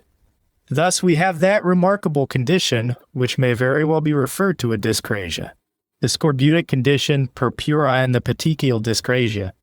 In vain will you look around for decisive information as to the nature of this dyscrasia, and as to the kind of change experienced by the blood when purpura or scurvy, how themselves. What has been found by one has been contradicted by another, and it has even been shown that sometimes no change had taken place in the proportions of the grosser constituents of blood. There remains in this case, therefore, a quid ignotum, and you will, I am sure, deem it excusable if we are unable to say whence a dyscrasia proceeds, of which we are altogether unacquainted with the nature. However, the knowledge of the nature of the change in the blood does not involve an insight into the requisite conditions for the dyscrasia, and just as little is the reverse the case. In the case of the hemorrhagic diathesis also, it must at all events be regarded as an important step in advance that we are in a number of instances able to point to a definite organ as its source, as for example to the spleen or liver. The chief point now is to determine what influence the spleen or the liver exercises upon the special composition of the blood. If we were acquainted with the nature of the changes effected in the blood by the influence of these organs, it might not perhaps be difficult from our knowledge of the diseased organ also at once to infer what kind of change the blood would experience. But it is nevertheless an important fact that we have got beyond the mere study of the changes in the blood and have been able to ascertain that there are definite organs in which the dyscrasia has its root. In conformity herewith, we must conclude that if there is a syphilitic dyscrasia in which a virulent substance circulates in the blood, this cannot be permanently present there, but that its existence must be due to the persistence of local depots, hence new quantities of noxious matter are continually being introduced into the blood. By following this track, we arrive at the conclusion which we have already mentioned, and which is of extreme importance in a practical point of view, that namely, every permanent change which takes place in the condition of the circulating juices must be derived from definite points in the body from individual organs or tissues. And this fact, moreover, is adduced that certain organs and tissues exercise a more marked influence upon the composition of the blood than others, that some bear a necessary relation to this fluid, others only an accidental one. Chapter 11, Lecture 7. The blood, fibrinous fibrillae compared with mucus and connective tissue, homogeneous condition. Red blood corpuscles, their nucleus and contents changes of form, blood crystals, hematoid and habmine, hematocrystalline, colorless blood corpuscles, numerical proportion, structure compared with pus corpuscles, their viscosity and agglutination, specific gravity, crusta granulosa, diagnosis between pus and colorless blood corpuscles. I intend to lay before you today, gentlemen, some further particulars with regard to the history of the blood. I concluded my last lecture by impressing upon you the necessity of localizing the different dyscrasiae, employing the term localize, not in its ordinary sense, as the dyscrasiae have heretofore been considered as localized, but rather in a genetical meaning, in accordance with which we constantly refer the dyscrasiae to a pre-existing local affection, and regard some one tissue as the source of the persistent changes in the blood. If now we consider the different dyscrasiae with regard to their importance and their source, two great categories of dyscrasic conditions may, at the very outset, be distinguished according, namely, as the morphological elements of the blood become changed, or the deviation is more of a chemical one, and seated in the fluid constituents. Among these latter, it is the fibrine, which, in consequence of its coagulability first, and that very soon after the blood has been removed from the living body, assumes a visible form, and which, for this reason, has frequently passed for a morphological constituent of the blood. This notion concerning it has of late been maintained in many quarters, and has indeed always had a traditional existence in medicine, inasmuch as from ancient times fibrine was constantly brought forward in addition to the red constituents of the blood as a special element, and it was the custom to estimate the quality of the blood not only from the number of the blood corpuscles, but frequently in a much more positive manner from the amount of fibrine. This dissociation of fibrine from the other fluid constituents of the blood is, to a certain extent, of real value, because fibrine, like the blood corpuscles, is quite a peculiar substance, and so exclusively confined to the blood and the most closely allied juices, that it really may be viewed as connected rather with the blood corpuscles than with the mere fluids which circulate as serum. If we consider the blood in its really specific constituents and those by means of which it becomes blood and is distinguished from other fluids, it cannot be denied that on the one hand the corpuscles with their hematine, and on the other, the fibrine of the liquor sanguinis are the elements in which the specific differences must be sought for. If now we next proceed to consider these constituents a little more closely, the morphological description of fibrine is comparatively rapidly made. On examining it, as it appears in blood coagula, it is nearly always found in the form described by Malpighi, the fibrillar. Its fibers generally form extremely fine interlacements, delicate networks, in which they usually cross and join one another in a somewhat tortuous form. The greatest variations exhibited by these fibers when forming out of the blood have reference to their size and breadth. These are peculiarities concerning which it has not hitherto been possible to form any certain judgment. I meet with these variations pretty frequently, but without being in a position to assign the causes which determine them. The extremely fine and delicate fibers are those usually met with, but sometimes we find far broader and almost ribbon-like fibers, which are much smoother, but in other respects cross and interlace in pretty nearly the same manner. Essentially, therefore, there is always present in a clot a network composed of fibers, in the meshes of which the blood corpuscles are enclosed. If a drop of blood be allowed to coagulate, fine filaments of fibrine can be seen everywhere shooting up between the blood corpuscles. With regard to the nature of these fibers, we may observe that there are only two other kinds which, histologically speaking, bear at all a near resemblance to them. The one kind occurs in a substance which, singularly enough, affects an approximation between the most ancient, perfectly antique crasiological ideas and the modern ones, namely in mucus. In the old Hippocratical system of medicine, the whole mass of fibrine is, as is well known, included under the terms phlegma, mucus, and when we compare mucus with fibrin, we are obliged to confess that there does indeed exist a great similarity between them in the form they assume upon coagulation. In a similar manner to fibrine, mucus also forms into fibers, which frequently become isolated and then coalesce, so as to give rise to certain figures. The other substance which belongs here is the intercellular, or if you will, the gelatin-yielding substance of connective tissue, the collagen, gluten of earlier writers. The fibrils of connective tissue only differ in that they are not usually reticulated, but run a parallel course, whilst in other respects they resemble those of fibrine in a high degree. The intercellular substance of connective tissue presents another point of resemblance with fibrine in the great analogy of its behavior with reagents. When we expose it to the action of diluted acids, especially the ordinary vegetable acids or also weak mineral acids, the fibers swell up and disappear before our eyes so that we are no longer able to say where they are. The mass swells up, every interspace disappears, and it looks as if the whole were composed of a perfectly homogeneous substance. If we slowly wash it and again remove the acid, a fibrous tissue may, if the action have not been too violent, once more be obtained, after which the previous condition can be produced afresh and changed again at blood.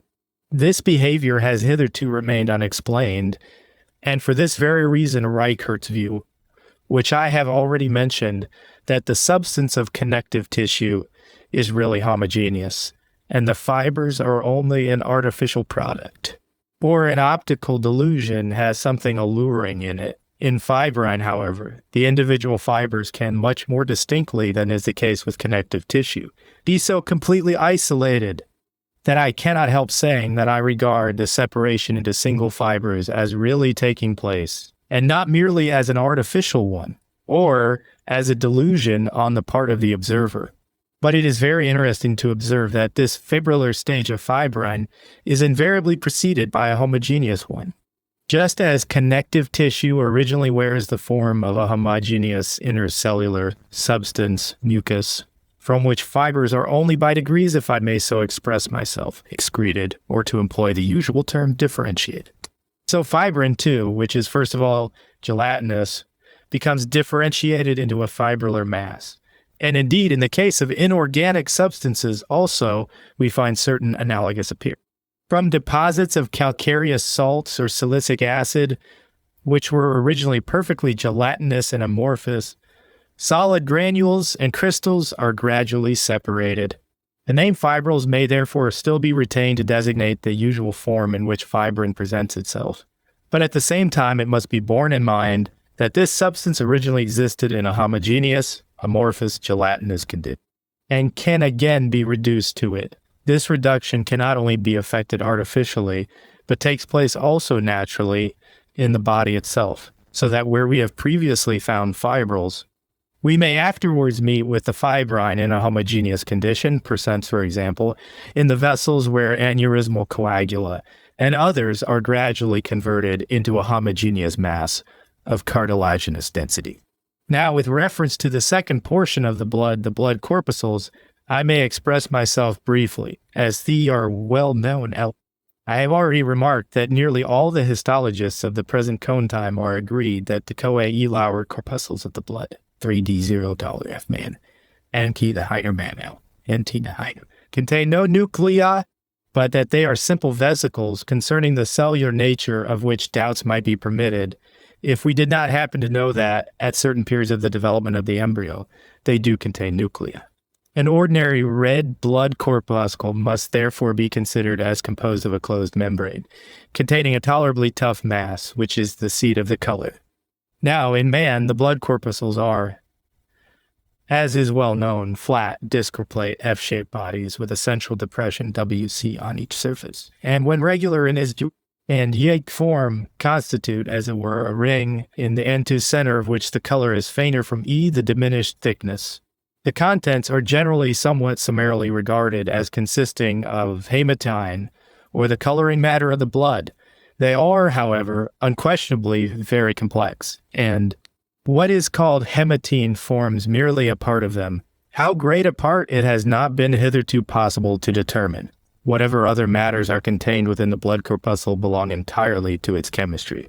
Certain changes produced by the action of external media constitute all that can be seen of them.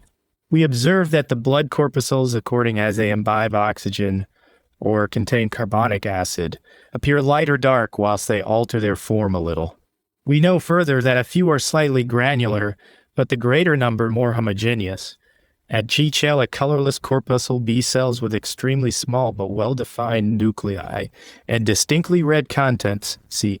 After the addition of acetic acid, the nuclei are seen in some instances shriveled and jagged, in several double.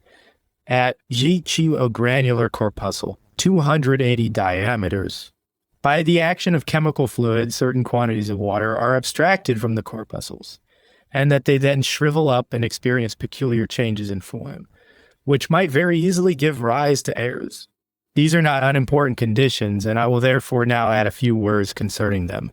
When a blood corpuscle is exposed to a loss of water by the action of a strongly concentrated liquid upon it, the first thing we observe is that as fast as fluid exudes, little prominences arise on the surface of the corpuscle, at first very much scattered, sometimes at the border, sometimes more towards the middle, and in the latter case, occasionally bearing a deceptive resemblance to a nucleus, figure 52, EF.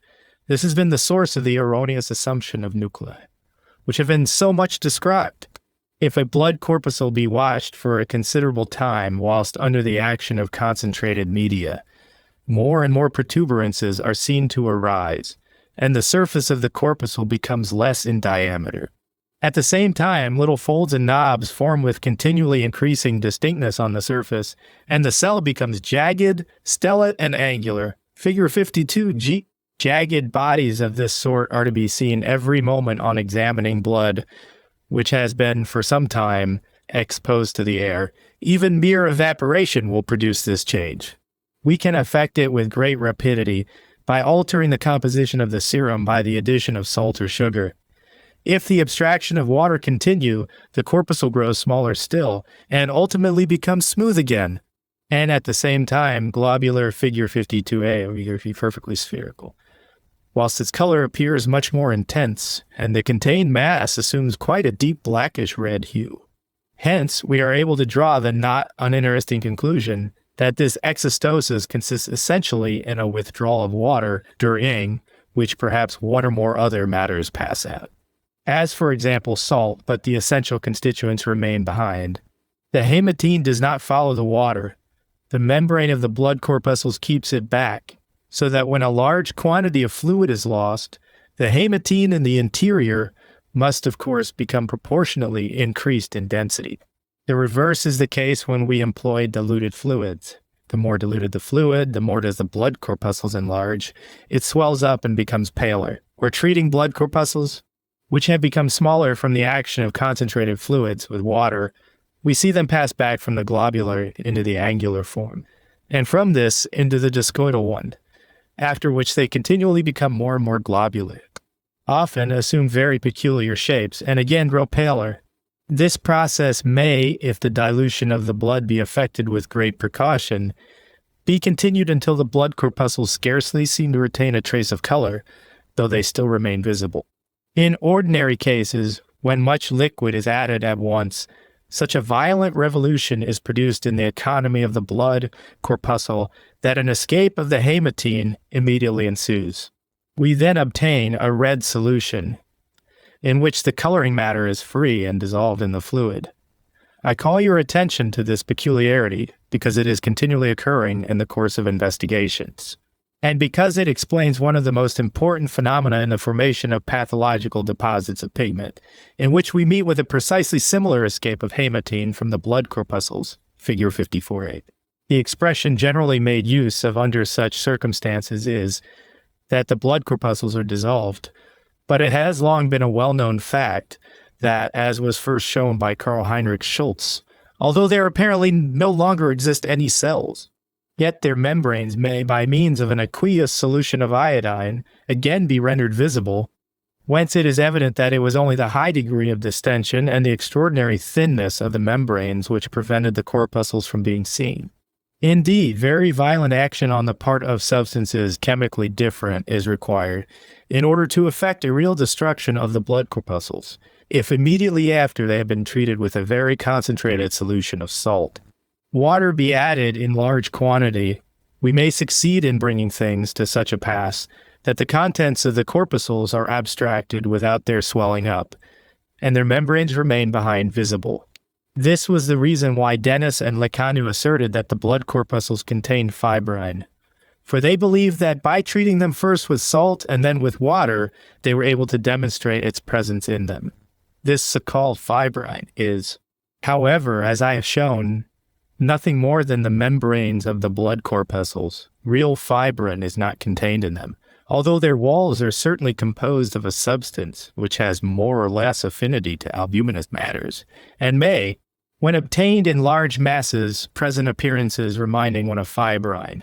Now, with regard to the substances contained in the blood corpuscles, they happen quite recently to have become invested with great interest in consequence of the more morphological products which have been observed to arise out of them, and which have produced a kind of revolution in the whole theory of the nature of organic matters. I refer here to the peculiar forms of colored crystals, which can, under certain circumstances, be obtained from the coloring matter of the blood, and which have acquired not only on their own account great chemical, but also very considerable practical interest.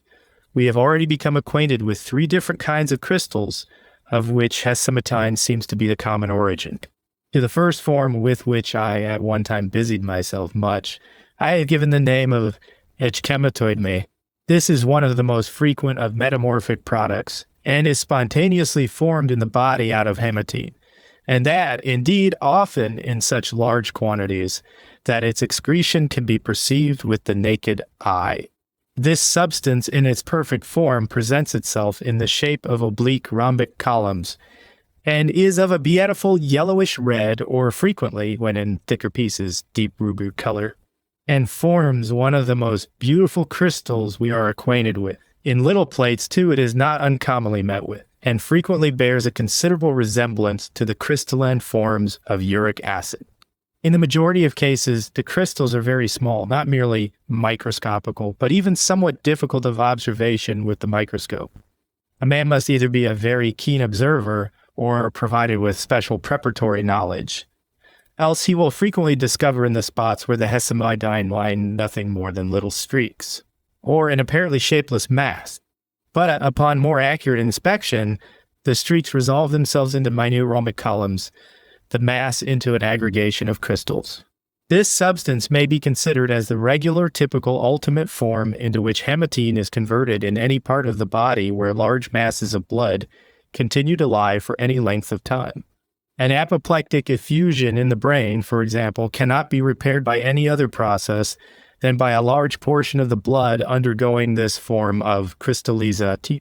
And if we afterward find a colored cicatrix at the spot, we may feel perfectly assured that the color is dependent upon the presence of hematoidine. When B young woman menstruates and the cavity V of the Graafian vesicle, from which the ovum has been extruded, becomes tilled with coagulated blood, the lovematine gradually converted into lovematoidine. And we afterwards find at the spot where the ovum had lain the beautiful deep red color of the lovematoidine crystals, which remain as the last memorials of this episode. In this manner we can count the number of apoplectic attacks, or calculate how often a young girl has menstruated. Every extravasation may leave behind its little contingent O2 love-metoidin crystals, and these, once formed, remain in the interior of the organ in the shape of compact bodies endowed with the greatest powers of G resistance. With respect to the peculiarities of love-metoidine, it has, in a theoretical point of view, another special claim to from an apopoetrix in the brain, Arahiv volae pp454 PLAAA, blood corpuscles which have become granular and arc in process of decolonization. 6. Cells from the neuroglia, some of them provided with granular and crystalline pigment, C pigment granules, while crystals of hematoidine. Obliterated vessel with its former channel filled with granular and rovaline red pigment, 0 diameters. Our interest from its presenting to us a series of properties which render it conspicuous as the only substance in the body, at least, that we are as yet acquainted with, which is allied to the coloring matter of the bile, called green. By the direct action of mineral acids or after previous treatment and preparation by means of alkalis, the same, or precisely similar, color tests are obtained, which are yielded by the coloring matter of the bile when treated with mineral acids. And it seems also from other facts that we have here a body before us, which is very intimately connected with the coloring matter of the bile. This circumstance derives its especial interest from its being supposed, for other reasons also, that the colored constituents of the bile are products of the decomposition of the red coloring matter of the blood. In the interior of extravasations, there really does arise a yellowish red substance which may be designated as a newly formed kind of biliary coloring matter. The second kind of crystals which arise out of hematine was discovered later. They are very similar to the preceding ones, but differ from them in that they do not occur as a spontaneous product in the body, but must be artificially produced. They are more of a dark brownish color and usually form flat rhombic plates with more acute angles. They are in an extraordinary degree capable of resisting tests and also do not, when acted upon by the mineral acids, exhibit the peculiar play of cyclonin afforded by hematidine. This second kind of crystals has received the name of H-teminine from their discoverer Teichmann. Quite recently, Teichmann has himself begun to entertain doubts as to whether it is not really a sort of hexametine. These forms do not present as yet the slightest pathological interest, but on the other hand, they have proved of very great importance in forensic medicine on account of their having been recently employed as one of the surest tests for the examination of blood stains. I myself have been in a position to make experiments of this sort in forensic cases. For this purpose, the best mode of proceeding is to mix dried blood in as compact a form as possible with dry, crystallized, powdered common salt, and then to add to this mixture glacial acetic acid and evaporate at a boiling heat. When this has been done, crystals of hexametine are found where the blood corpuscles or the substance previously lay, in which the presence of hexametine was doubtful. This is a reaction which must be ranked among the most certain and reliable ones with which we are acquainted. There is no other substance in which we know such a transformation to take place, but hexametine. This test is extremely important because it is applicable in the case of extremely minute quantities, only they must not be spread over too large a surface. It would therefore not be easy of application in a case where we had to deal with a cloth which had been dipped into a thin, watery fluid colored with blood. Yet I was able, in the case of a murdered man, on the sleeve of whose coat blood had spurted and where some of the drops were only a line in diameter, from these minute specks to produce innumerable crystals of hamine, though of course microscopical ones. In cases in which the ordinary chemical tests would necessarily absolutely fail, on account of the smallness of the quantity, we are still able to obtain hexametine. When the mass of blood is so very small, the size of the crystals is certainly also extremely minute, and we then find, as in the case of hematoidine, small needles of an intensely brown color and provided with acute angles. The third substance which belongs to this series is the so-called hexamatocrystalline, a substance about the discovery of which the learned still dispute, for the simple reason that it was found out piecemeal. The first observation concerning it was made by Reichert in extravasations in the uterus of the guinea pig, in a preparation which I think had already lain for some little time in spirits. This observation of his acquired a special significance because he showed tie. These crystals in certain respects behaved like organic substances, inasmuch as they became larger through the action of certain agencies, and smaller through that of others without any change of form, a phenomenon which, up to that time, had not been known to take place in crystals. Afterwards, these crystals were again discovered by Kolliker, but Funke, Kunde, and especially Lehmann have examined them closely. The result has been that they are very different in different classes of animals, but hitherto it has not been possible to discover any definite reason for their existence, or to obtain any insight into the nature of the substance itself. In man, the crystals are tolerably large. At first, it was believed that they only occurred in the blood of certain organs, but it has since turned out that they occur everywhere, though they are obtained with greater readiness in certain morbid conditions. In a few very rare cases, it happens that they are found already formed in the blood of the dead bodies of animals.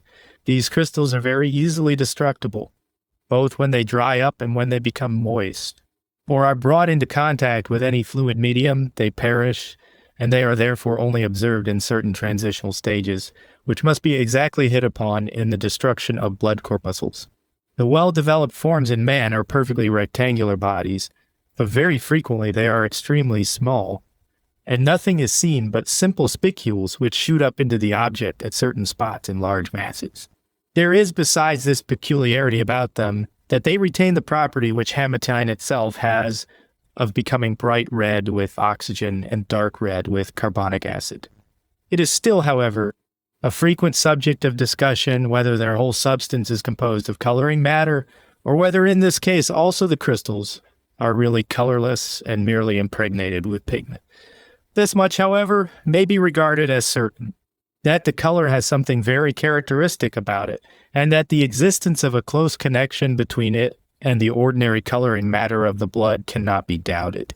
If we now revert to the natural morphological elements of the blood, we meet with the colorless corpuscles as its third constituent. They are present in comparatively small quantity in the blood of a healthy man. To 300 red corpuscles we reckon about one colorless one. As they generally present themselves in the blood, they are spherical corpuscles, which are sometimes a little larger, sometimes a little smaller than, or of the same size as, ordinary red blood corpuscles, from which MPXEGTDJT they are, however, strikingly YOCVK, at TR distinguished by the one of all EP shy color and by their perfectly spherical form, in a drop of blood which has become quiet. The red corpuscles are usually found aggregated in rows, presenting the familiar form of rouleaux of money, with their flat discs, one against the other, figure 52D. In the interspaces may be observed here and there one of these pale spherical bodies in which in the first instance, when the blood io quite fresh, nothing more can be distinguished than an occasionally slightly granular looking surface. If water be added, the colorless corpuscles are seen to swell up, and in proportion as they absorb the water, a membrane first becomes distinct, then granular contents gradually come into view with more and more clearness, and at last some indication is perceived of the presence of one or several nuclei. The apparently homogeneous globule is gradually transformed into a structure with delicate walls, and often so fragile that when water is incautiously added, the external parts begin to fall to pieces. And in the interior, a somewhat granular mass displays itself, which becomes looser and looser, and discloses within it a nucleus generally in process of division, or several nuclei. These may be made to display themselves with much greater rapidity by treating the object with acetic acid, doubly renders the membrane translucent, dissolves the nebulous contents, and causes the nucleus to coagulate and shrivel up.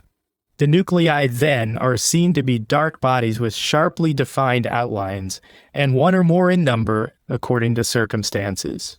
In short, we obtain in this way, in the majority of cases, a view of an object which presents the peculiar appearance that one of our confers now present, Dr. Dieterbach, first proclaimed to be the special characteristic of pus corpuscles. The question concerning the resemblance or want of retention of acetic acid C. Cells with a single granular nucleus, which becomes progressively larger and is finally provided with a nucleolus D simple division of the nuclei E. A more advanced stage of the division, FH gradual division of teeth-edgy nuclei into 3 parts, I, K4, and more nuclei at 280 diameters. Semblance between the colorless cells of the blood and pus corpuscles still continues to occupy the attention of observers, and it will probably still require a number of years before the views entertained with regard to the connection between the colorless corpuscles and paemia have been rendered so clear that relapses on one side or the other will not now and then recur. There is namely this source of error, that upon examining a number of persons in the blood of several among them, corpuscles will be found which have only a single nucleus, and that a very large one and not unfrequently provided with a nucleolus, whilst in the blood of others no corpuscles will be seen which do not contain several nuclei. Now, since these latter bear a great resemblance to pus corpuscles, those observers who had previously chanced to meet with nothing but uninuclear corpuscles in normal blood cannot be blamed for believing, in another case in which they see multinuclear ones, that they have something essentially different before them, namely pus corpuscles in the blood, and that the case is one of paemia. But strange to say, the corpuscles with one nucleus form the exception, and you may look for a long time without finding blood in which all the cells have only one nucleus. Oddly enough, today, while occupied in preparing the microscopical objects, I stumbled upon a specimen of blood in which scarcely anything but cells with one nucleus are to be #11 met with, and these in extremely large numerator. It was taken from a man who died of smallpox, and in whom a very highly remarkable acute hyperplasia of the bronchial glands existed. Now, one might be inclined to believe that these are different qualities of blood, but in opposition to such an idea, it must be remarked that, although in the cases in which the one or the other kind of corpuscles exist in large quantities, we have to deal with a pathological phenomenon, yet that when we do not find such large quantities, we have before us only an earlier or a later stage of the development of the elements. For one and the same blood corpuscle may, in the course of its life, have one or several nuclei, the one belonging to an earlier, the several to a later stage of its existence. You must always bear in mind that the changes seen to take place in the same individual in a short time, indeed often in the course of a few hours, so that in blood which had previously only contained one sort, afterwards quite a different one may be found, a proof of the rapidity of the change to which these bodies are subjected. Allow me, gentlemen, to add a few words with regard to the more palpable relations which the individual constituents of the blood present towards one another. It is, as you all know, generally assumed that of the morphological constituents only 2 are accessible to the grosser perception of the naked eye, namely the red corpuscles in the clot, and the masses of fibrine, which under certain circumstances form a buffy coat. But that, on the other hand, the colorless cells are not to be perceived by the unaided sight. This is a notion which I consider myself bound to correct. The colorless corpuscles, whenever they are present in considerable numbers, become very distinctly manifest to the more practiced eye during the separation of the constituents of the blood, and especially when the coagulation is accompanied by movement. And they then exhibit a peculiarity with which it is as well that one should be acquainted when one is required to pass judgment upon specimens derived from post-mortem examinations, and the ignorance of which has led to great errors.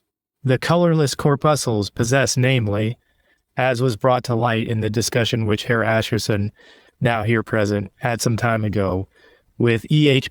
Weber, the peculiar property F50A of being sticky, so that they readily adhere to one another, and under certain circumstances also cling fast to other parts, when the red corpuscles do not present this phenomenon.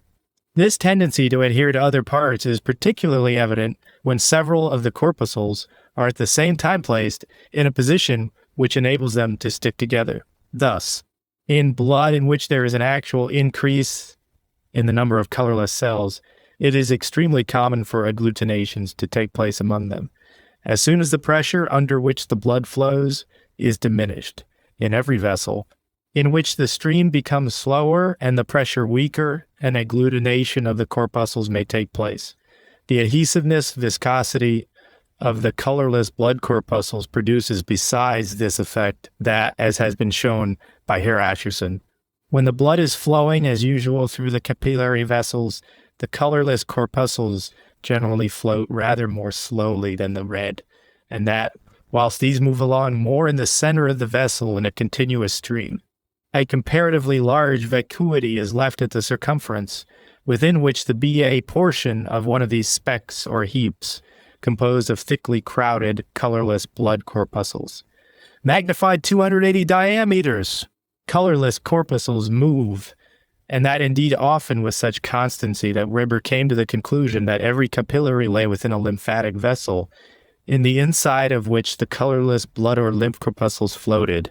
But there cannot be the least doubt but that the canals in question are single ones, in which the colorless corpuscles float along closer to the walls than the red ones, and it is in this peripheral space that, whilst the corpuscles move on, we see one here and there stick fast for a moment, then tear itself away, and again move on slowly, so that the name of the sluggish layer, tri-schicht, applied to this part of the stream has been universally adopted.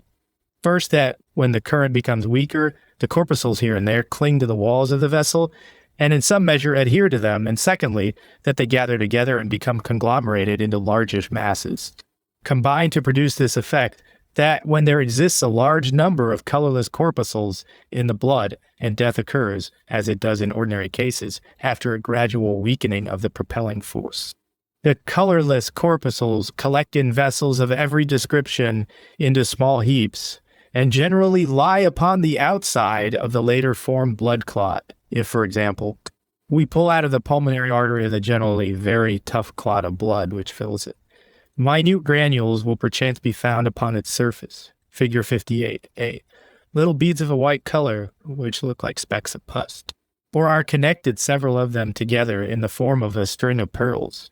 This appearance most frequently presents itself at those points where the number of the bodies is normally the largest, namely in the interval between the orifice of the thoracic duct and the capillaries of the lungs.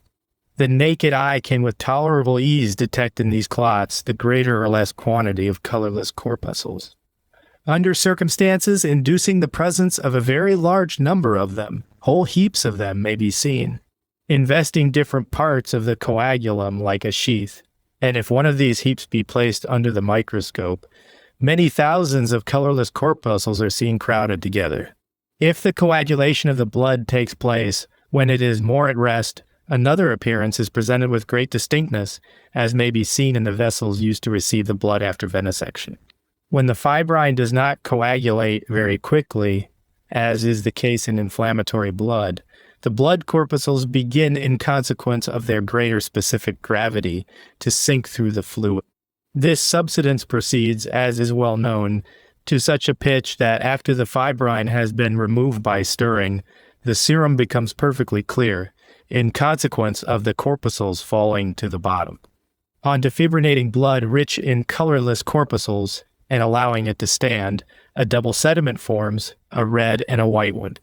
The red one constitutes the deeper, the white one the more superficial stratum, and the latter looks exactly as if a layer of pus were lying upon the blood. When the blood has not been deprived of its fibrine, it coagulates slowly. The subsidence of the corpuscles does not take place so completely, but only the highest part of the liquor sanguinis becomes free from corpuscles, and when after this the fibrin coagulates, we obtain the well-known crusta phlogistica. The huffy coat, and on looking for the colorless corpuscles, we find them forming a separate layer at the lower border of the buffy coat. This peculiarity is simply explained by the different specific gravity of the two kinds of blood corpuscles.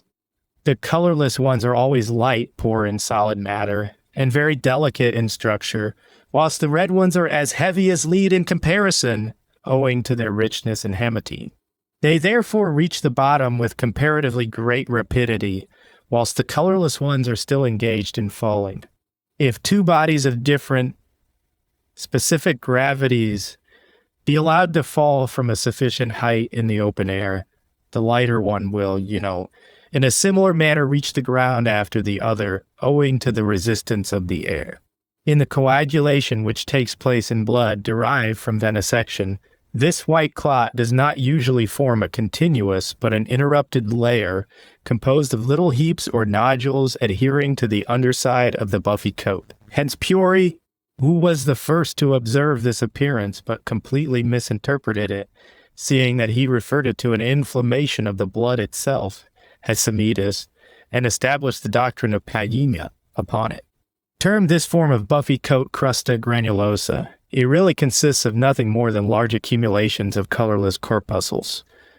Under all circumstances, this layer resembles pus in appearance, and since, as we have already seen, the colorless blood cells individually are constituted like pus corpuscles, you see that we are liable not only in the case of a healthy person to take colorless blood cells for pus corpuscles, but still more so in pathological conditions when the blood or other parts are full of these elements.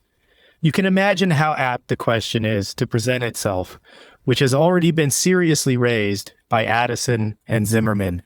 Whether pus corpuscles are not merely extravasated colorless blood cells or vice versa, whether the colorless blood cells found within the vessels are not pus corpuscles which have been admitted into them from the exterior. We are here called upon for the first time to make the practical application of the principles which I laid down with regard to the specific nature and heterology of elements. P. 92. A pus corpuscle can be distinguished from a colorless blood cell by nothing else than its mode of origin.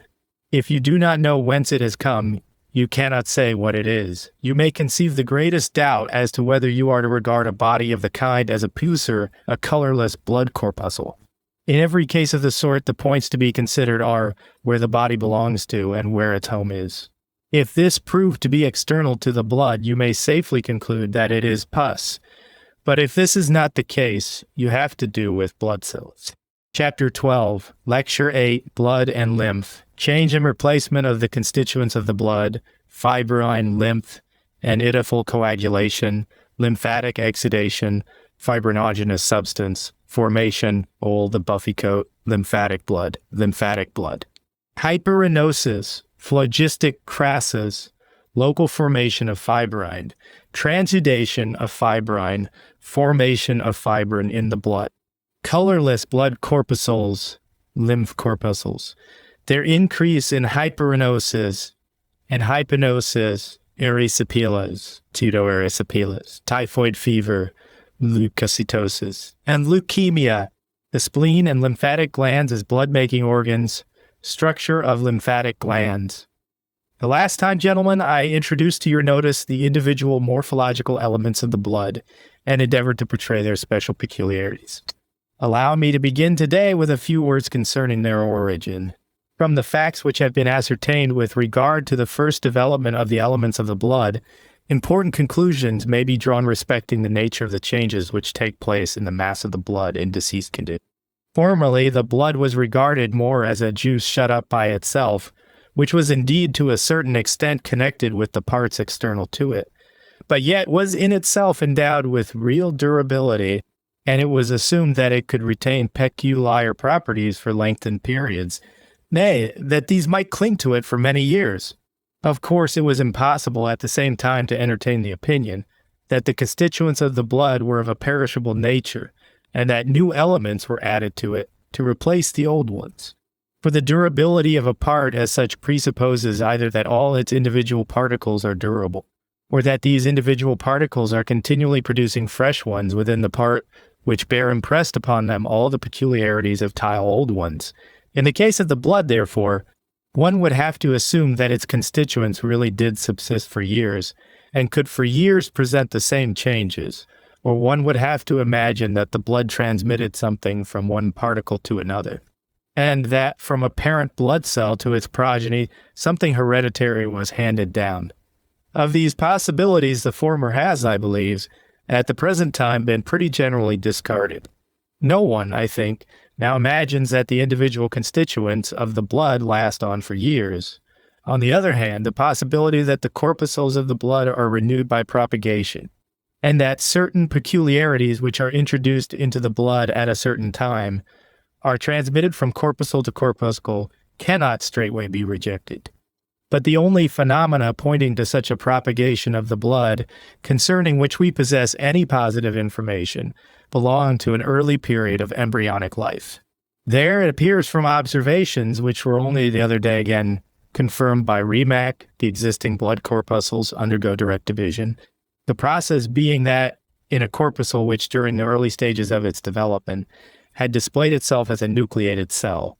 First of all, a partition of the nucleus takes place, figure 51c, and that then the whole cell becomes constricted in the middle and gradually is really seen to pass into a state of complete division. At this early period, it is therefore certainly allowable to regard a blood corpuscle as endowed with qualities which are propagated from the first series of cells to the second, and from this to the third, and so on. In the blood of a fully developed human being, nay, even in that of a foetus in the later months of pregnancy, these phenomena of partition are no longer known. And not a single one of the facts which can be adduced from the history of development speaks in favor of an increase of the cellular elements taking place in fully developed blood by means of direct division, or any other formative process taking its rise in the blood itself. As long as the possibility was regarded as demonstrated that cells might arise out of simple cytoblastoma by means of the direct precipitation of different substances, so long was it possible to conceive new precipitates as forming in the liquor sanguinis from which cells were produced. But this view also has been abandoned. All the morphological elements of the blood, whatever may be their nature, are at present considered to be derived from sources external to the blood. On all hands, recourse is had to organs which do not communicate with the blood directly, but rather by the means of intermediate channels. The principal organs which here come into play are the lymphatic glands. Lymph is the fluid which, whilst it conveys certain substances to the blood which come from the tissues, at the same time brings along with it the corpuscular elements out of which the blood cells continually recruit their numbers. With regard to two of the constituents of the blood, there can, I think, be scarcely any doubt. But that this is the view which is perfectly warranted, with regard to the fibrin and the colorless corpuscles. As for the fibrin, the properties of which I brought to your notice last time, it is a very essential and important fact that the fibrin which circulates in lymph differs in certain respects from that contained in the blood, which we see on examining different extravasations or blood drawn from a vein. The fibrin of lymph has this special peculiarity that under ordinary circumstances it coagulates within the lymphatic vessel neither during life nor after death, whilst blood in many instances coagulates even during life, and regularly does so after death, so that coagulative power is attributed to blood as being one of its regular properties. In the lymphatics of a dead animal or human corpse, no coagulated lymph is met with, yet the coagulation takes place directly the lymph is brought into contact with the air, or has changes imparted to it by some diseased organ. The explanation of this peculiarity has been attempted in very different ways. For my own part, I must still adhere to the view that there is, properly speaking, no perfectly developed fibrin contained in lymph, but that it becomes perfect either by contact with the atmospheric air or in abnormal conditions by the introduction into it of altered matters. Normal lymph contains a substance which is very readily converted into fibrin, and is, when it has once coagulated, scarcely to be distinguished from fibrin, but which, as long as it continues to circulate with the ordinary stream of lymph, cannot be regarded as really perfect fibrin. This is a substance of which one had demonstrated the presence in various exudations, especially in pleuritic fluids, long before my attention had been drawn to its occurrence in lymph. In many forms of pleurisy, the exudation long remains fluid, and a number of years ago, a peculiar case came under my notice in which on puncturing of the thorax, a liquid was evacuated which was perfectly clear and fluid, but in a short time after its evacuation had its whole mass pervaded by a coagulum, as is often enough the case with fluids from the abdominal cavity. After I had removed this coagulum from the liquid by stirring it, in order to convince myself of its identity with ordinary fibrin, The next day, a fresh coagulum displayed itself, and this took place also on the following days. This coagulative power lasted 14 days, although the operation had been performed in the midst of the heat of summer. This, therefore, was a phenomenon essentially differing from the ordinary coagulation of the blood, and somewhat difficult to explain upon the supposition that real fibrin existed completely developed in the fluid. But it seemed to indicate that it was only under the influence of the atmospheric air that the fibrin was produced from a substance which must indeed have been nearly related to fibrine, but yet could not be real fibrine. I therefore propose to give it the distinctive name a fibrinogenous substance, and when I afterwards had come to the conclusion that it was the same substance which we find in lymph, I was enabled to extend my views so as to include the proposition that in lymph also fibrin is not contained in a perfect form, this same substance which is distinguished from ordinary fibrin by its requiring to be a longer or shorter time in contact with atmospheric air before it can become coagulable. It is also found under certain circumstances in the blood of the peripheral veins, so that even by an ordinary venesection performed on the arm blood may be obtained, distinguished from ordinary blood by the slowness of its coagulation.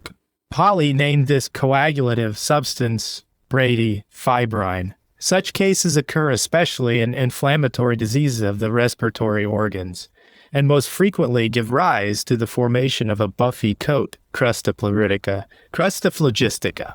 You all know that the ordinary crusta phlogistica forms in the blood of pneumonia or pleurisy.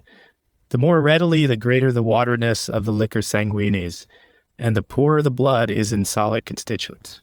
But it is an essential requisite that the fibrine should coagulate slowly. If the duration of the process be noted watch in hand, the conviction will soon be acquired that a very much longer time passes than is requisite for ordinary coagulation. From this frequent phenomenon, as it is met with in the ordinary formation of a crust upon the surface of inflamed blood, gradual transitions are observed to a greatly increased prolongation of the period during which fluidity is retained. The most extreme instance of this kind as yet known occurred in a case observed by Pauli, in a vigorous man suffering from pneumonia who came under treatment in the summer, at a time which does not offer the external conditions most favorable to slowness of coagulation. The blood which flowed from the open vein took a week before it began to coagulate, and not until the end of a fortnight was the coagulation complete. In this case, too, occurred the other phenomenon which I had observed in the pleuritic exudations, namely, that decomposition, putrefaction, took place in the blood at an unusually late period in proportion to this lateness of coagulation. Now, since phenomena of this kind are observed to occur with especial frequency in chest affections, a frequency so especial indeed that the buffy coat was long since designated crusta pleuritica, there would seem to be some grounds for inferring from this that the function of respiration has a definite influence upon the occurrence or non-occurrence of the fibrinogenous substance in the blood. At all events, the peculiarity possessed by the lymph is under certain circumstances transmitted to the blood, so that either the whole of the blood partakes of it, and that in a higher degree, the greater the disturbance under which the respiration, or, in addition to the ordinary, quickly coagulating matter, a second which coagulates more slowly is found. It frequently happens, namely, that two sorts of coagulation subsist side by side in the same blood, one early and the other late, especially in the cases in which direct analysis shows an increase of fibrine, a hyperinosis. These hyperinotic conditions appear, therefore, to indicate that in them an increased supply of lymphatic fluid is introduced into the blood, and that the matters which are afterwards found in the blood are not the products of an internal transformation of its constituents, and that therefore the original source of the fibrine must not be sought for in the blood itself, but in those parts from which the lymphatic vessels convey the increased supply of fibrine.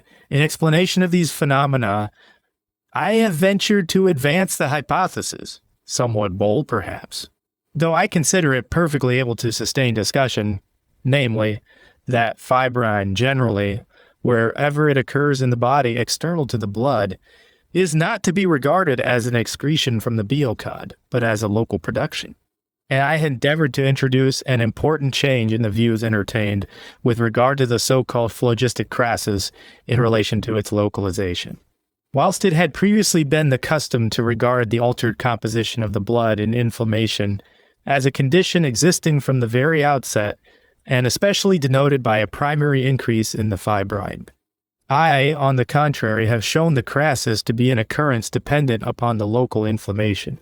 Certain organs and tissues have inherent in them, in a higher degree, the power of producing fibrine and of favoring the occurrence of large quantities of fibrine in the blood, whilst other organs are by far less adapted towards production. I have, moreover, pointed out the fact that those organs which with a special frequency exhibit this peculiar combination of a so-called phlogistic state of the blua with a local inflammation are generally abundantly provided with lymphatic vessels and connected with large masses of lymphatic glands, whilst all those organs which either contain very few lymphatics or in which these vessels are scarcely known to exist, do not exercise any influence worth naming upon the amount of fibrin in the blood. Former observers had already remarked that there were inflammations occurring in very important organs, as for example in the brain, in which the phlogistic crassus was, properly speaking, not at all met with. Now it is precisely in the brain that we have scarcely any evidence of the existence of lymphatics. In those cases, on the contrary, in which the composition of the blood is earliest altered, namely, in diseases of respiratory organs, we find an unusually abundant network of lymphatics. Not merely the lungs are pervaded by and covered with them, but the pleura also has extremely numerous connections with the lymphatic system. And the bronchial glands constitute almost the greatest accumulations of lymphatic gland substance possessed by an organ in the whole body. On the other hand, we are acquainted with no fact which shows it to be possible that, in consequence of a simple increase of the pressure of the blood, or of a simple change in the conditions which influence its circulation, an exudation of fibrinous fluids could in any organ take place into its parenchyma, or upon its surface, from the blood. It is certainly generally imagined that when the current of the blood attains a certain strength, fibrine begins to appear in the exudation, but this has never been proved by experiment. Nobody has ever been able, by the production of a mere change, v. the force of the current of the blood, to induce the fibrin to transsude directly, as it is wont to do in certain inflammatory processes. For this, some irritation is always required. The greatest obstructions may be induced in the circulation. Exudations of serous fluids may be experimentally produced upon the largest scale, but that peculiar fibrinous exudation, which the irritation of certain tissues provokes with so much ease, never ensues upon these occasions. That the fibrin in the blood itself is produced by a transformation of the albumin is a chemical theory, which has no other evidence in its favor than the fact that albumin and fibrin have a strong chemical resemblance, and that on comparing the questionable formula for fibrin with the equally questionable one for albumin, it is very easy to imagine how, by the abstraction of a couple of atoms, the transition from albumin to fibrine might be effected. But our being able in this manner to deduce one of the formulae from the other does not afford the slightest proof that an analogous transformation occurs in the blood. It may possibly take place in the body, but even then, it would at any rate be more probable that it was accomplished in the tissues, and that from them the fibrine was conveyed away into the blood by means of the lymph. This is the more doubtful because rational formulae for the chemical composition of albumin and fibrine have not yet been determined, and the incredibly high atomic numbers in the empirical formulas point to a very complex grouping of the atoms. Let us therefore hold fast the well-ascertained fact that fibrin can only be made to exude upon any surface by the occurrence of some irritation. That is, local change in addition to the disturbance in the circulation. This local change, however, is, as results from experiment, alone sufficient to cause the exudation of F brine even when no obstruction arises in the circulation. Such obstruction is not therefore in any way needed in order that the production of fibrin may commence at any given point. On the contrary, we see that the cause of the greatest differences in the nature of exudations is to be found in the special constitution of the irritated parts. On the simple application of an irritating substance to the surface of the skin, there arises, when the irritation, whether chemical or mechanical in its nature, is only slight in degree, a vesical a serous exudation. If the irritation is more violent, a liquid exudes, which in the vesicle appears quite fluid, but coagulates after its evacuation. If the fluid from a blister raised by a cantharious plaster be received into a watch glass and exposed to the air, a coagulum forms, showing that there is fibrinogenous substance in the fluid. But we sometimes meet with conditions of the body in which an external stimulus is sufficient for the production of blisters containing a fluid which directly coagulates. I had last winter a patient in my wards whose feet had remained GI, a state of anesthesia ever since they had been frozen, and I employed as a remedy, amongst other things, local baths containing aqua regia, after a certain number of these baths. Blisters, which varied in diameter up to 2 inches, and were found, when opened, to be filled with large jelly-like masses of coagulum, formed upon every occasion on the anesthetic part of the soles of the feet. In other persons, probably ordinary blisters would have formed containing a fluid which would not have coagulated until after its evacuation. Such a difference manifestly depends upon a difference, not in the composition of the blood, but in the disposition of the part affected. The difference between that form of pleurisy, which from its very commencement furnishes coagulable and coagulating fluids, and that in which the exudation is coagulable, but not coagulating, certainly points to peculiarities in the local irritation. I do not think, therefore, that we are entitled to conclude that in a person who has an excess of fibrin in his blood, there is on that account also a greater tendency to fibrinous transudation. On the contrary, I should rather expect that in a patient who produces at a certain point a large quantity of fibrin-forming substance, much of it would pass from that point into the lymph and finally into the blood. The exudation may therefore in such cases be regarded as the surplus of the fibrin formed in loco, for the removal of which the lymphatic circulation did not suffice, as long as the current of lymph does suffice. All the foreign matters which are formed in the irritated part are conveyed into the blood. But as soon as the local production becomes excessive, the products accumulate, and in addition to the hyperenosis, a local accumulation of fibrinous exudation will also take place. On account of the shortness of the time which is allotted to us, we cannot follow up this subject in its whole extent. But still I hope that you will at least completely grasp the fundamental idea which has guided me. Here, too, we have another example of that dependence of a dyscrasia upon a local disease, to which I, but a short time ago, called your attention as being the most important result of all our investigations concerning the blood. Now it is a very remarkable fact, and one which adds weight to this very view of mine, that it is very rarely that a considerable increase of fibrin takes place without a simultaneous increase in the colorless blood corpuscles. And that, therefore, the two essential constituents which we find in the lymph we again meet with in the blood. In every case of hyperenosis, we may rely upon discovering an increase in the colorless corpuscles, or, in other words, every irritation of a part which is abundantly provided with lymphatics and freely connected with lymphatic glands occasions also the introduction of large numbers of colorless cells, lymph corpuscles, into the blood.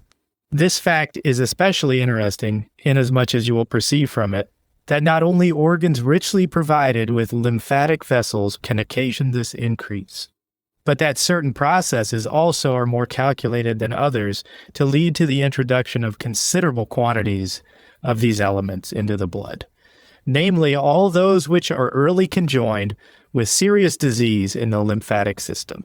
If you compare an erysipelatous or a diffuse phlegmonous, according to Rust pseudo-erysipelatous, inflammation in its effects upon the blood with a simple superficial inflammation of the skin, such as occurs in the course of the ordinary acute exanthemata or after traumatic or chemical irritation, you will at once see how great the difference is.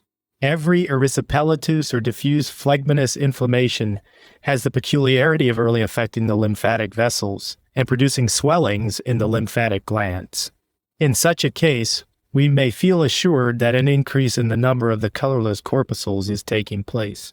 Further, we find the significant fact that there are certain processes which simultaneously cause an increase of fibrin and colorless corpuscles, and others again which only occasion an increased production of the latter. To this latter category belong the whole series of simple diffuse inflammations of the skin, in which also no considerable formation of fibrin takes place in the diseased parts. On the other hand, a number of conditions belong to it, which, with regard to the quantity of fibrin, may be designated as hypnotical, all the processes, namely, which belong to the typhoid class, and agree in producing considerable swelling now of one, and now of another, kind in the lymphatic glands, but do not produce any local exudation of fibrin. Thus, typhoid fever causes these changes not only in the spleen, but also in the mesenteric glands.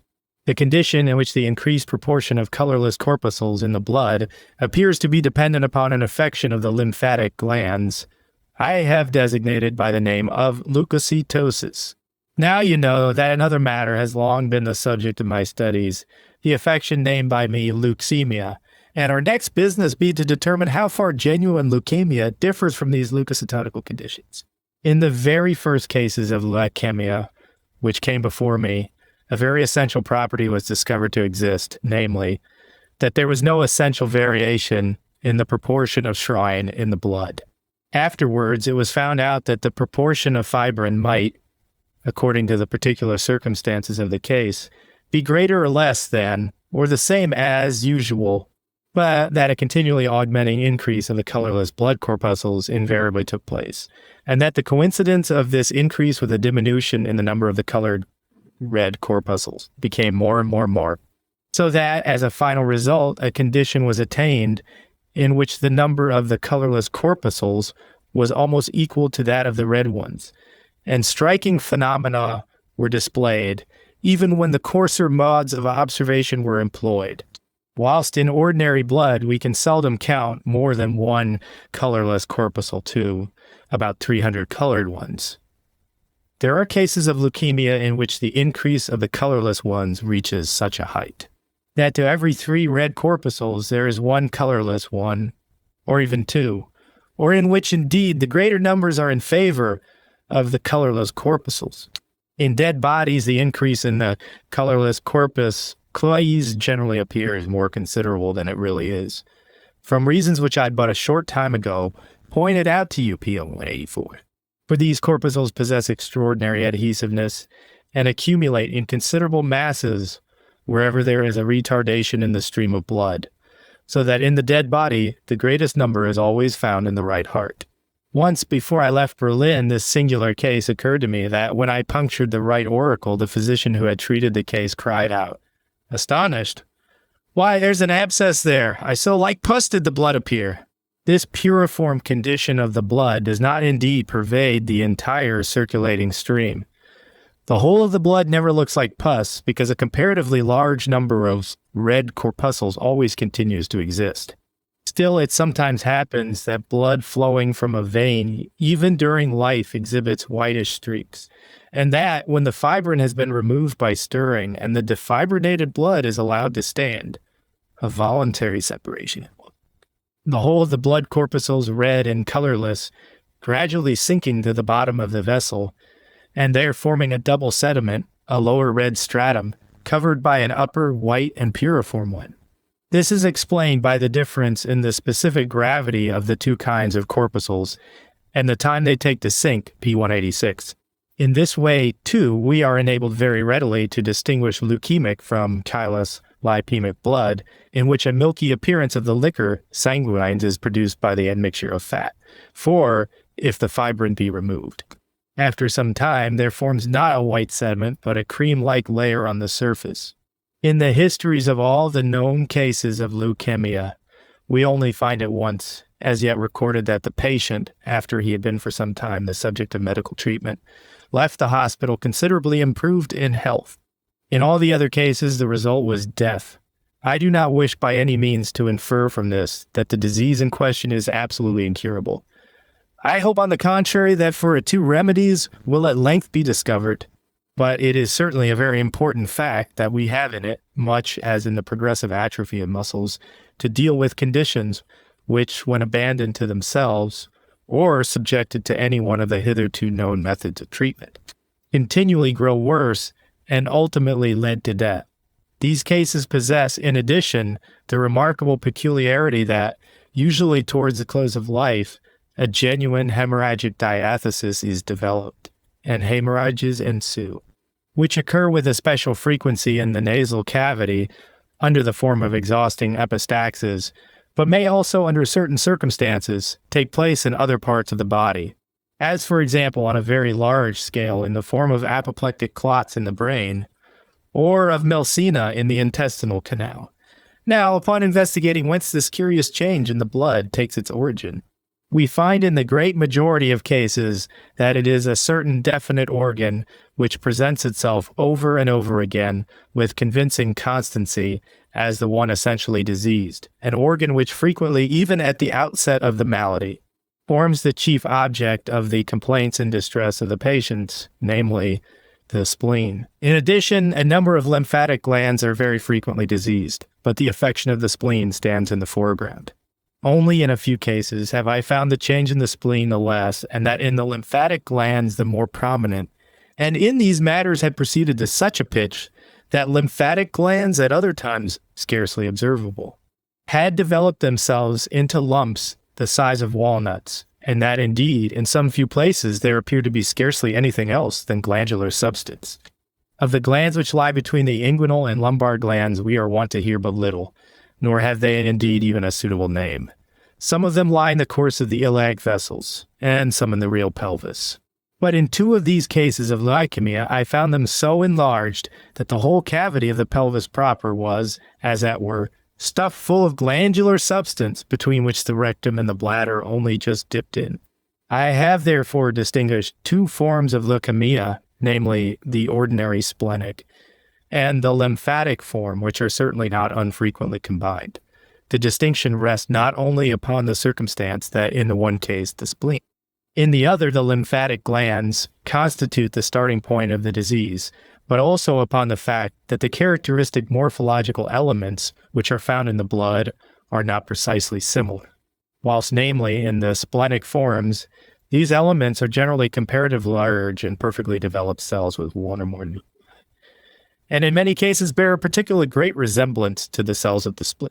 We notice in the well-marked lymphatic forms that the cells are small, the nuclei large in proportion and single, usually sharply defined, with dark outlines and somewhat granular, whilst the cell wall is frequently in such close apposition to them that an interval can scarcely be demonstrated. In many instances, it looks as if perfectly free nuclei were contained in the blood. In these, the lymphatic cases, therefore, it seems that the enlargement of the glands alone, which is accompanied in its progress by a real increase in the number of their elements, hyperplasia, also conveys a larger number of cellular elements into the lymph and through this into the blood, and that, just in proportion to the predominance of these elements, the formation of the red cells suffers obstruction. This is in a few words the history of these processes. Leukemia is thus a sort of permanent progressive leukocytosis, whilst this, on the other hand, in its simple forms constitutes a transitory process connected with fluctuating conditions in certain organs. You see, therefore, that there are at least three different conditions here, bordering one upon the other: hyperinosis, leukocytosis, and leukemia, between which and the lymphatic fluids there exists an intimate connection. The one series, that namely, which is distinguished by an increase in the quantity of fibrine, is rather to be referred to the accidental condition of the organs from which the lymphatic fluids are derived, whilst those states which are induced by an increase in the number of cellular elements are rather regulated by the condition of the glands through which these fluids have flowed.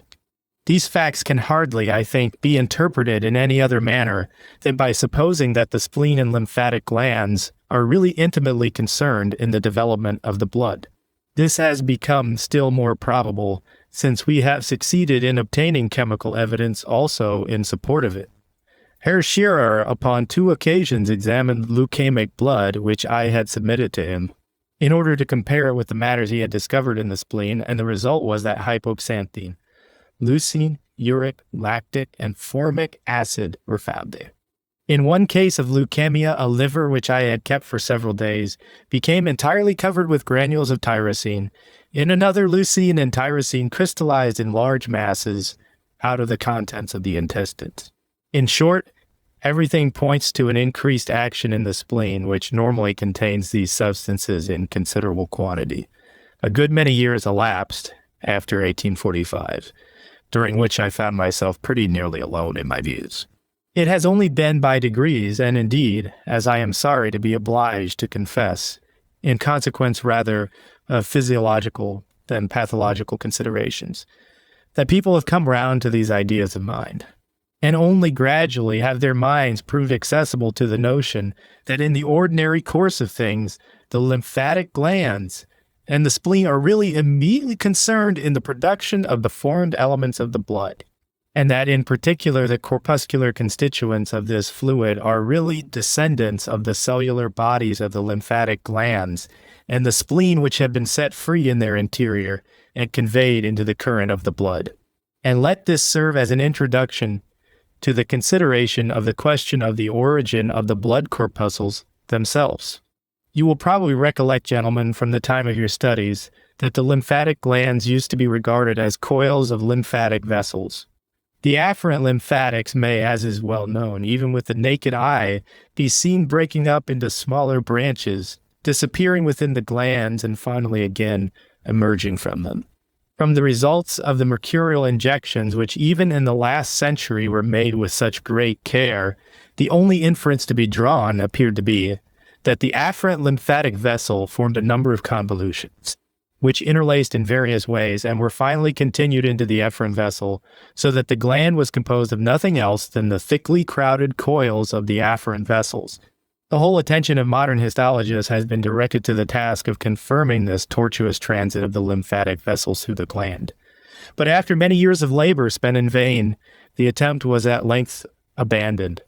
At the present moment, there is, I should suppose, scarcely an histologist who believes in the perfect continuity of the lymphatic vessels throughout the gland. But Holliker's view is generally adopted, that the lymphatic glands interrupt the current of the lymph, the afferent vessel resolving itself into the parenchyma of the gland and reconstituting itself out of it. This condition we cannot well compare with anything else than a kind of filtering apparatus, something like our ordinary sand or charcoal filters. When a gland is cut across, a structure is frequently brought to view resembling that of a kidney. At those points where the afferent vessels break up, a firmer substance is seen to lie, half surrounded, by which a kind of hilus marks the spot at which the lymphatic vessels again forsake the gland. Here there is found a reticular tissue with an often distinctly areolar or cavernous structure, into which, besides the efferent lymphatic vessels, blood vessels also enter on their way into the proper substance of the gland. Holliker has accordingly distinguished a cortical and a medullary substance, but the so-called medullary substance scarcely retains the character of glandular tissue. This is found chiefly in the cortical substance, which is of greater or less thickness, and it is therefore best to call the medullary substance simply the hilus, since afferent and efferent vessels lie there in close contact. Just as in the hilus of the kidneys, the ureter and veins emerge, whilst the arteries enter, the essential part of the gland is therefore the periphery, the often kidney-like cortical substance. In this can be distinguished, whenever the gland is at all well developed, and in some cases of pathological enlargement, it is extremely distinct. Even with the naked eye, little roundish white or gray granules lined side by side. When the part is moderately well filled with blood, around each granule may be pretty nearly always discerned a red circle of vessels. These granules have long been called follicles, but it was doubtful whether they were distinct formations or mere convolutions of the lymphatic vessel protruding on the surface. Upon more delicate microscopical examination, the proper glandular substance of the follicles can easily be distinguished from the fibrous meshwork, stroma, which bounds them on all sides and is externally continuous with the connective tissue of the capsule. The internal substance is chiefly composed of little cellular elements which lie pretty loosely, being merely enclosed in a fine network of star-shaped, often nucleated trabecles. If we attempt to search for the lymphatic vessels in the cortical substance, but very little can be discovered of them in the stroma, and if a gland be injected, the injection penetrates right into the middle of the follicles. If a mesenteric gland be examined during chylification, that is perhaps 3 or 4 hours after a meal at which fat has been taken in abundance, its whole substance appears white and perfectly milky, and on examining individual parts of it microscopically, the minute fat drops of the chyle may be detected everywhere lying between the cellular elements of the follicles. It seems, therefore, that the current of lymph forces its way between these elements and be more highly magnified 280 times. See the tissue of the capsule with parallel fibrils, A. The reticulum partly empty, partly filled with the nucleated contents. The whole corresponds to the outer part of a follicle. That no really free channel for it exists, seeing that the elements lie crowded together like the particles in a charcoal filter, so that the lymph trickles out again on the other side in a more or less purified state. The follicles should accordingly be regarded as spaces filled with cellular elements, but variously intersected by a trabecular network, and thus they can no longer be held to be convolutions or dilatations of the lymphatics, but must be viewed as interposing themselves in the course of these vessels after they have broken up into a series of ramifications, continually increasing in minuteness. Of the minute elements contained in the follicles, the cells of the parenchyma, some appear to become separated and afterwards to mingle with the blood as colorless blood or lymph corpuscles. The more the glands become enlarged, the more numerous are the cellular elements which pass into the blood, and the larger and more perfectly developed are the individual colorless cells of the blood wont to be. The same condition seems to prevail in the spleen. Originally, we all imagined that the veins were the Sean A, as usually seen. Free nuclei, with and without nuclei, simple and divided. Cells with smaller and larger nuclei, which are closely invested by the cell wall, B. Enlarged cells from a hyperplastic bronchial gland in a case of variolous pneumonia, Comp P. In Figure 57, the colorless blood corpuscles from the same source. A. Larger cells with granules and single nuclei, B. Club-shaped cells, C. Larger cells with larger nuclei and nucleoli. The D. Division of nuclei, E. Club-shaped cells in close apposition, cell division. G. Cells with an endogenous brood, 300 diameters. Nels by which the colorless corpuscles were conveyed away from the spleen, but in this instance also I have come to the conclusion that their removal is in all probability effected by means of the lymphatic vessels. Chapter 13, Lecture 9, Pyemia and Leukocytosis.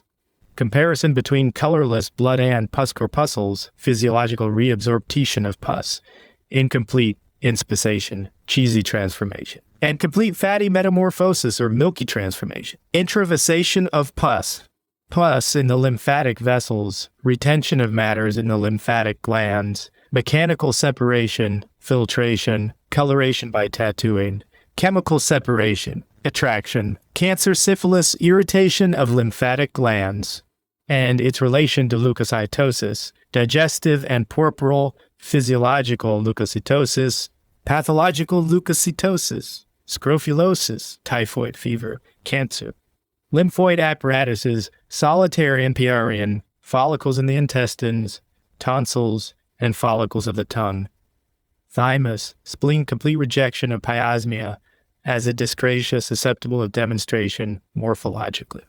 In a practical point of view, the question of pysemia forcibly intrudes itself upon us in connection with the changes which we have last considered.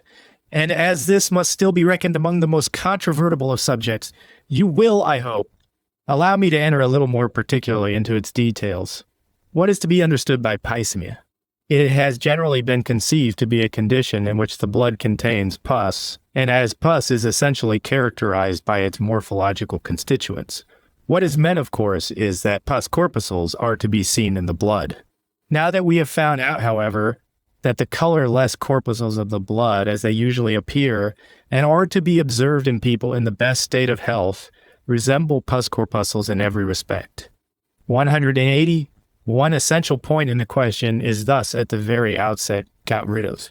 In order, however, to render the subject to some extent perspicuous, it is necessary to enter into the consideration of the different points of view, which are here involved a little more in detail. Colorless blood cells are so like pus corpuscles as easily to be mistaken for them, so that if in any specimen we meet with such elements, we can never say with certainty offhand whether we have to deal with colorless blood or pus corpuscles. Formerly, and to some extent even up to our own times, the view was very generally entertained that the constituents of pus pre-existed in the blood, that pus was only a kind of secretion from the blood in somewhat the same way that urine is, and that it could also, like a simple fluid, return into the blood. This view explains, you see, the conception which has been so long preserved in the doctrine of the so-called physiological reabsorption of pus. It was imagined that the pus might be again taken up into the blood from the different points at which it had been deposited, and that a favorable turn was thereby effected in the disease. Inasmuch as the reabsorbed pus was thus at last removed from the body, the tale went that, in the case of a patient with pus in the cavity of the pleura, the disease might terminate in the evacuation of purulent urine or purulent feces, without the pus having previously made its way directly from the pleura into the urinary passages or the intestinal canal. It is therefore admitted to be possible that pus may be reabsorbed and conveyed away in substance. Afterwards, when the doctrine of pyemia had more and more gained ground, these cases were distinguished by the name of physiological reabsorption of pus from that which was considered to be pathological. And the only question that remained was, in what way the first process with its favorable and the second, with its malignant issue, could be accounted for. This matter finds its simple solution in the fact that pus as pus is never reabsorbed. There is no form by which pus in substance can disappear by the way of reabsorption. It is always the fluid part of the pus which is taken up, and therefore what is called the reabsorption of pus may be referred to the two following possibilities. In the first case, the pus with its corpuscles is at the time of the reabsorption still more or less intact. Then the pus becomes, of course, thicker in proportion as the fluid disappears. This constitutes the long-known thickening inspissation of pus, whereby is produced what the French term pus concrete, which consists of a thick mass containing the pus corpuscles in a shriveled condition. When not only the fluid between the pus corpuscles, pus serum, but a part also of that present in them has disappeared. Pus consists essentially of cells, which in their ordinary condition lie close to one another, figure 63, c, and between which a small quantity of intercellular fluid, pus serum, exists. Within the pus corpuscles themselves lies a substance, which is likewise provided with a great quantity of water, for nearly every specimen of pus, although it may look very thick when fresh, contains such a large amount of water that it loses a great deal more by evaporation than a corresponding quantity of blood.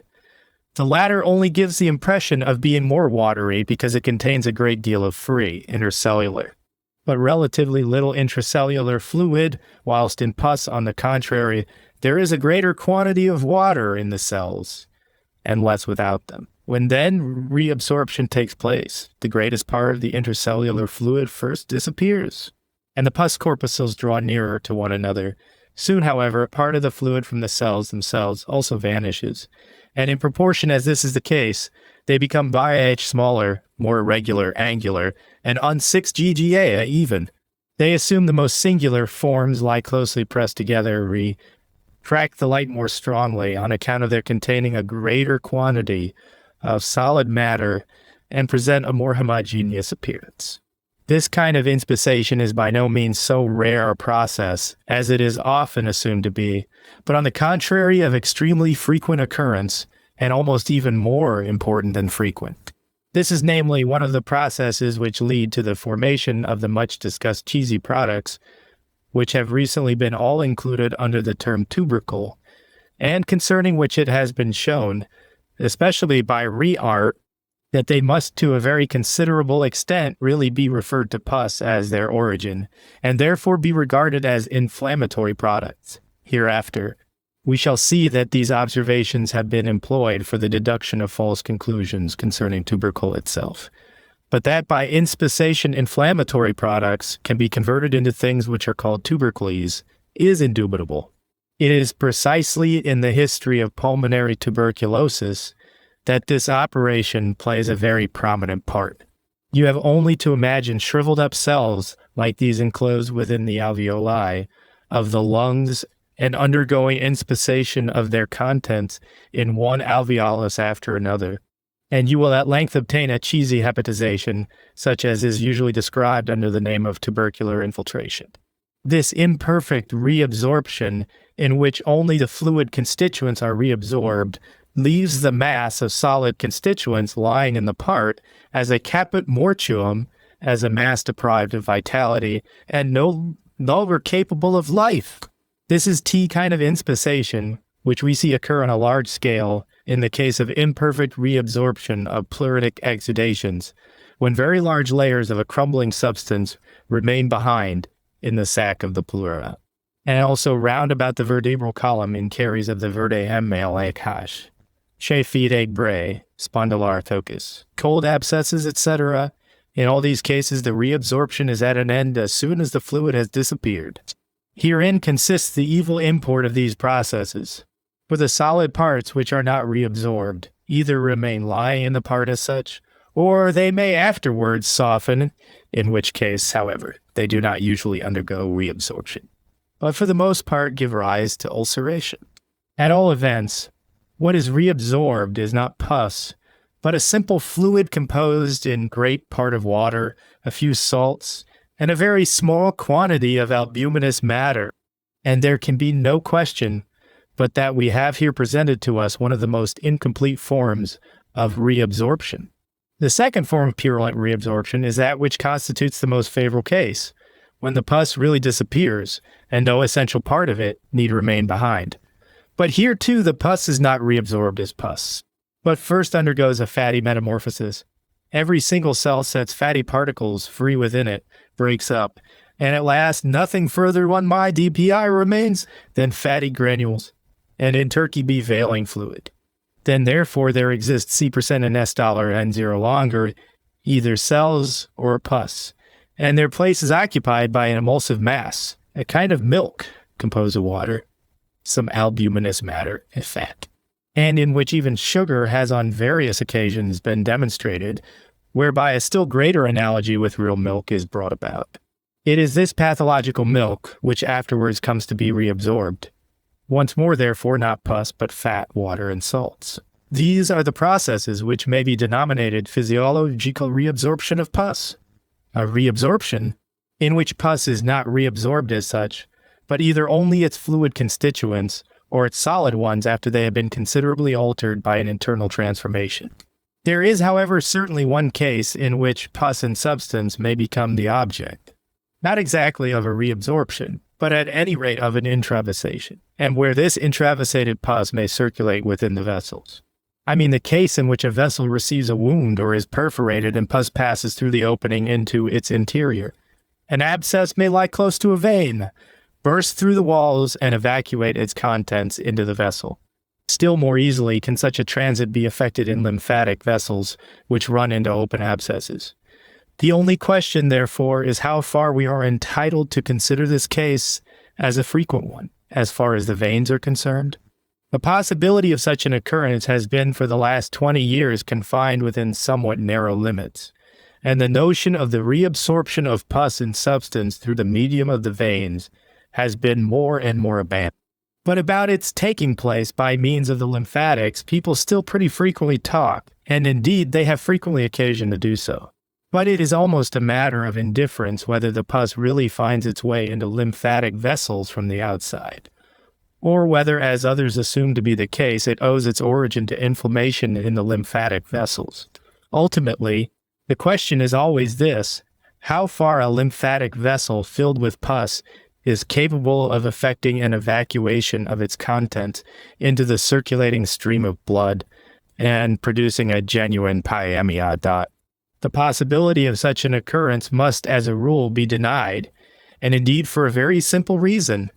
All the lymphatic vessels which are in a condition to take up pus in this way are peripheral ones, whether they arise from external or internal parts, and only after a somewhat lengthened course do they gradually reach the blood vessels. In all, interruptions are formed by the lymphatic glands, and since we know that the lymphatic vessels do not pass through the glands as wide, tortuous, and interlacing canals, p. 208, but that, after they have broken up into fine branches, they enter into spaces which are filled with cellular elements, it is manifest that no pus corpuscle can pass a gland. This is a very important point of view which, curiously enough, is generally overlooked, although it meets with the best possible confirmation in the daily experience of the practical physician. In proof of the inevitable obstruction to the passage of solid particles through the lymphatic glands, a very pretty experiment is afforded by a custom prevalent amongst the lower classes of our population. The well-known practice of tattooing the arms, and occasionally other parts. When a workman or a soldier has a number of punctures made upon his arm, and arranged so as to represent letters, signs, or figures, nearly always. In consequence of the great number of punctures, some of the superficial lymphatic vessels are injured. It could not indeed well happen otherwise than that, when whole regions of skin are circumscribed by the pricks of a needle, at least some few lymphatic vessels should be hit upon. Afterwards, a substance is rubbed in which is insoluble in the fluids of the body, such as cinnabar, gunpowder, or the like, and which, remaining in the parts, causes a permanent coloration of them. But in the rubbing, in a certain number of the particles find their way into lymphatic vessels, are carried along in spite of their heaviness by the current of lymph, and reach the nearest lymphatic glands, where they are separated by filtration. We never find that any particles are conveyed beyond the lymphatic glands and make their way to more distant points, or that they deposit themselves in any way in the parenchyma of internal organs.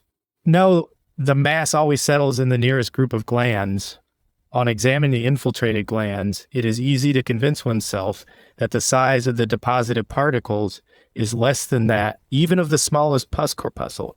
In the object which I place before you, Figure 67, the spot has accidentally been hit upon at which the lymphatic vessel enters into the gland, and whence, enclosed within the trabecule of connective tissue which are prolonged from the capsules between the follicles, it proceeds in a spiral form and finally breaks up into its branches, where these pass into the neighboring follicles, which are here indeed in great part filled with connective tissue. They have poured out the whole mass of cinnabar, so that in part it still lies within the intervening trabecule, but yet in part has penetrated into the follicles themselves.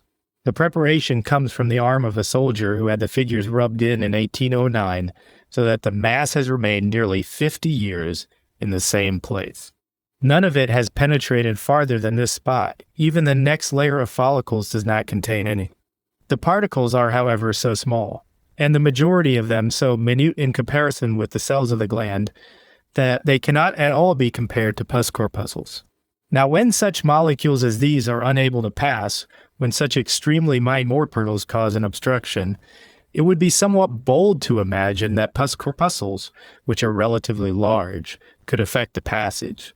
This arrangement, gentlemen, by means of which the free current of fluid is interrupted in the lymphatic glands, and the coarser particles are retained there in quite a mechanical manner, admits, as may readily be conceived, of no other kind of reabsorption from the periphery through the medium of the lymphatic vessels than that of simple fluids. We should indeed be mistaken if we were to consider the whole action of the lymphatic glands to consist merely in their being interposed like filters between the different portions of the lymphatic vessels. They have manifestly another part to play, inasmuch as the substance of the glands indubitably takes up into itself certain ingredients from the fluid mass of the lymph, retains them, and thereby also alters the chemical constitution of the fluid. so that it quits the gland all the more altered because it must at the same time be assumed that the gland yields up certain constituents to the lymph, which did not previously exist in it. I will not here enter into minute detail, since the history of every malignant tumor affords the best examples in support of this position. When an axillary gland becomes cancerous after previous cancerous disease of the mama, and when during a long period only the axillary gland remains diseased without the group of glands next in succession or any other organs becoming affected with cancer.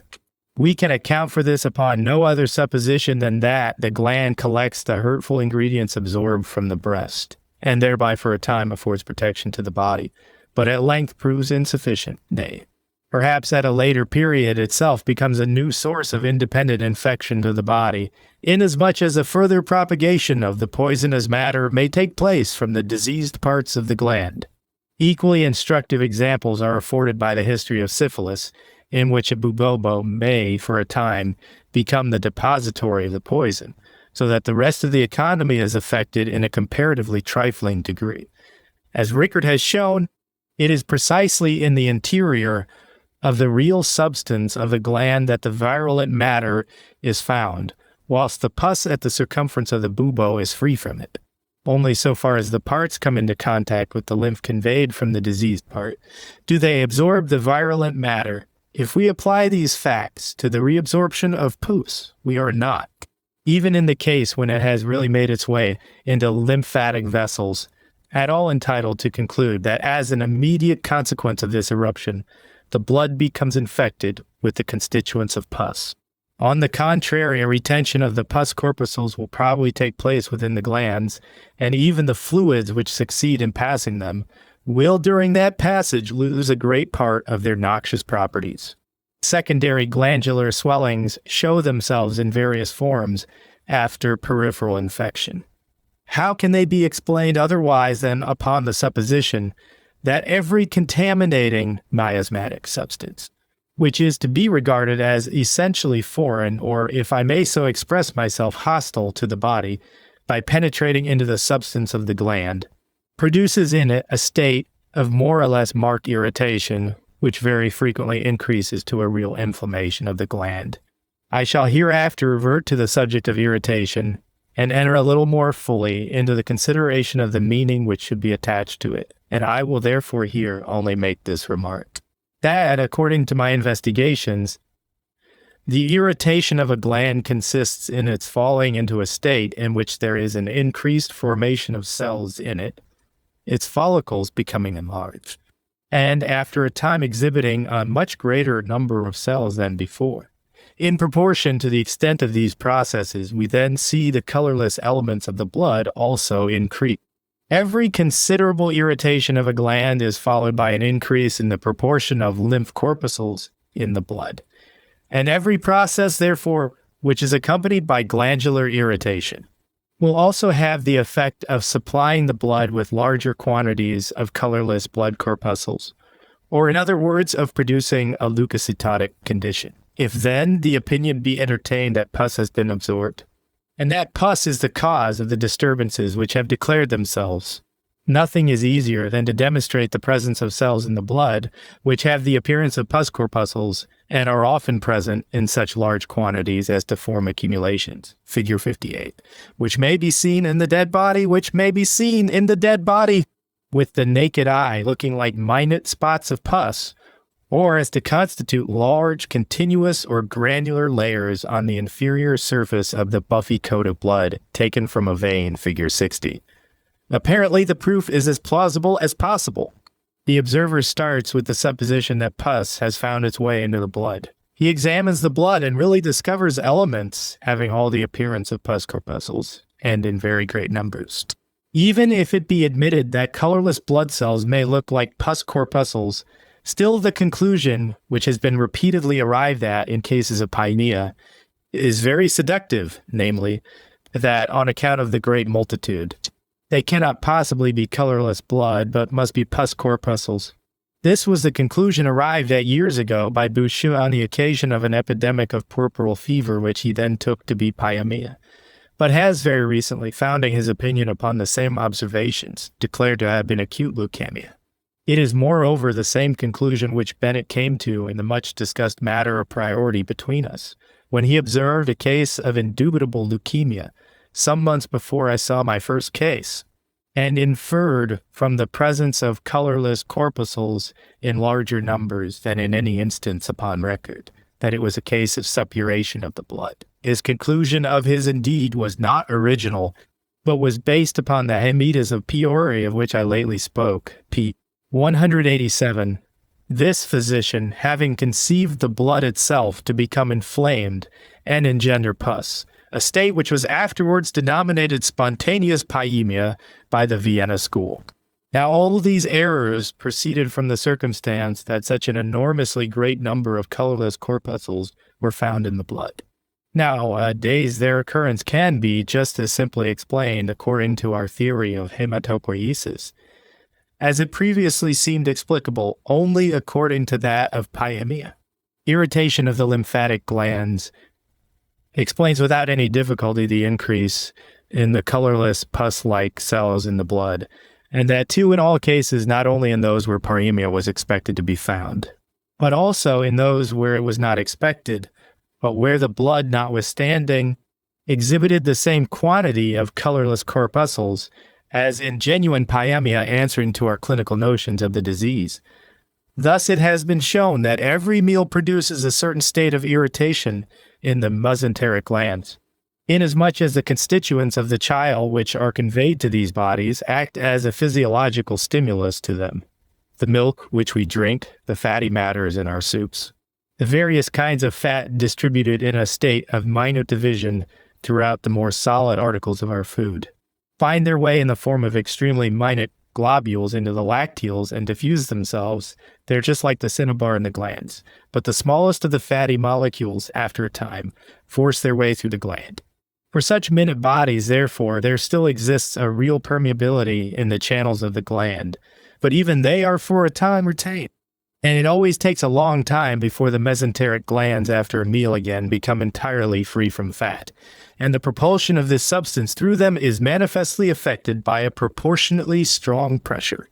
At the same time, we observe an enlargement of the gland, and likewise after every meal, an increase in the number of colorless corpuscles in the blood.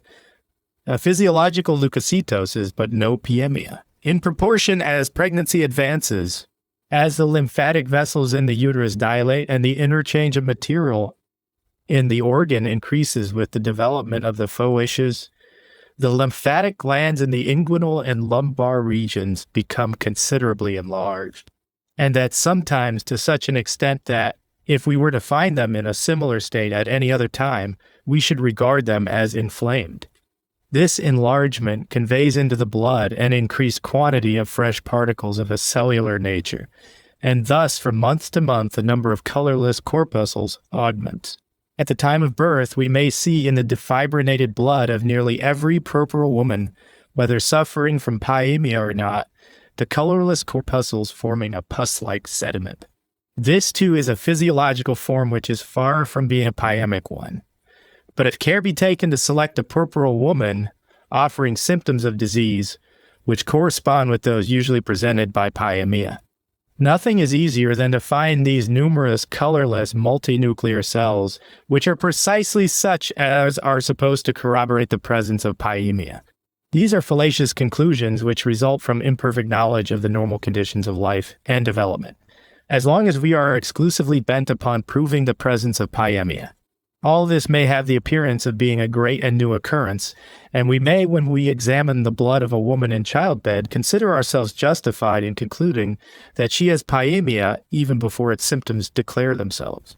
But we may examine when we will, we shall always find some traces of leukocytosis, just as it has already long been known that it is very common for a buffy coat to form in the case of pregnant women, because their blood generally has conveyed into it a larger quantity than usual of a more slowly contracting fibrine, hyperinosis. This is accounted for by the increased nutrition of the uterus and by the changes, so nearly allied to inflammatory processes, which are going on in the uterine system, and are associated with a certain amount of irritation in the lymphatic glands immediately in connection with it.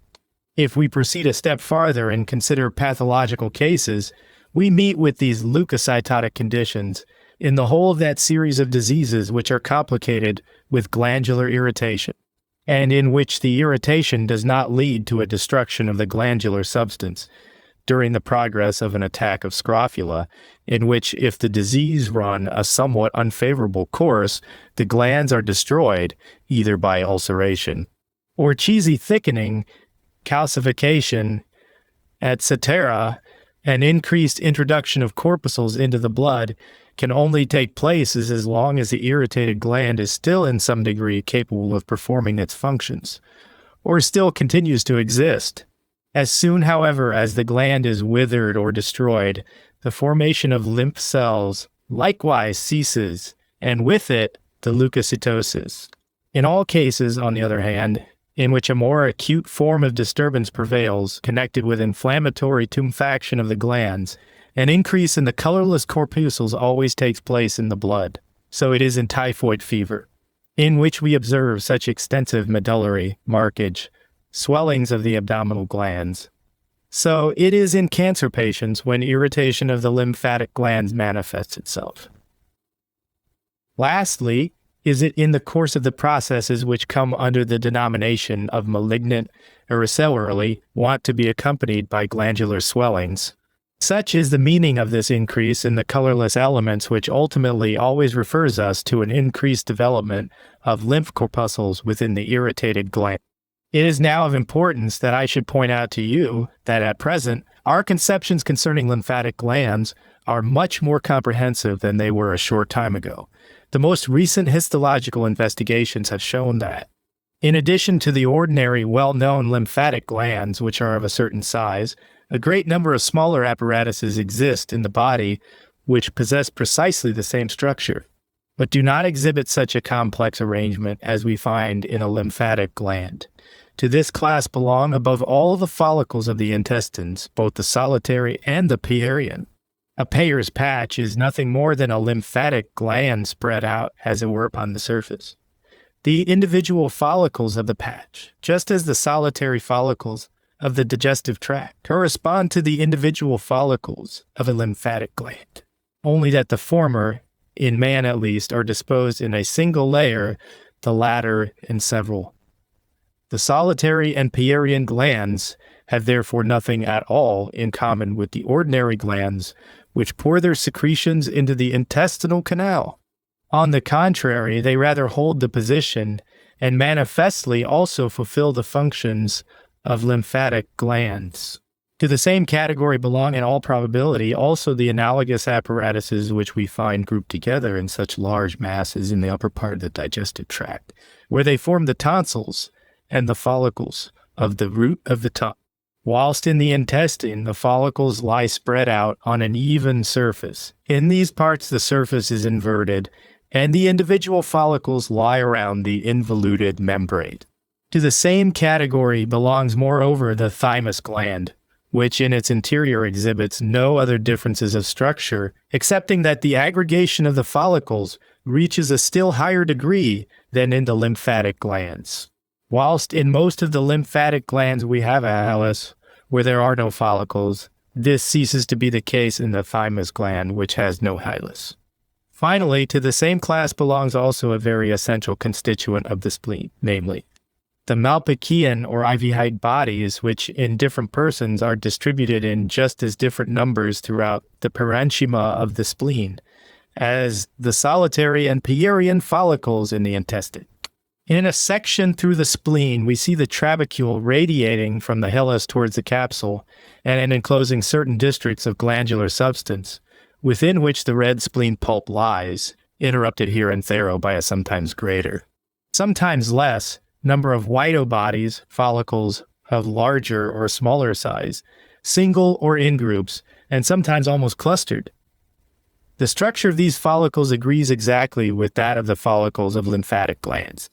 We may therefore regard this whole series of apparatuses as nearly equivalent to the lymphatic glands properly so called, and a swelling of the spleen will, under certain circumstances, furnish just as abundant a supply of colorless blood corpuscles. As is the case when a lymphatic gland enlarges, this possibility explains how it is that, for example, in cholera, where the change in the solitary glands and Peyer's patches forms the chief part of the disease, and where the swelling of the other lymphatic glands is much less marked, we meet at an extremely early period with a considerable increase in the colorless corpuscles. Hereby is explained, moreover, why, in such cases of pneumonia as are connected with great swelling of the bronchial glands, an increase in the number of colorless blood corpuscles likewise takes place, which is generally wanting in those forms of pneumonia which are not connected with such swelling. The more the irritation extends from the lung to the lymphatic glands, the more abundantly noxious fluids are conveyed from the lung to the glands. The more manifestly does the blood undergo this change.